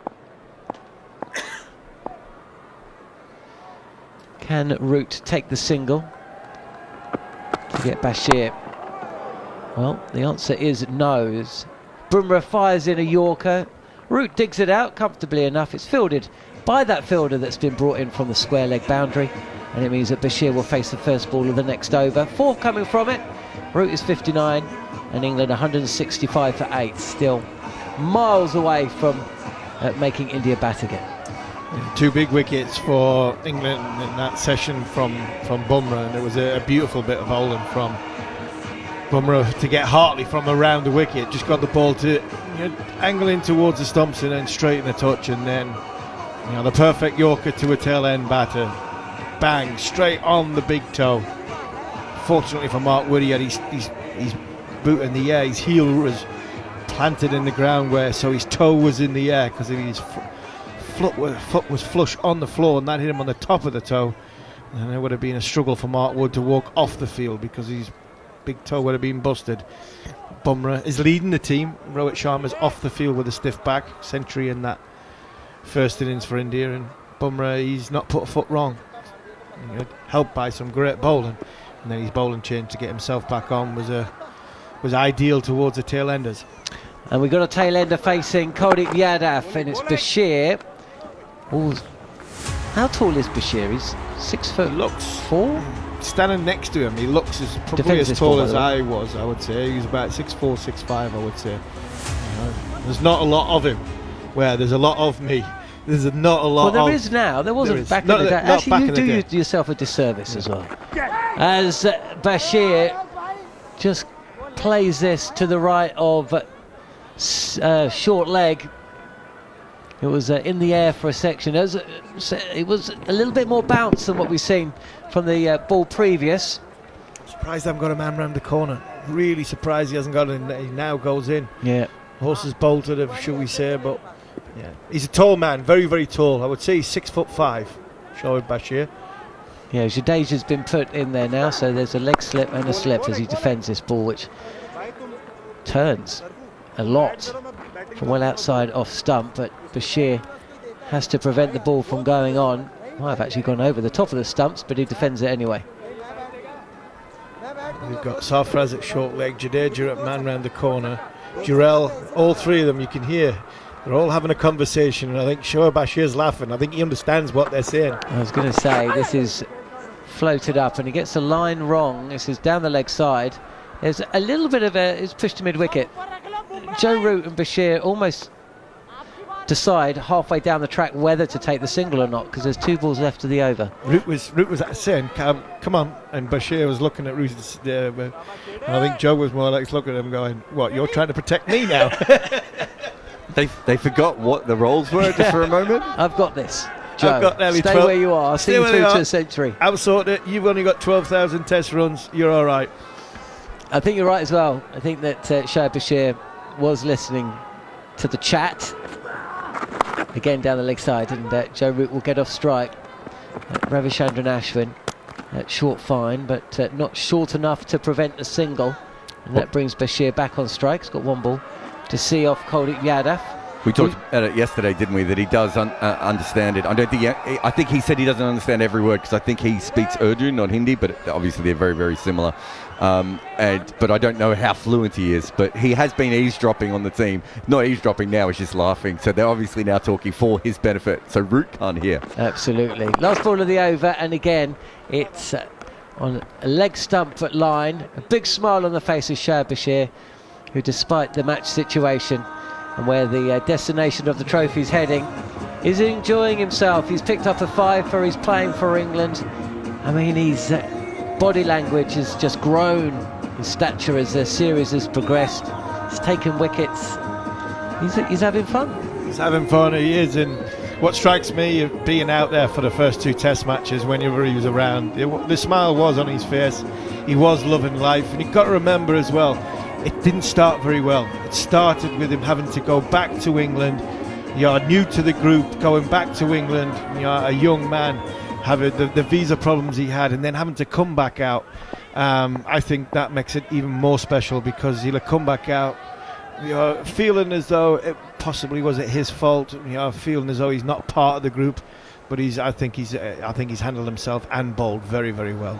2 slips in place, and they are spread wide apart, covering the space of 3, perhaps, as Root defends this ball from Jasprit Bumrah out to the covers, no run. Bumrah captaining it in place of Rohit Sharma, who's, as Harmy just said, is off the field and hasn't appeared today. He's nursing a little bit of a stiff back, and we know that the Root Bumrah battle has led to some defining moments in this series so far. Whatever happens here, it's unlikely to be added to in terms of destination of where this series is going, as Root presses forward, just opens the face of the bat a touch, rolls this ball to deep backward point, but doesn't need protecting from Bashir or by Bashir just yet, so he'll stay where he is. He remains at 60 not out. The score, England 167 for 8. Bumrah, of course, was rested, wasn't he, for that 4th test match? A test match that England were almost in control of for a couple of days. As Bumrah is back, and he fires one into Root, who again tries to get onto the front foot, but this So it's a little faster, perhaps. It's the bounce that does for Root, actually, I think. Wraps him high up on the thigh. And just another little bit of drama towards the back end of this test match. Nipped back, didn't it? Nipped back beautifully. He's got the seam upright. He's not got the seam sort of canted towards slip. He's got the seam bolt upright, because I think he's actually looking to see if it reverse swings. But because he's got the seam upright, it's jagging either way. Natural variation. Joe Root's trying to protect the outside edge. Yeah, but in doing that, Bumrah is just trying to bring the ball back in and targeting the stumps, as this again angling in on off stump, and Root pushes this to mid on no run. He should probably look at a reverse scoop. Too soon?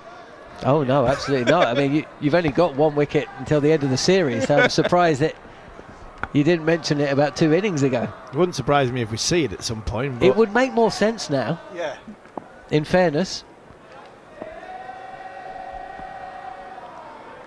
Will Jarrod call it as he just shuffles across to the offside as Root. It's a fraction wide this time from Bumrah. And Root almost plays at a ball that doesn't really want to. No, it's obviously it's the 5th ball of the over, so he's looking for the singles. Actually, he was deceived. It was a slow ball. It was an off-cutter, and it just bounced on Joe Root. He's just trying to run it down to 3rd, where there's a little bit of a gap, a little bit of a vacancy in the cordon that you can just guide the ball through. That's where the area I'm sure he's looking for. Either that or getting across to off stump and down to square leg. Bumrah again, wide again, and Joe Root just throws his hands at a delivery. It wasn't a particularly good one from Bumrah. Just 2 men out on the offside.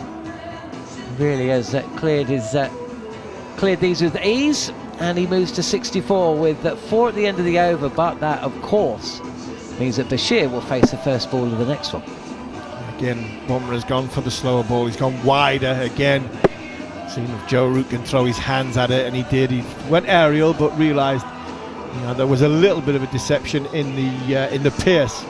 But because it was so wide, you could just keep going up, up, and up, and it's gone over the infield and a 1 bounce form. But Jadeja's going to come on, and the good move from Bumrah, try and get that front pad of Bashir in the game, and I think he's got more chance with Jadeja than he has with Kuldeep Yadav. Bon Jovi ringing out. Dharamshala. Been very, very good, hasn't it? Well, that's a favourite song of the Barmy Army, you know. We're halfway there. It's a regular song, so I'm sure that Chris Millard and the Barmy Army team have probably had a word with the DJ. 2 slips in place and short leg as Bashir. Handsome square cut, which just drops short of points. No run, 171 for 8. I'm not sure England have got a prayer, though. Well, Scott Taylor's just remarked it's halfway point of the test match as well. I was thinking, halfway to what are England at the moment? Everest. Beaten this time is Bashir, with the ball turning away from the bat, taken behind the stumps by Jarrod, who's had another accomplished game. I mean, we've spoken a lot about England. As he edges this delivery from Jadeja, does Bashir.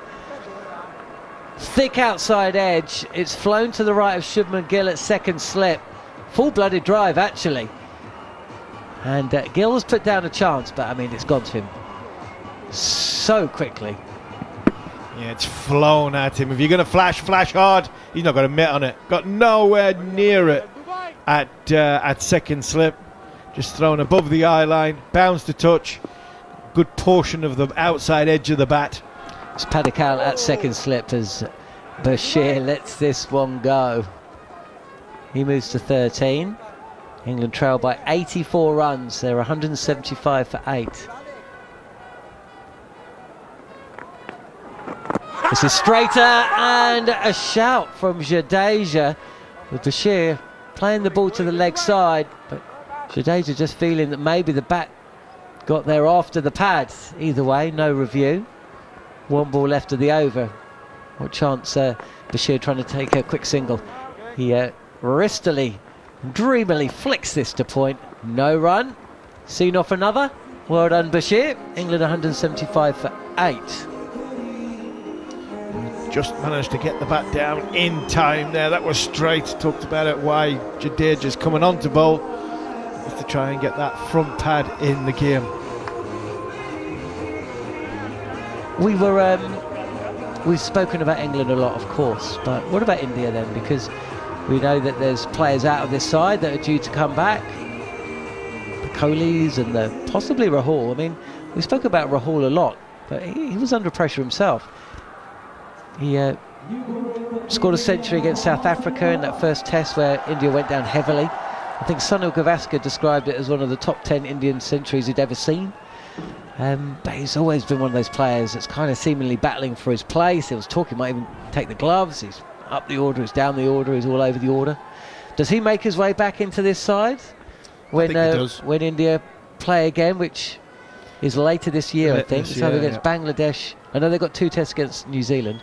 You might know actually, Jarrod. They've got Australia coming up on the horizon as well. That's later. That's later, but but I would imagine they'll be gearing towards that. Their next big test series on the horizon is obviously against Australia. I've got a feeling they've got Bangladesh or Sri Lanka, but Jarrod will tell us. They've definitely got 2 tests against New Zealand. Yeah, they're hosting Bangladesh for 2 tests in September. So that's their next series, and then they've got a couple against New Zealand. Mohammad Siraj is going to get a bowl for the first time in the innings, and this is clipped away, fine of the wicket by Joe Root, taking the ball off his pads, but he will not take a run. And it's in Australia as well, isn't it? So they're going to go to Australia in the next 12 months.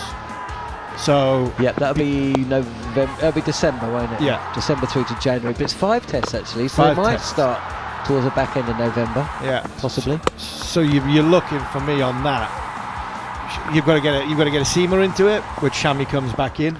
So Shami, if he's fit, comes straight back in as Siraj draws a defensive shot from Joe Root, covers up and pushes the ball back to the bowler. No run. Siraj will bowl a lot better in Australia than we've seen him bowl in this series as well. So that will help them. And they've got Prashid Krishna, who's, 6'5"? Yeah. Well, I don't know, actually, if he is that tall, he's got incredibly long arms. He bowls like he's 6'5". He bowls from his release points from a good tall height. So I would imagine he'll come back into the as a backup bowler. You'd think that Siraj, Bumrah and Shami will be the 3, and it'll be which spinner they leave out. Wolf Thakur come back in, all-rounder. He played the last time India were in Australia, but then again, who didn't? As Root is forward and defends again. I don't think he'll play in Australia because, I don't think his skill set is particularly... it makes sense him playing in South Africa and New Zealand and England because he can swing it around a bit more. I don't think it makes as much sense to him playing in Australia, but they might have to take him, and they've got that awkward sort of thing of they probably want Kuldeep instead of Ashwin now, but Kuldeep isn't the batter that Ashwin is. That number 8 spot. Well, I tell you what, I think Kuldeep was batted pretty well in this series. Yeah, but he's over Ashwin as Root again. Lots of space on the offside, and there's a single there, but he turns it down. Yeah, he did just get bounced out by 41-year-old Jimmy Anderson. Jimmy Anderson bounced him out. It's a bit different. In India. You're fixing me with a stare. In India. Jarrod. Well, yeah, but you only have to go back to that fourth test. Oh, I think he's fine against spinners and he can block. I think Kuldeep's your Matthew Hoggard type player, maybe slightly more technically sound, but it's very hard to get him out. But I'm not sure he can put any pressure back on you if he's batting at number 8. He's got a few more shots than Hoggy. Well, I mean everyone had a few more shots. Hoggy only played one attacking shot in his whole life, and that was at Trent Bridge. Down the track is Root, and he'll pick this off his pads, and he'll take 4. Fine of the wicket. Nicely played by Root. He moves to 68. Maybe Bashir is sticking around for Root's century. Fingers crossed. Joe Root's looked in total control from the minute he's walked out to bat. He really has. He's hit the boundary comfortably, defensively. He's been solid. When carnage was around him, he's been the sort of shining light and calming influence that he regularly is for England in the middle order. I think India have got a good conundrum, good question to have about the wide and driven square of the wicket. This is a beautiful shot from Joe Root. Wristily, dreamily played square, and he'll take another 4 runs. It moves into the 70s, 70 for 2. Siraj has gone for a couple of boundaries in his first over back. England up to 183 for 8. Yeah, not what you want for Jasprit Bumrah as acting captain when you make a decision to bring a seamer on and he bowls both sides of the wicket. One down the leg side, clipped away for 4, and then over pitched wide outside off stump. But yeah, I think you're right when it comes to India. India have got some headaches, some big headaches, I think, over the course of the next 12 to 18 months when it comes to their team. But I think the headaches are positive ones. Yeah, how do you do get Mohammad Shami back in the side? You get, for me, the all-time great modern day cricketer in Virat Kohli back in the side, and KL Rahul. That's the more questionable one, but I think KL Rahul does come back into this team. So Jaiswal and Sharma opening up. Virat first drop. Gill at 3. Oh, Gill at 3, sorry. Yeah. Virat at 4. 2 slips back in place and a short leg. 3 fielders, 2 in catching positions on the offside. There's a mid-off as well for Bashir, who looks pretty composed as he definitely plays this into the offside. No run. KL Rahul at 5. Jadeja 6. Jarrod at 7. I think picks itself. Jadeja again, touch more flight. This is driven by Bashir, but it will be fielded. Talking of hog, I've hogged another over from Andrew McKenna, so I will deliver this delivery, and then Mako will be in alongside Harmy, who can continue the conversation. As up on his toes, trying to push this past second slip is Bashir. No run. 183 for 8 then, England. And then when they come, the Bangladesh series, or when they play in India, I think they'll keep the 3 spin options in play as Jadeja comes in. Inside edge towards the square leg, but single not taken. 4th ball of the over. Joe Root's decided that he's going to stay down the non-striker's end. A little bit of a look there from Bashir, who's 13 off 23 balls, looking at the former England captain, saying, I'm going all right here, you've just pinched a run off me. Jadeja is in, outside of off stump. Bashir has nothing to do with that one, leaves it through to the keeper. You did quite a good job there, well done, mate. Thank you. No. I'm already losing 2 days' work out of this, don't take any more off me. No. Definitely not on that side of the fence. Quite happily talking nonsense from this side of it. Jadeja in, left arm around, gives that one to Met. That's really slow and it barely bounces. There's so little momentum on that ball. Bashir pushes it to silly point and there's no run. End of the over, 44 gone. Here on talkSPORT 2 and the talkSPORT Cricket YouTube channel. In England 183 for 8. Just to finish off, I think when they're playing in India, I think the 3 spinners are in the game, and I think it'd be Mohammad Siraj who's the one that misses out when Mohammad Shami comes back. Shami, Bumrah, Ashwin, Kuldeep and Jadeja. What a team, what a bowling unit that is, by the way. And then when they go to Australia, which I think everybody gears towards the big series with the big 3 now, when they're going to play each other more and more over 5 test matches each time. Then India somehow have to find that number 8 spot, whether it's a spinning all-rounder or a seaming all-rounder. That's where the difficult decision is going to be made.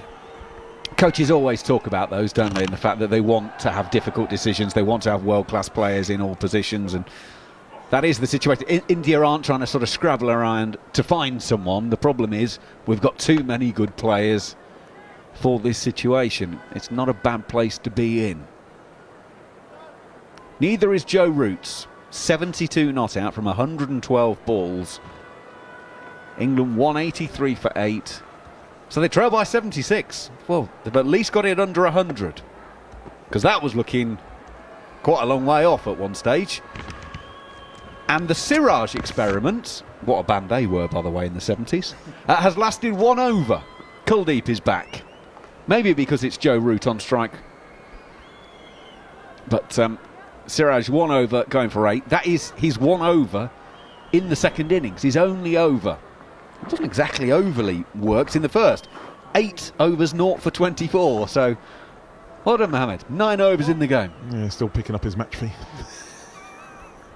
I wonder if he bowled in trainers. Did he have bowling boots on? Flip-flops, probably. Well, it might be a bit cold for flip-flops in Dharamshala. I think it was 13 degrees, they said today, when play started, which was warmer than day 1 when it was only 6 degrees. Unfortunately for England, India have turned up the heat massively on the cricketing front today. Absolutely bombing the England second innings. To mean it has been a procession, bar Joe Root and a quick cameo from Johnny Bairstow. Kuldeep will go in and bowl to Root, who's stretching a long way forward, turning it round the corner, turning it all the way to fine leg, but turning down the run. Again, showing if you apply yourself, play the ball accordingly. He's faced 113 balls. We haven't said that too often during this series, have we? England players facing deliveries. Causing all sorts of havoc on the socials, isn't it? Kuldeep now going around the wicket to Joe Root. Joe Root is taken on the pad, but well outside the line of off stump, and the LBW appeal is turned down. Interestingly, India have got 4 out on the boundary, right out on the boundary in catching positions. Joe Root doesn't really go. They've gone for the in-out, so they've got the close fielders and the deep man. Kuldeep around the wicket again to Joe Root, that turns into him big, and he pulls it around, staying low in the crease, and will now take the single down to deep backward square. And Bashir will be on strike for 3 more. In fact, just seeing that LBW appeal, not only was he outside the line, he also under-edged it onto his pad as well. Other than that, it was a good shout. He didn't have much for it, did it? Not really. Jarrod gets excited, doesn't he? Bless him. He's been a fine for India. There's another headache they're going to have to try and sort out once everyone's back fit. Well, you would suggest he's probably got the job until Rishabh Pant is available, and then there's a real discussion. KS Barrett started this series, but better keeper, but unfortunately didn't have a great time with the bat, and rightly or wrongly, we all know the thing now, the keeper has to contribute with bat as well as gloves. And so Jarrod has come in, and although he's had a couple of balls this series, I mean, he had one earlier today he never even sniffed, that nearly bowled Ollie Pope and went for 4 byes. He's done okay with the gloves, he has done okay. Ollie Robinson, just on our screen, left of the captain. He's trying to get his brain. No, we're not going to describe that. We'll let the people on TV do that. Here on radio, we've got a bit more decorum and a bit more class. Okay. Kuldeep, left arm over the wicket. Bashir is deep in the crease, pushing out on the offside. And there is no run. All I'll say is it's a good job he cut his fingernails this morning. Yes. Bashir's he's done well here. Yeah, Bashir is 26 balls faced. He's got 13. Kuldeep is going into him. It's a googly. Pitching outside leg. Carrying on across the right-hander. Outside half of the bat. Plays it defensively. No run. And this is what India, Bumrah and Kuldeep Yadav showed, didn't they? If you don't look like you want to attack too much, the bowlers are going to have to work really hard to get you out. There's something in it. Kuldeep for the final time this over. Goes in and bowls with a grunt. He beats the inside edge. Takes Bashir on the pad, but the appeal is quickly stifled. And it's the end of the over. 45 gone. Here on talkSPORT 2 and on the talkSPORT Cricket YouTube channel. 184 for 8. England, Bashir's got 13. Root has got 73.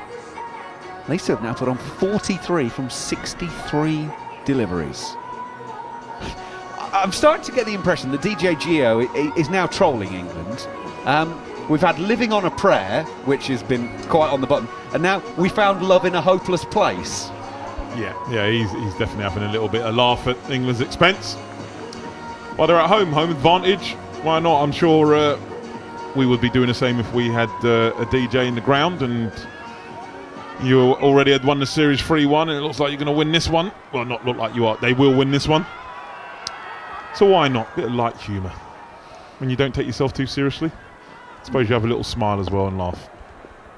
Jadeja it is then to Joe Root. Joe Root's got down and played the reverse. Slip had spotted that Root was going to go down on the reverse and started moving to his right, Shubman Gill, and Root ended up actually not getting as big a contact as he wanted, and the ball rolls through where Shubman Gill was and goes away for 4. It was a very fine nick actually in the end, but Shubman Gill ended up diving back to where he was and couldn't, and England get 4 more. Yeah, hit the bottom of the edge, sort of saved him, I reckon. If it hit in the middle of the bat, I reckon there would have been talk again. Root 77 turns this one away on the onside. Jadeja fields in his own bowling. After bowling it left arm around. I think that debate is, if Joe Root's playing it when he's got 77 in this, I'm absolutely fine with it. Joe Root has been hit on the back pad.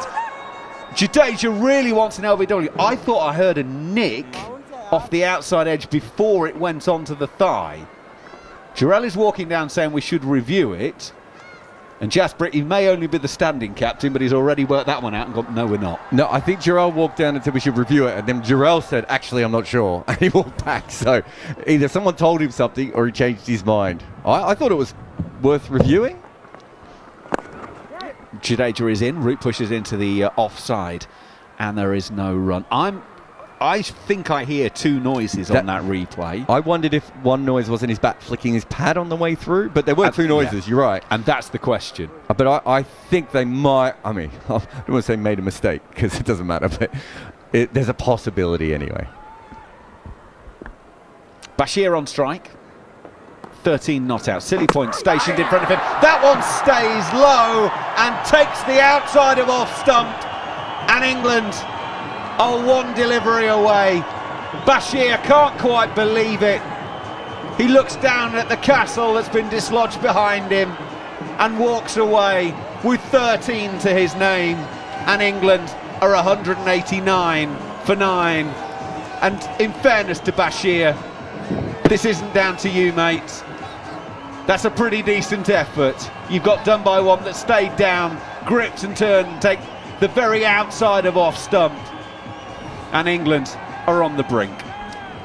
Yeah, there's not much you can do about that. Shoaib Bashir, you can hold your head up high, young man. You've had a good series. Tried there with the bat to hang around with Joe Root. He's batting beautifully. Right, his 13 runs has come to the end. Jadeja doing what he does. Going around the wicket to the right-hander, ball sort of pitching straight and straighten. And with the angle, going in with the angle and then just straighten. Didn't bounce as Bashir would have liked, sort of skidded underneath his bat. Just flicking off stump. So that death rattle. And his head sort of went back, went, oh no. And then he just turns and walks off. As you rightly said, Macca, there's nothing he could do about that. He's done well, the young man. Definitely one of the ticks and the positives from this series. So James Anderson walks out. Now, of course, James Anderson and Joe Root do have previous. They put on a very big partnership. I think it was Trent Bridge, where Anderson got 80-odd. And that was, I think that I could be wrong. It might be the only game in Test cricket where two number 11s made 50. Because did Mohammad Shami make a 50 in that one as well? It was the flattest. I still think it might be the worst Test match I've ever covered until the last ball when Alistair Cook got Ishant Sharma out. Yes. Then it was almost all worth it for that. Here we go then. One ball from Jadeja at James Anderson, and Anderson is solidly forward, defending as Jadeja bowls left arm around, and it's the end of the over. Look, I'm not saying they're going to do it again, but Anderson has got the ability to stick, and with Joe Root 22 away from what would be a very hard-earned 100, let's hope he can get there. It's 189 for 9 here on talkSPORT 2. He had the ability to stick a decade ago. Just tells you how ridiculous his career is, right? He's played so long that a decade ago he could do these things. But let's be honest, Mac, a lot of opportunities for reverse sweeps here. Absolutely. And on the day he brought up 700 Test match wickets, let's hope that James Anderson can add a batting moment as well for him. Be doing himself a disservice not to play a reverse sweep on a day he took 700 Test wickets. Well, if anyone deserves something, it's definitely Jimmy Anderson. What he has given to this England team over the years, long years, 700 wickets for me, won't be seen again, especially from a fast bowler. He's been phenomenal. Kuldeep then. To start the 47th over of the innings, Root gets down, plays the reverse, plays it well, plays it through third for 4. Root is into the 80s. He goes to 82 out of England's 193 for 9. Yeah, it's a shot he plays on a regular and plays it extremely well.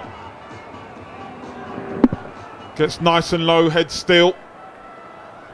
Vacant third, that's why he plays it. There's no one there, so safe. Gets him a lot of runs. Kuldeep, left arm around, bowling his wrist spin. Root punches into the offside. There is nobody inside a theoretical 30-metre one-day circle for India at the moment. So Root has the ability to just play it out there, and easily enough. He doesn't take the single, so he's on strike for the next delivery, sweeping it out to Siraj at deep mid-wicket, and again they don't take a run. Oh dear. I thought there was something funny about the dismissal of Bashir, and I've just worked out why. He knew that it had gone into the keeper's gloves. He heard that sound. He didn't realise it had grazed the outside of off stump, so made the T signal to say, no, I didn't hit it, review it. And Joe Root is actually giggling at the non-striker's end, saying, no, mate, you've been bowled. Kuldeep goes in, Root deep in the crease, turn to mid-wicket, and there is no run. I think the England dressing room have just clocked on to what happened there as well. I think that if there's a kangaroo court at the end of the tour, that may cost Bashir trying to review a bowled. I mean, even Stuart Broad never tried to review a bowled, did he? Actually, probably did. We've had a couple, haven't we? Virat tried to review a bowled at one stage. There's been a couple where, usually it's when you think the wicketkeeper might have taken the bails off, or you're just confused at what happened. Mike Gadding would have done it against Warne. He spent 15 minutes trying to work out what happened to him. Right, Anderson facing Kuldeep. Kuldeep goes in, bowls him the googly. Anderson turns it to fine leg. Root says, well, I'll come for the single if you want. But Anderson said, no, there's only one ball left in the over. I'll take it. It's not talked about enough, but the actual commentary of Richie Beno or the Mike Gadding ball is perfect, because I used to have the entire commentary on a poster. That was just the words. There was no picture of the ball or of Gadding or Warne. Kuldeep waits at the end of his mark, now comes in and bowls to Anderson. Anderson defends. End of the over. Root will be on strike, therefore. Anderson's done his job. I've done mine. Jarrod and Alex can fill in as Neil Manthorp is going to step into the breach. So Richie Beno says Mike Gadding has absolutely no idea what has happened to that ball.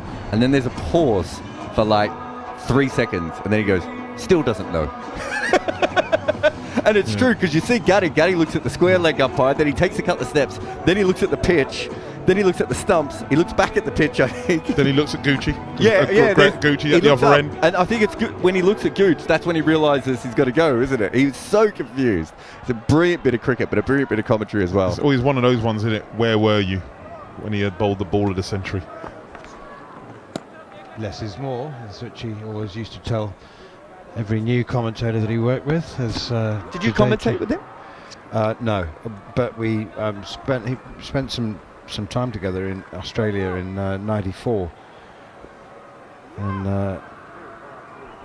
I picked his brains, the great man. Is that why you have the big Manthorp pause? Here's Jadeja again. Forward comes Joe Root, pushes it up on the onside. He did say, Jarrod, that you should not be afraid of silence. He didn't work on the radio. He did, actually, in the 70s. But yeah, no, he was referring to TV. I remember Adam Reed, our producer who travelled with us at the start of talkSPORT, used to say that sometimes Manthorp pauses for so long.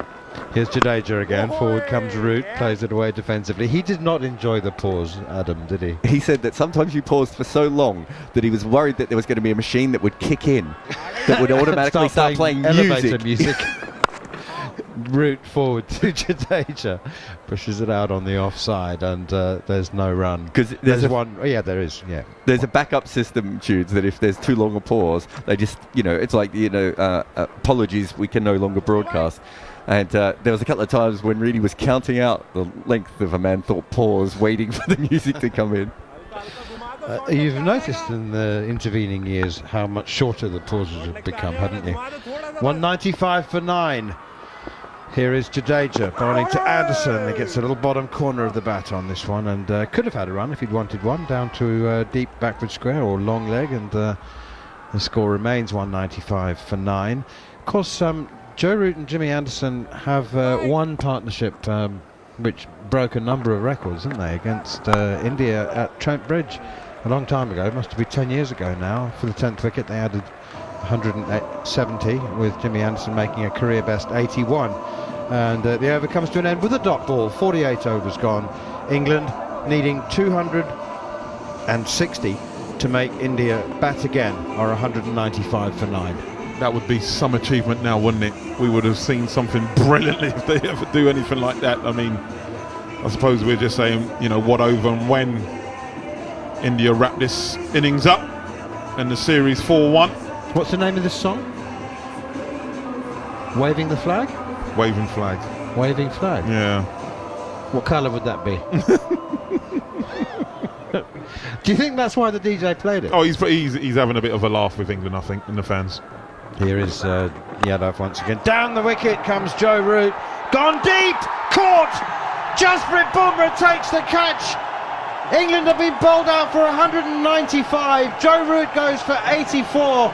And the last act of the 2004 series sees Kuldeep Yadav take the wicket of Joe Root to clinch an innings victory for the hosts and a 4-1 series win. India win by an innings and 64 runs. They've been dominant. They've improved as the series has gone on after an opening defeat, a memorable one in Hyderabad, but they've won 4 test matches in a row. Joe Root, in pursuit of a second series 100, has fallen for 84, and the entertainment has come to a close just over an hour after lunch on day 3. Yeah, India have been brilliant. Well deserving of their victory in the series 4-1. Ravi Ashwin in his 100th test match, blowing England's top order away in the second innings, which caused all the problems really. Any hope, any belief of England batting a day went when he took this second over and dismissed Ben Duckett, and that was sort of the catalyst really, and everything followed. Joe Root, well deserving, held out at the end, obviously batting with Jimmy Anderson, trying to get on with it, trying to get to 100, try to take on long on. And there was the captain Jasprit Bumrah on the boundary taking a safe catch, and he has to depart. And now all the formalities begin. It's been a disappointing end, obviously, for England, but the writing's been on the wall, in all honesty, from the second session on day 1, when they lost 6 wickets in the session between lunch and tea, and eventually bowled out for 218, and they were chasing the game from that moment onwards. The players exchange congratulations. All of the management, coaching staff and all the reserve players come out of the change rooms and shake hands with their opposite numbers. Ashwin becoming just the 4th cricketer to take a 5-wicket haul in his 100th test match, to go with 3 of the other great spinners of all time, Murali and Shane Warne, and countryman Anil Kumble. So Ben Stokes has seen the tour end in disappointment, but it's sport, it's cricket, albeit test cricket. It is very important, but it's not life and death, and the England captain's got a smile on his face as he congratulates all of his opposite numbers. He has said himself before this test match that a team's improvement and progress is not always measured in results, and although it's been a disappointing end to the series, there has been plenty of high points, not the least of which the 2 spinners, Tom Hartley and Shoaib Bashir, who've taken 38 wickets between them. Steve Harmison was talking at lunchtime about England's biggest problem before the series began would be how they're going to take 10 Indian wickets or 20 Indian wickets. Well, those 2 spinners who didn't have a test cap between them before this series have taken 38 wickets, 22 to Hartley, 16 to Shoaib Bashir, including 2 5-wicket hauls.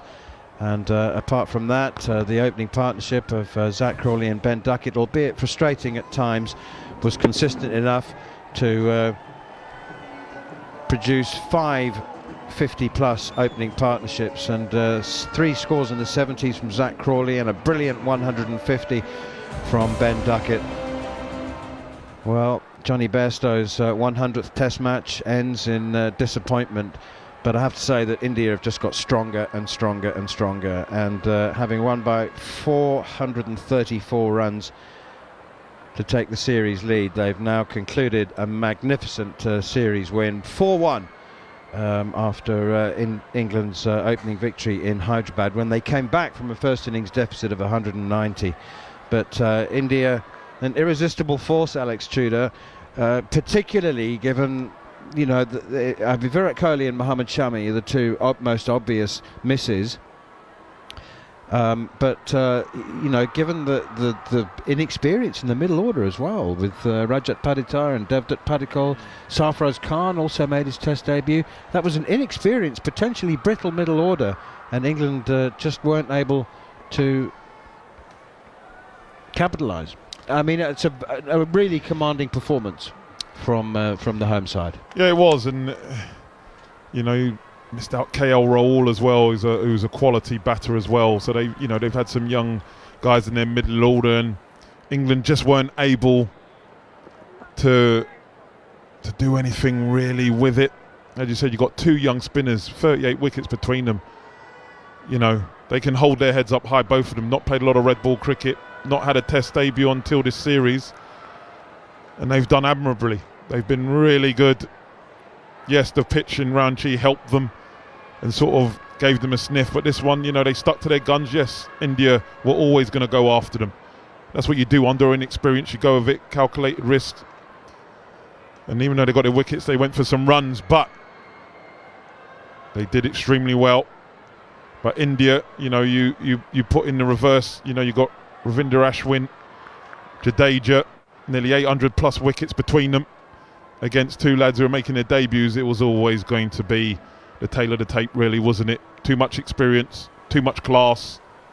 And with the way England have batted, again, they've not batted time. They've batted fast, but they haven't batted time. And that's one that we'll most probably have a discussion about a little bit later, about the way that England go about their batting. Thank you very much to Neil Manthorp. Another brilliant series from Manners on the microphone. And at 9:25 this Saturday morning, as what should have been approaching day 3 tea time, the series is done. India have won by an innings and 64 runs. They win this series 4-1. All the positivity after Hyderabad. Maybe we got ourselves a little bit giddy. Maybe we're a little bit caught up in that after England produced that sensational win to go 1-0 up after being 190 behind on first innings. But the concern was always India will roar back into the series. They have done exactly that. They have put England to the sword, and they win this series 4-1. Right, let's review the whole thing with the following on podcast. On DAB+, online, via the talkSPORT app, and on your smart speaker. Exclusive ball-by-ball commentary of the 5th and final Test match. Live from Dharamshala. Fielded, oh, there's going to be a run out! Only on talkSPORT 2. This is the Following On Daily Podcast. I'm Andrew McKenna, and I'm alongside the former England bowlers Steve Harmison and Alex Tudor to look back at India's innings victory over England in the 5th Test in Dharamshala to clinch a 4-1 series win. England wrapped up the Indian innings quickly on day 3 with James Anderson taking his 700th Test wicket. But that was as good as it got for England, as they were dismissed for just 195 in the third innings to give India victory by an innings and 64 runs, despite an impressive 84 from Joe Root. We'll be discussing that record-breaking day for James Anderson and dissect what was a miserable performance from Ben Stokes' side. We'll also look ahead to the English summer and debate some of the decisions that the England camp may have to make, and we'll get some exclusive reaction from the camps as well. So plenty to come over the next 30 minutes or so. You are listening to Following On. Right, well, let's recap the whole day. Of course, India were batting at the start of the day, resuming 473 for 8 with a lead of 255. Fortunately, from an England point of view, they managed to wrap things up relatively quickly. Kuldeep was the 9th man out eventually. James Anderson getting him out, caught behind off of the bowling of Anderson, caught by Folkes for 30 from 69 deliveries. Anderson's 700th Test match wicket, the first seamer to reach the dizzy heights of 700. So congratulations to him. And it was Bashir who wrapped things up, getting Bumrah stumped by Folkes for 20. That making it 477 all out. Those 2 wickets coming 3 balls apart. So Anderson finished 2 for 60. Wood 0 for 89. 2 for 126 for Hartley. Bashir another 5 for 173. Stokes 1 for 17. And Joe Root 0 for 8 from his 3 overs. So England trailed by 259. Unfortunately, they were already a wicket down inside of 2 overs when Duckett was out for 2. Crawley, a 16-ball duck. Pope for 19, caught it backward square leg for the score 36 for 3 at that point. Bairstow came in and whacked a lusty 39 from 31 to make it 92 for 4 when Kuldeep had him LBW. And Stokes bowled by Ashwin for 2 with the delivery that turned out to be the last one before lunch. That was 103 for 5. Folkes was the 6th man out, bowled by Ashwin for 8. Hartley was LBW to Bumrah for 22 balls later. Mark Wood was LBW to Bumrah, 1 hitting him flush on the boot, a 2-ball duck.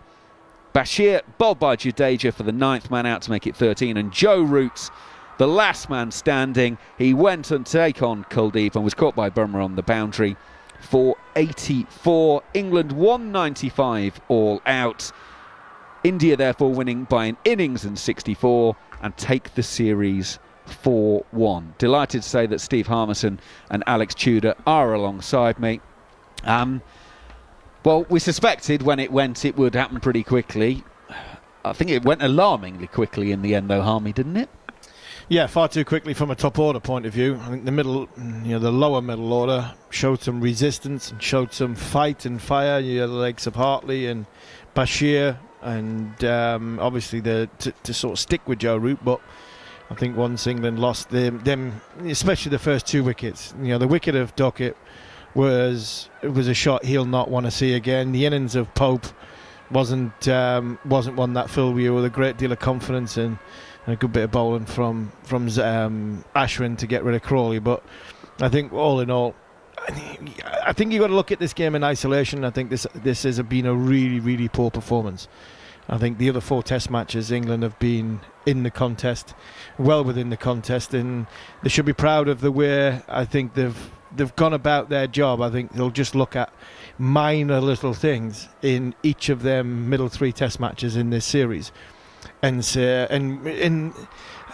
I am starting to wear thin of this is how we play. I think they need to play some smarter cricket in tough situations, and I think if they can do that, then I think this team can go to a whole new level. If they continue going the way they're going, well, they'll beat mediocre teams and they'll get beat off top sides, because when top sides do get a sniff, they run all over the back of you, run all over the top of you, and they're getting a sniff in this series, India, and never really let England back in when it was in tough conditions. I've given you the scorecard in terms of the scores. Alex Tudor, I'm now going to give you the scorecard in terms of the wickets. Duckett, an absolute hack at the 11th ball of the innings to Ashwin. He didn't really know where he was going. He came down the pitch, had a charge, and launched, or tried to launch one into the mountains, missed it, was bowled. Crawley was out 2 balls after a massive turning ball from Ashwin, which clearly worried the England batters and got into their minds and spooked them a bit. He was caught at leg slip, sort of turning one round the corner. Pope went on to the sweep and top-edged one. Bairstow was beaten by a leg spinner by Kuldeep, was very out LBW. It went to DRS, but it was umpire's call, and because it was given out on the field, it stayed as out. And Stokes got beaten again by a googly from Kuldeep that went between bat and pad and clattered into the off stump. Any side can lose wickets. You lose wickets in a cricket game, and you can lose matches of sport. It's how you lose them, and that top order, I'm afraid today, was blown away. I don't often dig them out, but I'm afraid today wasn't good enough, was it? Yeah, no, it wasn't. And as Harmy says, you can't say you take positives from it and stuff, but the way that they're batting at the minute is going to wear thin with a lot of people. You can see it on social media at the minute and whatever, and you can't continue to play that way all the time. You know, there are times when you have to sit in. Just look what Joe Root's done in this innings. You know, he's faced 120 plus balls and got to 84. So it shows you it is possible if you have the right mindset. You can't just go out there and feel like you're going to hit good bowling around the ground all the time. It's not going to happen. And the one thing that's happening now, captains are now saying, okay, we don't mind if you go at 4, 5 and over or even more, because we know that at one stage you're going to play one shot too many and we're going to get you. I mean, Ravi Ashwin had bowled 8 overs. He had 3 for 54. You can forget about the 54, but you had the 3 wickets. That was the main thing. And you can see when Ashwin got Ben out, he saw round the wicket, it didn't turn, it just slid on. Because of the angle, it just slid on and it beat him in the inside and bowled him. And you can see that frustration. He was annoyed. And it's just, you know, and what I want to speak about as well, Macca, is that this Bazball, or whatever you want to talk about, it's just positive cricket for me, is that when they've done it, it's happened in the second innings. It's not been in the first innings, it's been in the second innings when people really don't expect them to chase down 350. So you can play with that sort of abandon, like, well, no one's expecting us to win, but we're going to keep being positive and going at it. That is fine. And they've won games on that and given us great memories and things like, this is ridiculous, they're doing this. But you have to do it in the first innings. Can you get to 400? Your captain's won the toss on a good wicket. Yes, it moved around in the morning when it was 6 degrees and Bumrah and Siraj was swinging it around. But you saw that through. We were 64 for none. You know, the partnership that Duckett and Zach Crawley has given England on the regular has been a good one. And then, as Harmy says, Popey's come in and he looks frenetic. You know, for a player that's good and scored a lot of runs, he just looks frenetic. Looks like he wants to fill bat and bowl all the time. You can just leave it. Let the bowler bowl to you and then you pick them off. But it's like this team have been given a license to just go out there and play your way and no fear of, you know, being left out. We will back you, just carry on doing that. But I think all their success that they've had, especially when batting, has been in the second innings, and it's been when you've been chasing a ridiculously high score. And yes, you have done it on occasion, but there's been occasions when you haven't done it. And it's like we're remembering that and forgetting about the batsmanship, just going out there. You're playing against, you've got 3 world-class bowlers in the India lineup. You've got Bumrah, you've got Ravi Ashwin, and you've got Jadeja. There are times when you're just going to have to see them through. You can't hit them out of an attack. You just can't do it. You just got to see them in and pick off the bad balls. They will bowl you bad balls. But you just can't go out there and you're just not batting time. I mean, look, in the second dig, they've not even faced 50 overs. We said they faced 80 overs twice in 10 test matches. On average, they bat 71 overs. For me, you are not going to win a lot of games if you go and bat in that way. Ben Stokes said coming into this series, India's record is such that teams go there and they've played normal cricket and they've lost. So therefore, why not try something different? Well, 3 years ago during the COVID series, England came to India, won the first test match of the series, and then lost the next 3 heavily to lose 3-1. In this series, they've won the first test of the series in Hyderabad, and then lost the next 4. So the question I need to ask, Steve, is, has this approach worked? Has it borne fruit? Has it proven that it was right to give it a go? Because had they come and played, let me find the right word, traditional cricket, would we be looking at the same scoreline ultimately? So were they right to at least try it? I think if they came and played the traditional way, it might have been 5-0. The result, I don't think, would have been any different. I think they were right to come and play this way. I've got no problem coming over to India and having the mentality and the mindset the way England had. The mentality and the mindset, for me, is why England have had a chance in this series. So I've got no problem with that. I'm not going to be one of these ones that has a go and says, yeah, the mistakes they've made when they've been in the positions, that's what, for me, they have to get better. You know, I've got no problem them playing an aggressive manner. I've not got no problem coming across with mentality at that. But they've got to be smarter in that situation. And it's not, and some people look at it and say, oh, if they just did this, if they just did that. That's the perfect game that nobody plays. And I'm not asking them to play the perfect game. But geez, play the situation better. There's sometimes the situation has just got to be, you know what, this is 3 great spinners. We're going to have to just sit in a little bit. I'm not talking about blocking the next 20 overs, but what we're trying to do is, right, instead of trying to hit Kuldeep against the spin, let's just try and work him into an area for 4 or 5 overs. We'll get 3 and over. Fielders are back. We've got them where we want them. Fielders are back. Let's just work him in 3 or 4 singles and over, and say to Kuldeep, well, do you know what? You're bowling well, but we're still scoring 4 and over off you. And then make him bring that fielder in. Or then make him bowl that magic ball, which is over pitched and he doesn't quite get it right, and you bang him out of the ground. These are things I think are what's lacking with this team. That's what I'm saying. I think it's starting to wear thin to turn around and say, this is how we play. That, for me, has got to go out the window. You've got to play smarter. You've got to play a little bit more situation-based, by still having the positive mentality. Positive mentality doesn't mean you have to hit every ball for 4. A positive mentality means you're going out there to try and put the opposition on a back foot by playing in areas that they don't want you to play in. Right, and that for me is, potentially running harder between the wickets. When the wicket is doing that little bit more, and when the boundaries are less accessible, I think that is something where it's getting left behind and getting blasé at. The reason why England have had a chance in this series is because their mindset and their mentality. That's a big tick in the box for me for Ben Stokes and the way the management have come across here. I just think there's times in India where the last thing you want is to put the next man, and I mean it's passing the buck, but you put the next man under pressure who's sitting with his pads on in the dressing room because you're out there and you give it away. Once you give it away, you give the opposition a chance to come in and steamroller over the top of you. I don't know what the stats were telling us yesterday is how many times England have lost 5, 6, 7 wickets in a 50 to a 75 minute period. That's not smart cricket. The mindset is getting them into that position. The criticism should be the ones that identifies that position. And to be fair, I'm holding them all accountable here. Because this is not just one person.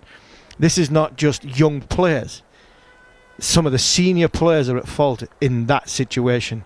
We've got a middle order who have played a lot of cricket, and they've been as guilty as anybody. So I'm not digging out any of the youngsters. I'm not digging out anybody that, I'm digging out the whole unit, understanding that we were that, and I mean they were that. I think they were that close from causing an upset and beating India in India. But at the end of the day, 4-1 looks an absolute hammering. And there's passages of play where I don't think 4-1's right, but there's also passages of play going, you deserve to get beat 4-1 because the way you played in that 50 to 75 minute period. Interesting tweet by George Debell, the cricket journalist, earlier, saying, when you cross the road, do you just back yourself to make it to the other side, or do you wait for a gap? And then our own Chetan Narula, who was with us in the first 2 test matches as part of the commentary team, said, and then get run over by a car saying, no regrets, and then try to cross the road and do exactly the same thing the next day. It does feel a little bit like that. It feels like we are a little bit in Groundhog Day at times, Tubes. Again, Harmy makes a great point. England have been... You'll look at the deficits of when they've lost. I think it was 106... 400 odd runs, 5 wickets in the last game, and now obviously by an innings and 64. And you look at it and you think it's been an absolute mauling. But there's been situations, and that's what Harmy's telling. You've played a certain way that's got you in a situation. And when you've got into that situation, it's assessing it, knowing it, and saying, right, now we're going to make you pay. But then they just continued on that form and thinking, right, this is what's got us there, we're going to continue. And against world-class teams with world-class bowlers, they're going to make you pay. And there's been 5 times in this series where England have done well and then they've just got blown away. You just can't have sessions where you get 7 for 30 or 10 wickets for 108 runs and 7 for whatever it is and another. So you just can't win matches if that continues to happen, and that's been on the regular. But there have been occasions where England have had a sniff, but they've just not read the situation, played the same way, and then been blown away. So it's been close, even though that the margin, when you look at the end, looks like they've been mullered 4-1, and you see the margin of the win. But there's been times when this England team, with the way that they've played, has got them to a point, but then you have to change it up. It's like, right, I'm going to make this bowler bowl another spell. Ravi Ashwin disappeared for personal reasons for a couple of days. He was gone, so you make the bowlers now bowl. Only you have 3 bowlers, but we're still playing the same way, and you can't keep doing that and then ask for us to just sort of leave you alone and say, right, that's the way we play. I'm sorry. Looking to the future, a guy's tweeted us, Pete Sports, do we think we'll ever see an English opener again capable of batting all day and getting an average of 40 runs a session and just occupying the crease? Well, I'll chuck in the answer to that one. Not with this captain and not with this coach. No, not with the not so much with the captain or coach, but the way the mindset has shifted and the way the game shifted and changed. You know, Rohit Sharma doesn't do that. We've marvelled on Yashasvi Jaiswal in this series, who's going to be an absolute superstar. I can't see him batting a session for averaging 40 runs. Pete, the problem is it's not the openers, and it's a great question. It really is a great question, because it shows you how much the game's evolved and changed a little bit. But Pete, when you look at this, I looked at it and going, well, the 2 areas of concern before this series was numbers 1 and 2, possibly number 3, and then the 2, well, whoever was going to bowl spin for us. And you know what? Your opening batters I've done very, very well to get England off to a decent start. Mohammad Siraj has been terrible in this series, largely down to the fact that every time he's bowled with a new ball, we've belted him. You know, Bumrah's first spell has not been the greatest spell, and Bumrah's had a great series, but it's been his second and his third spells where we've struggled. So I think our openers have overcome that new ball, reasonably well, if not, better than that. And the spin bowlers, well, I'm sure we'll come on to them in a bit, but our spin bowlers, who were the concern, I think they've performed well over and above that anybody could, predict what they were going to be in this series, and that's up against Ashwin, Jadeja, and Kuldeep, who have been absolutely magnificent. So, again, you don't give teams or bowlers like that a sniff. And when you do give them a sniff, they'll run all over the top of you, and that is so many passages over 5 Test matches. Yeah, and Hartley's ended up with 22 wickets in the series. Bashir has got 17 in the series, so you doff your cap to them. What are we doffing caps? Ravichandran Ashwin, 100th Test match. We've looked on the negative side of things. Let's look at the positive for a moment. 100th Test match, and takes a 9-for in the match, 4 in the first, 5 in the second, and he's been speaking with our friends on the TV broadcast. Yeah, it's been a memorable game for everyone, and one man, it's been super memorable. Ravichandran Ashwin, 100th game, 9 wickets in the match, 26 overall. Just talk to us about whatever emotions you're going through right now, Ashwin. Actually, I'm very happy. I don't know, I can't really put a wrap around how I'm feeling right now, because there's been quite a lot that's happened over the last week or so. A lot of news before the game about the 100th Test. A lot of well-wishers came forward, wished me some great previews by the media team of the BCCI. So yeah, overwhelmed actually. A lot of well-wishers have come forward and sent me messages. But to have a good game in terms of wickets is what a bowler can ask for. Ash, I've got the first man to reach 100 Test matches for India sitting alongside me, the legend Sunny G. He's going to ask you the next one. Well, all I can say is I didn't even get a half century in my 100 Test in both the innings, but you got a fifer, so that must make you feel really pleased, isn't it?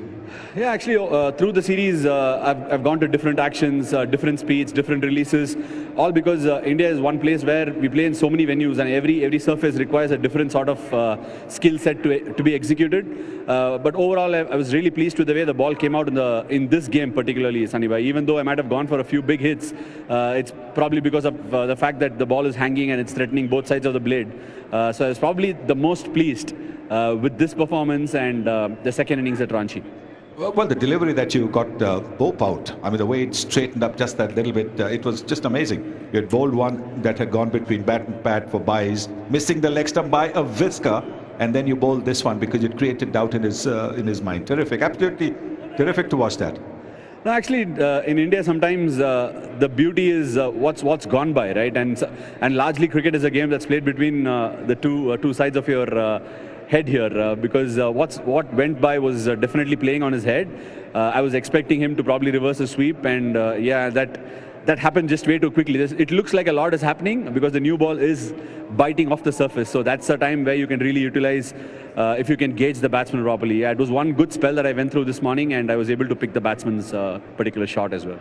Ash, you mentioned the different actions, the different releases. Look, as a spinner, it's very tough, isn't it, to be so courageous to try that when you know certain things are working. In spite of that, you try and do different things. How do you manage to do that?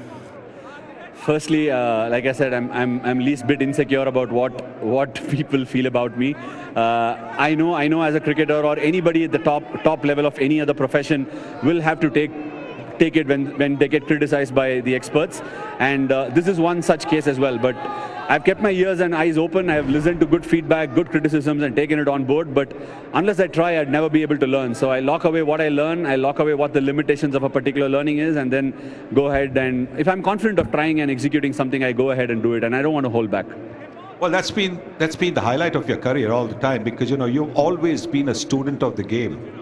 That's been seen how you're trying to get better every match, with a variety of deliveries, the different delivery actions, the different run-ups that you have. I mean, that's fascinating to watch, how the mind is working, trying to outfox the batter. So, I mean, I can only say that, a lot of good players of spin bowling will be thinking 100 times how to cope up with you. And we heard that from Joe Root before this test match began. Sanibhai, actually, I feel times have rolled along, and in a way, with the number of footages that you get and the video analysis that's going right now, and how frequently you play cricket amongst the top test nations, the batters are constantly prepared, and they can line you up beautifully if you're the same person that you keep coming. Of course, there will be phases where you can keep it there and thereabouts tight. You will find good lengths in certain spells, but that's just not good enough to dismiss some good batters. I'm not saying sticking to one method won't work. Thankfully, I am one of those who's experimented and learned, and it's worked for me.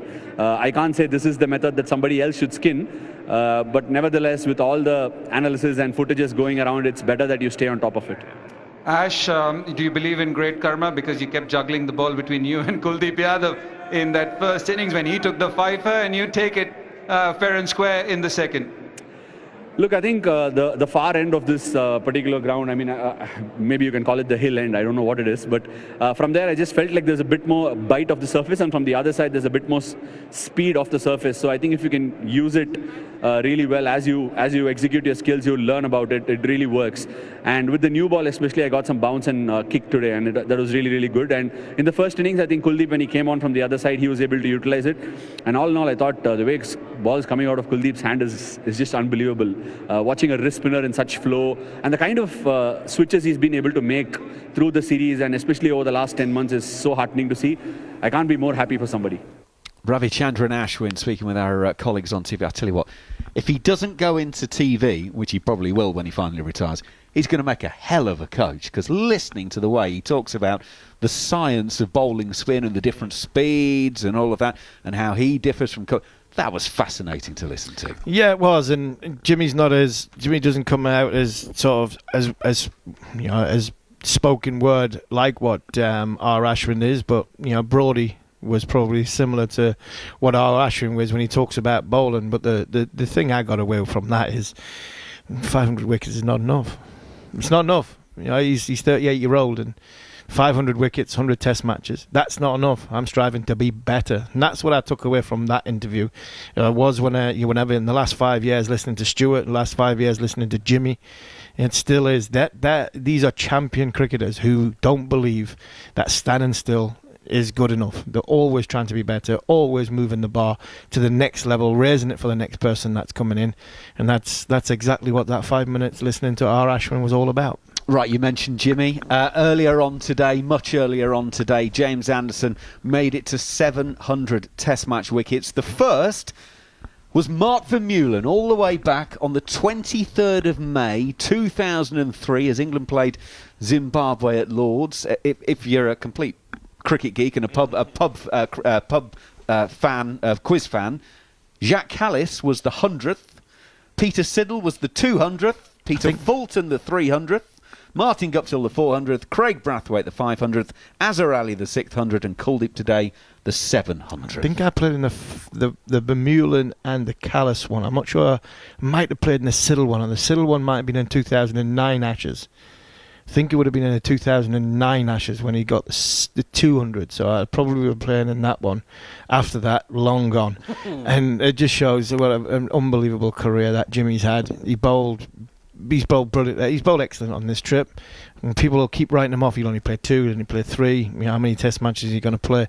He played 4 out of 5, and he's been a champion bowler, which I don't think he's not thinking about retiring anytime soon. I've seen him at the back end of the summer, and in Scotland we had a game of golf. Me, Goffey, and Jimmy had dinner. Straussy was there as well, and I was like, "Come on, Jim, you're going to give up? Your mate's gone. You're going to go?" And he's like, "Harmy," and he looked me straight in the eye. He went, "I get out of bed in the morning, and I still love playing cricket." And that look on his face was something of a picture to say. He's telling me the truth here. He actually does like getting out of bed in the morning, going to the gym, working hard. Because, Judes will tell you, fast bowling is not easy. It's not easy day after day, going back to the same place and trying to put yourself in a position to rock up, put your boots on and go and bowl fast again. And you look at this Test series, Ollie Robinson, 20 Test matches, bowling 126, 127 at most. Jimmy in this game on flat wickets, bowling at 138, 139 kilometres an hour, 41-year-old. We can't say any more. He's just been unbelievable, and it was brilliant to see him and his family get the recognition, the due rewards for 700 Test wickets. A feat and a landmark no seamer will get. I don't think we'll get within 200, 250. Yep, he is the first seamer to get to 700. We've obviously had spinners get there to 700, but Jimmy, the first seamer. Tudes, with the fact that now actually there is a bit of a rest period in terms of red ball cricket, the next test for England is in July when they play the West Indies. It's then Sri Lanka in August. Jim's got time to rest up, get his feet up for a bit, play a bit of red ball cricket for Lancashire at the start of the season, maybe turn out for them, and then get himself fit and firing and ready to go all over again. Yeah, why not? Listen, you're a long time retired. Yes, he's 41, but he's fit as a fiddle, looks after himself, eats the right way, looks after himself. And a lot of young seamers coming through should look about the way that Jimmy Anderson goes about his business. Yes, the reason why I call him the GOAT, especially for England, when I'm talking about all bowlers that have been before us and whatever, is that on all different conditions, depending on the wicket, Jimmy will bowl accordingly. If a wicket needs him to bowl slightly quicker, he will do. If a wicket says, like, I only really need to hit the seam and manoeuvre it and I'll drop my pace a little bit, he would also do the same. He manoeuvres round the crease, comes round the wicket, changes it up, got slower ball. That's what you need as a fast bowler, and that's what Jimmy Anderson has. That's why he's got the longevity. That's why he's got the wickets he has. Why should he retire? He's still causing batsmen problems. So yes, continue, Jimmy. You're doing a fantastic job, and we wish we had more of him. But yes, he'll most probably come back, have a month off. He'll definitely play for Lancashire. He loves playing for Lancashire. He'll bowl. He'll trouble county batters. They will have sleepless nights thinking, "Oh, geez, Jimmy Anderson's coming at me, and he's gonna give me an absolute." I'm trying to think of the word I was going to think, but a bit examination, that's the word. It'll be an examination. He's not just going to come and bowl gun barrel straight. He's going to test my technique. He's going to work me over, and that's what he'll do. And he'll be ready, as you say, in July when he's called upon, and he'll just keep going. As Harmy says, there'll be no one just because of the way that cricket's going. There'll be no one that will come nowhere near him on the seamer front of things. Harmy says 150, 200. I'm trying to think of, fast ball. I'm thinking Rabada's 300 odd, whatever. I don't reckon 250 near him. South Africa don't play enough Test matches. Yeah, the only one, Bumrah, where's he going to end up? Where are the likes of Cummins, Stark and Hazelwood going to end up? Yeah, these are the ones. The rest of the world cricket don't play anywhere enough. England, I don't think, has got anybody that will come through and play that volume of cricket to get over 300, 350 Test match wickets. So I think Kagisa Rabada is a name which we think has got the skill level to do that, but South Africa don't play cricket. And also they play all formats of the game, where Jimmy just plays red ball cricket. He's not playing white ball cricket anymore. He's not playing franchise cricket. Hazelwood, Cummins, Rabada, they play franchise cricket, so their bodies are going to get tired. There's a lot of travelling. There's a lot on them, on their bodies when they're playing those formats of the game. So I don't think they'll have the longevity that Jimmy's had. So we need to treasure him.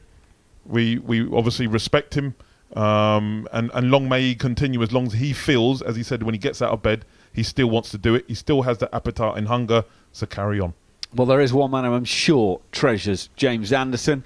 The England captain Ben Stokes, and he's been speaking with our reporter Cameron Ponsonby. Ben, your thoughts on the 5th Test match?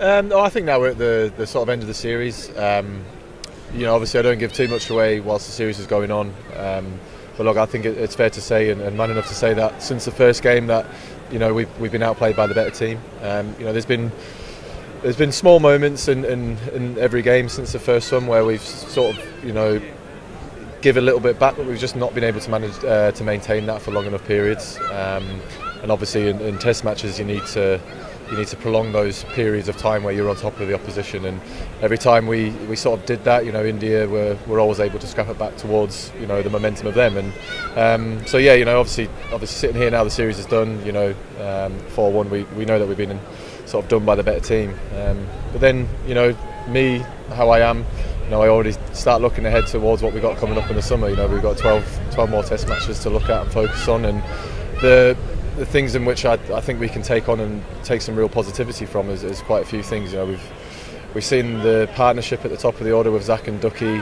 just become more formidable. We found obviously Shoaib Bashir and Tom Hartley, Joe Root's coming into some good form, and very small sample size, but obviously me coming back into some sort of competitive bowling now. So when you look ahead to what we've got coming up in the summer in a short frame time, there's a lot of positives to take forward from that, but obviously not taking away the disappointment from this tour. Over those next 12 Test matches, how do you see this team evolving? Well, look, I think we obviously take this series on the chin. We came here with high hopes, and especially after the first game, after winning that, things were sort of looking really good for us. But I guess as a team, we've got to sort of understand that when you do get that period, or when you are on top of the game, it's about trying to make sure that we stay on top for longer, and not giving the opposition a sniff. And you can use disappointment, one or two ways. You either let it eat you up and bring you down, or you look at it, reflect on it, and try and use it as a way to make you a better player and a better team. And that's definitely what I think this team is about, is that we use disappointing games or disappointing tours as a way to progress ourselves as a team and as players. This match has been the anomaly of this series. You've said yourself there are rare occasions when the hairdryer does come out. Is this one of these occasions, or does the message stay the same? No, I don't. Look, I think playing at this level, we all know and understand where the things have gone wrong for us, as a collective. And that's the thing about team sport, is that you win together, you lose together, and I think everyone knows, without really having to sit people down and give them a slap on the wrist, as people might say, about this, that and the other. We know that when we have been on top of the games, that we need to prolong those periods of doing that, and you wouldn't get to this level without understanding that. We've had some great success over the last 2 years. This is the first time since I've taken over captaincy where we've been thoroughly outplayed on a consistent basis, and I think everyone in there knows where those periods have been and why we find ourselves sitting here at 4-1. But losing and disappointment is sometimes the greatest thing for a team who've had so much success, and really makes you want to drive what we have achieved over the last 2 years even further on. Is disappointment the overriding emotion looking back on this Test series? Well, I think that overall, yeah. But me being the person that I am, and I'm, as I said at the start there, I'm looking at what we've got coming up, and I'm looking what we can take on into the summer in England, and then obviously with our tours to Pakistan and New Zealand after that.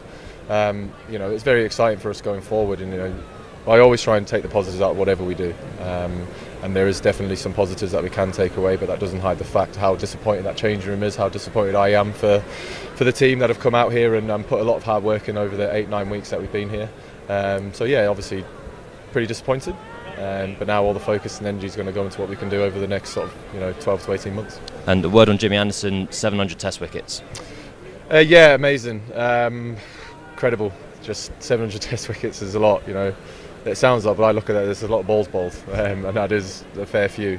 But yeah, look, obviously, what he is to this team and the inspiration that he gives a lot of people, not only on the field that he plays with, but also people watching the game. He's an absolute champion of cricketer, and obviously deservedly is, now with the wickets that he's got, it's gone down as one of the greatest seamers to ever play the game, if not the best.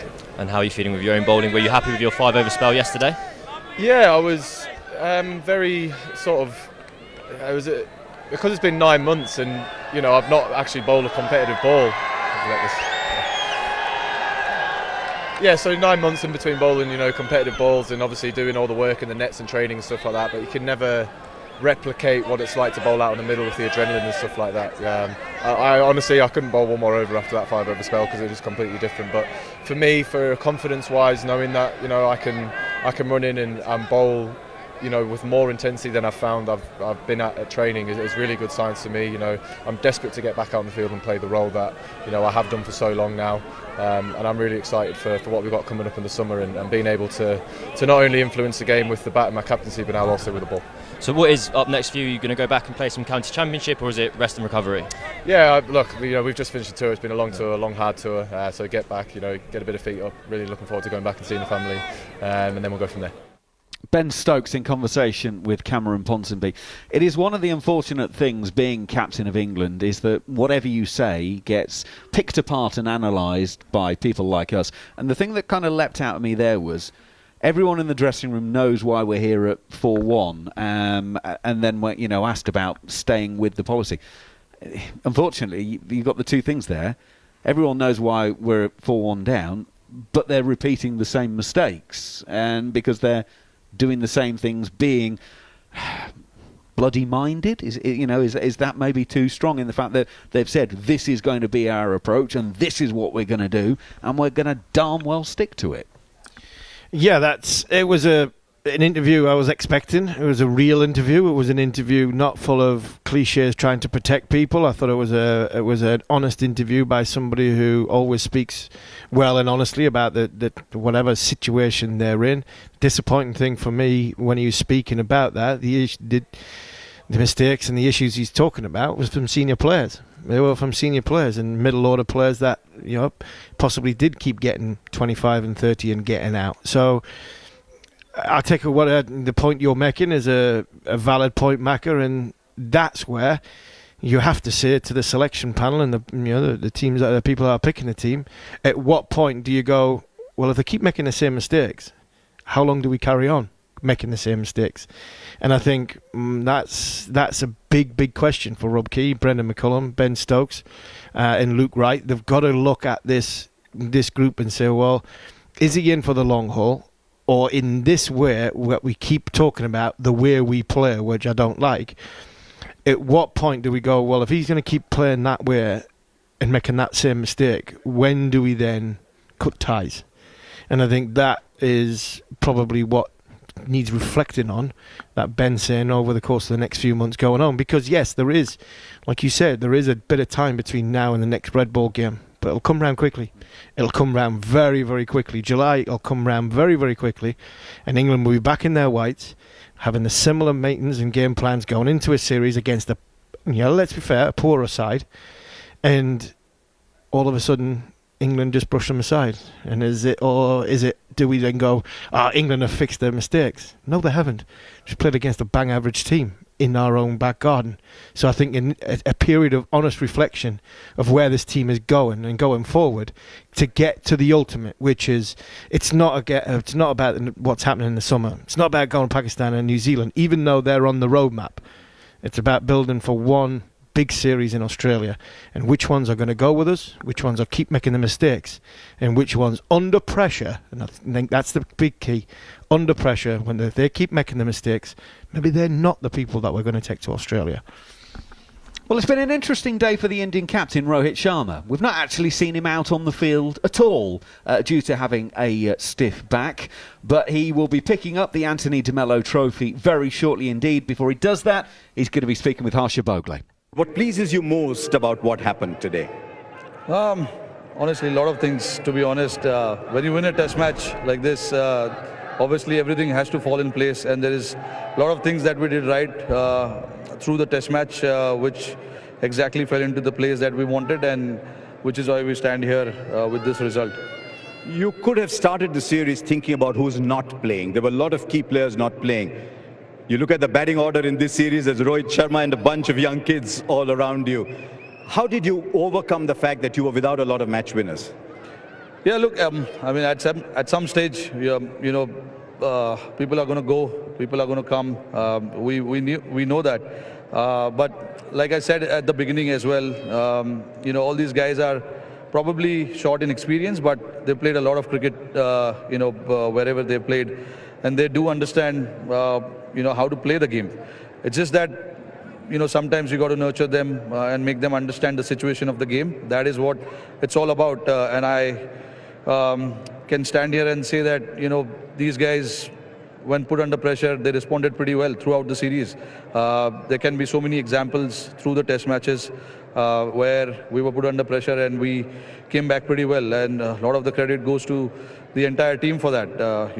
Whoever was in the situation, whoever was supposed to put their hand up in the middle, they did put their hand up, which was pleasing to see. The batters obviously made enough runs to win the series, but how good was the bowling? And it must have been enjoyable to just look around and see the bowling resources at your command. Yeah, absolutely. I think when you win a series like this, we talk about scoring runs, we talk about putting a lot of runs on the board, but it is as important to take 20 wickets to win the test matches. We came pretty close in Hyderabad, and then the next 4 test matches, how everyone, all the bowlers, came and responded and took the responsibility. Was pleasing to see. They wanted to make a difference. Anyone who had the ball in hand wanted to make a difference, and you could see that today. I've seen you in the past when Kuldeep was down, putting your arm around him and having long conversations with him. I'd love to know your conversations with him now that he's bowling as well as he's ever bowled before. Yeah, it was a long conversation, and it's not maybe once or twice. It was over the period of time that we had conversation with him. Certainly has got a lot of potential. We know that can be match winner on his day. We saw in the first innings where chips were down a little bit, he came and bowled pretty well. He's got something about him which we all need to accept and be happy about, to be honest. And yes, like you said, after his injury, he had a knee injury a couple of years back, and he has come back, worked at NCA, worked with his coaches, and is putting a lot of body on the ball now, which is good to see. And most pleasing was his batting through the series. I'm glad you mentioned that. When I first asked you about Yashasvi Jaiswal, you were a little hesitant to talk him up. Now it's been the end of a series. He's made 700. It's been a fabulous debut. Tell us a little bit more about this young man. Yeah, I can talk about him now. But again, guys got a long way to go. Started off really well. This is amazing to be in this position for him personally. And we saw through the series, wants to take on the bowlers, and that is something that we want to encourage. When the guys got talent like that, who can play the shots like that, puts bowlers under pressure from the word go. And something that we want to encourage and something we want to take forward. Obviously, there will be a lot of challenges for him moving forward. But I'm pretty sure he's a tough guy, has come a long way where he is right now. So obviously he will understand what he needs to do individually. And then, of course, what the team expects from him as well. But yeah, like you said, clearly, superb series for him. Likes to score big. We saw that. And I hope that he continues to do that. Rohit Sharma in conversation with our mate Harsha Bhogle. Speaking there after completing a 4-1 series win. Kuldeep did get player of the match for the test match, and Yashasvi Jaiswal, unsurprisingly, has got player of the series for his 712 runs at an average of 89. Well, we might be a little bit concerned about the direction of travel from an England point of view, Alex Tudor. From an Indian point of view, the fact that Kuldeep is now standing up and absolutely, in the past he's been a white ball bowler. He now looks a red ball bowler, and in Jaiswal, he looked like a world beater. Yeah, and in, Ravi Ashwin alluded to it in his interview at the end, the control of a wrist spinner that Kuldeep's got at the minute, that confidence that's getting, because we've got to remember, he did get the yips. He couldn't land it a few years ago, and so he's obviously worked really hard at his game. He's come into it, back-to-back fifers. He's bowled beautifully. The control, he's bamboozled the England batsmen in middle order that are experienced. They couldn't pick him. His wrong end, they couldn't pick him. And that's just going to give him confidence. And you put him there with Ravi Ashwin and Jadeja, they're going to be formidable. I mean, what type of a wicket do you produce for India if they come and see you? You've got Mohammad Sami to come back. Yeah, you bowl him with Jasprit Bumrah for me, who's number 1 in the world. You got Siraj, who's not a new ball bowler, but you bring him first change, all of a sudden that's different. Are you going to produce a spinning wicket? If you do, you're going to get beaten up by India. And then Jaiswal, for me, he's going to be a world beater. He's going to be a world beater. There's nothing in his technique, the way he is, that steeliness, that doesn't tell me he's going to score runs all the way around the world very quickly, but he's going to do it in a way where it's calculated. He's not just going to go out there and swing and try and dispatch the ball to all parts all the time. I'm sure he will assess the situation and he will score big runs. He's got an appetite for scoring big runs. You do not get double hundreds in a series back to back and think he doesn't enjoy batting. He enjoys batting. He enjoys batting time, long, and likes to bat and get runs. So now India have massive headaches because, as you said, no Kohli, no KL Rahul, Mohammad Shami to come back, Richard Pant to come back. I mean, when you get your opportunity, and that's what you want competition for places. So when you get your opportunity, do you take it or do you make it easy for the select to say, okay, you got your cap, well done, but the big gun's coming back? No, you want that problem that, Jarrell's come in. He's looked good with the bat. He looks composed, assured. So it's a good headache to have. You've got world-class players to come back who doubtedly will come back and play. But the catalogue of players that they have, Indian cricket is in good stead. By the way, Ben Stokes referred earlier to the number of balls that James Anderson has bowled in Test matches. It's now at 39,877. So if he gets basically 20 overs and 3 balls in, he'll have hit 40,000. The only other people who've gone past 40,000, Shane Warne, 40,705. Anil Kumble, 40,850. Matthias Muralitharan, and again, he's out on his own, 44,039 balls in Test cricket. It's just in Test matches. That's in Test matches. And the 3 you mentioned, they're spinners. Yeah, this absolutely. Is a seamer. This is a guy who burst into the scene bowling 90 mile an hour. This is what that tells you. His body, 180 plus Test matches, 700 wickets. We ain't seen it again. Not from a seamer. Absolutely. Right, let's round things up. To give you an idea, obviously Ben Stokes is doing all the interviews today. I would imagine Brendan McCullum will sit down with the media tomorrow and do, if you like, the fallout pieces the day after the game ends. And I imagine there's going to be an awful lot of questions about style of play, about approach, and going forward. So, gentlemen, I'll ask you both the same question. What would you like to hear Brendan McCullum say tomorrow after a 4-1 series defeat in India? Harmy, I'll start with you. He's not going to dig anybody out. He's going to speak exactly the way Ben has spoke. And if it was me, I'd be saying we've lost 4-1. But the people that I was expecting to perform probably didn't perform as well as you would think. And the people that I was thinking we're going to have to protect and bring in and take out and look after, they've actually done as good, if not better, than we expected. So from a positive and negative point of view, I think there are positives. The 2 at the top were very, very good and very, very strong. Put India under pressure. The 2 spin bowlers. We had 1 cap between 3 of our spin bowlers after Jack Leach goes home.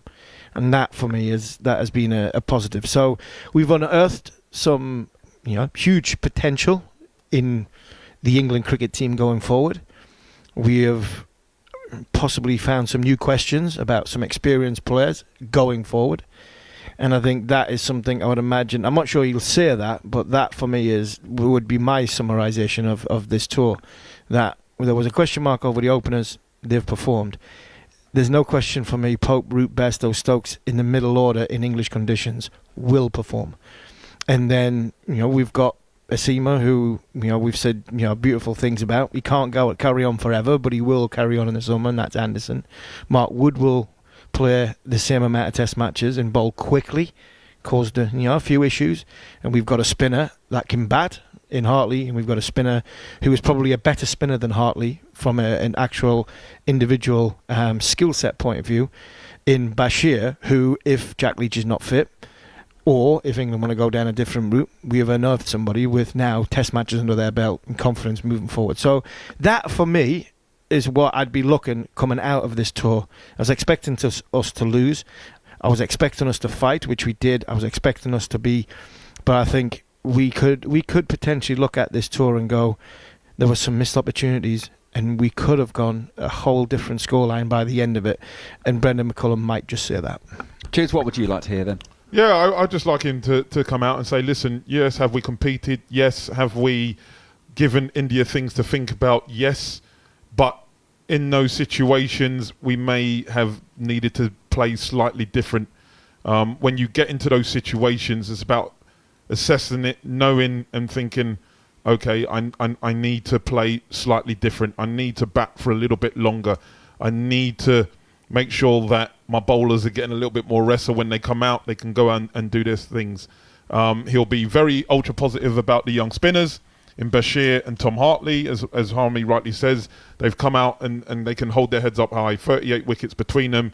No one did expect that, apart from Harmy. He did say Tom Hartley will be the surprise wicket taker, and that's been proven the case. Bashir has been a great find. That was a gut feel from Ben Stokes, who saw him on a YouTube clip, and him and I'm sure Brendan McCullum and Rob Key would have said, yep, let's take him because of the height, and that seems to work. So I think you persevere with him for sure, and you think, okay, he will be going out to Australia.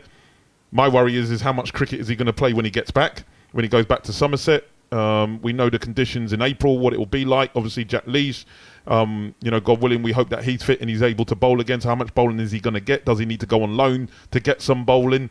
Because you don't want him not bowling and then obviously having to go to Australia. That is going to be difficult. So, the middle order, as Harmy says, the top order, Zach Crawley has answered a lot of questions. He's given England a fantastic start.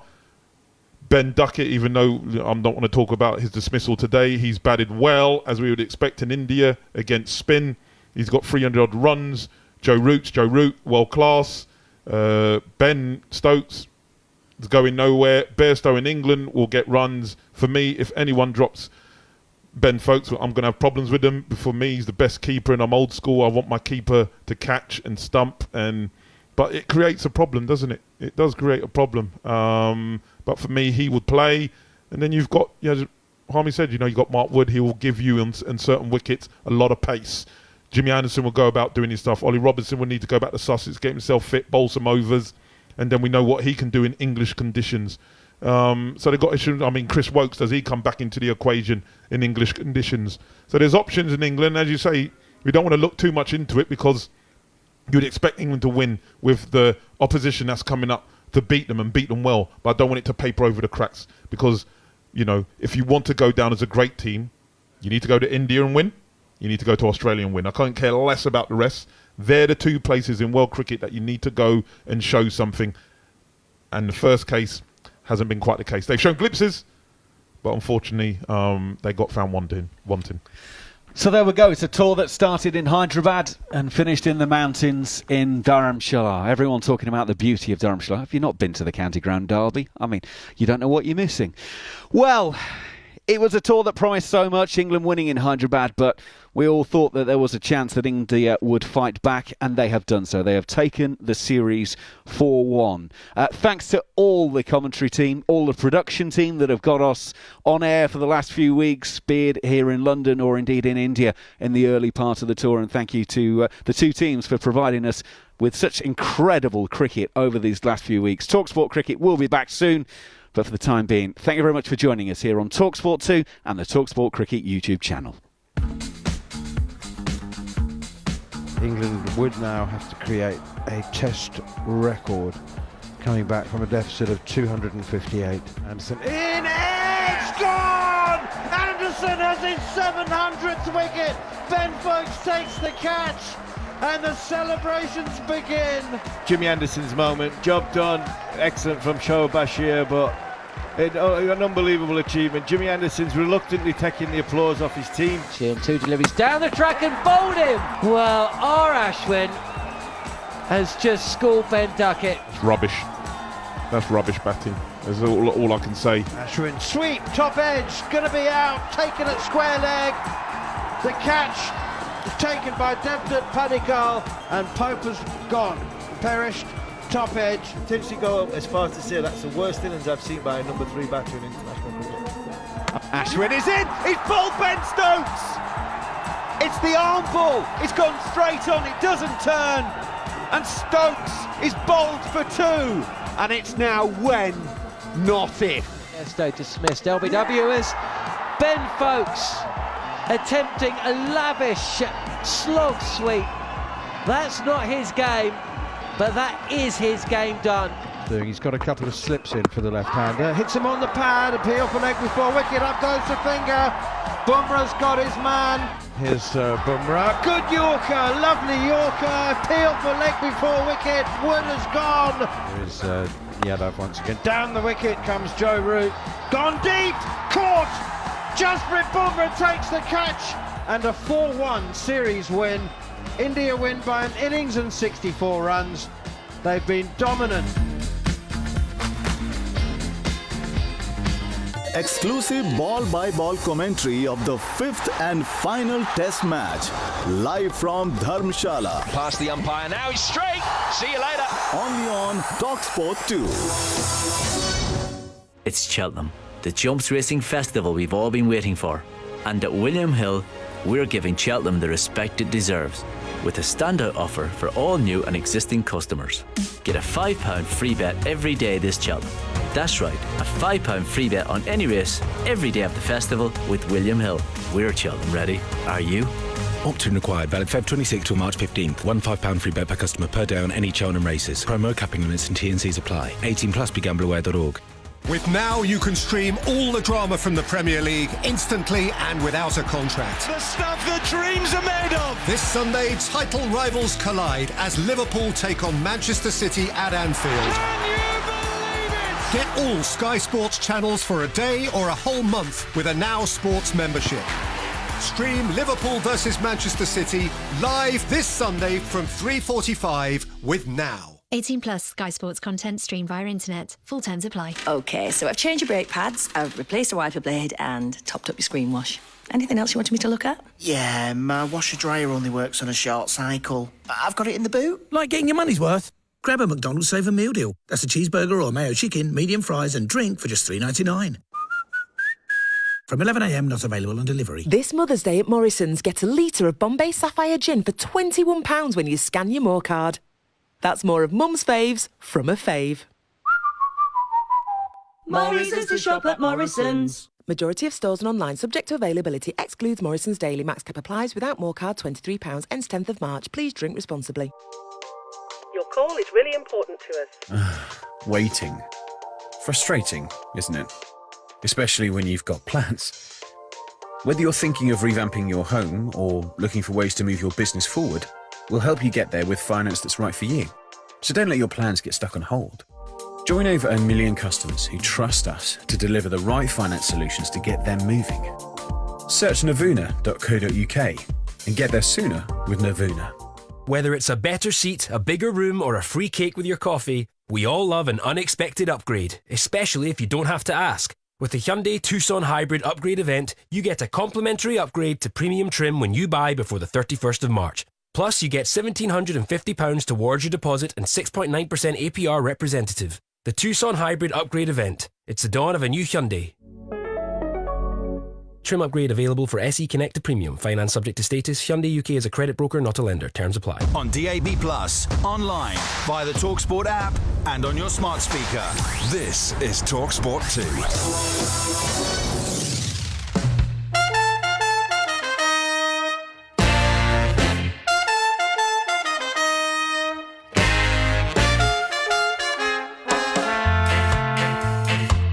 You're listening to the Cricket Collective here on talkSPORT 2 as part of the Following On podcast.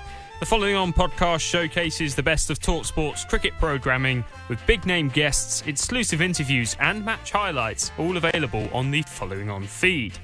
On today's show, Neil Manthorp is joined by cricket writer and historian Jarrod Kimber to discuss the top 5 Indian cricketers you've never heard of, but ought to.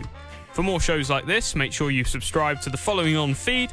But for now, sit back and enjoy. You're listening to the Cricket Collective on talkSPORT 2 as part of the Following On podcast.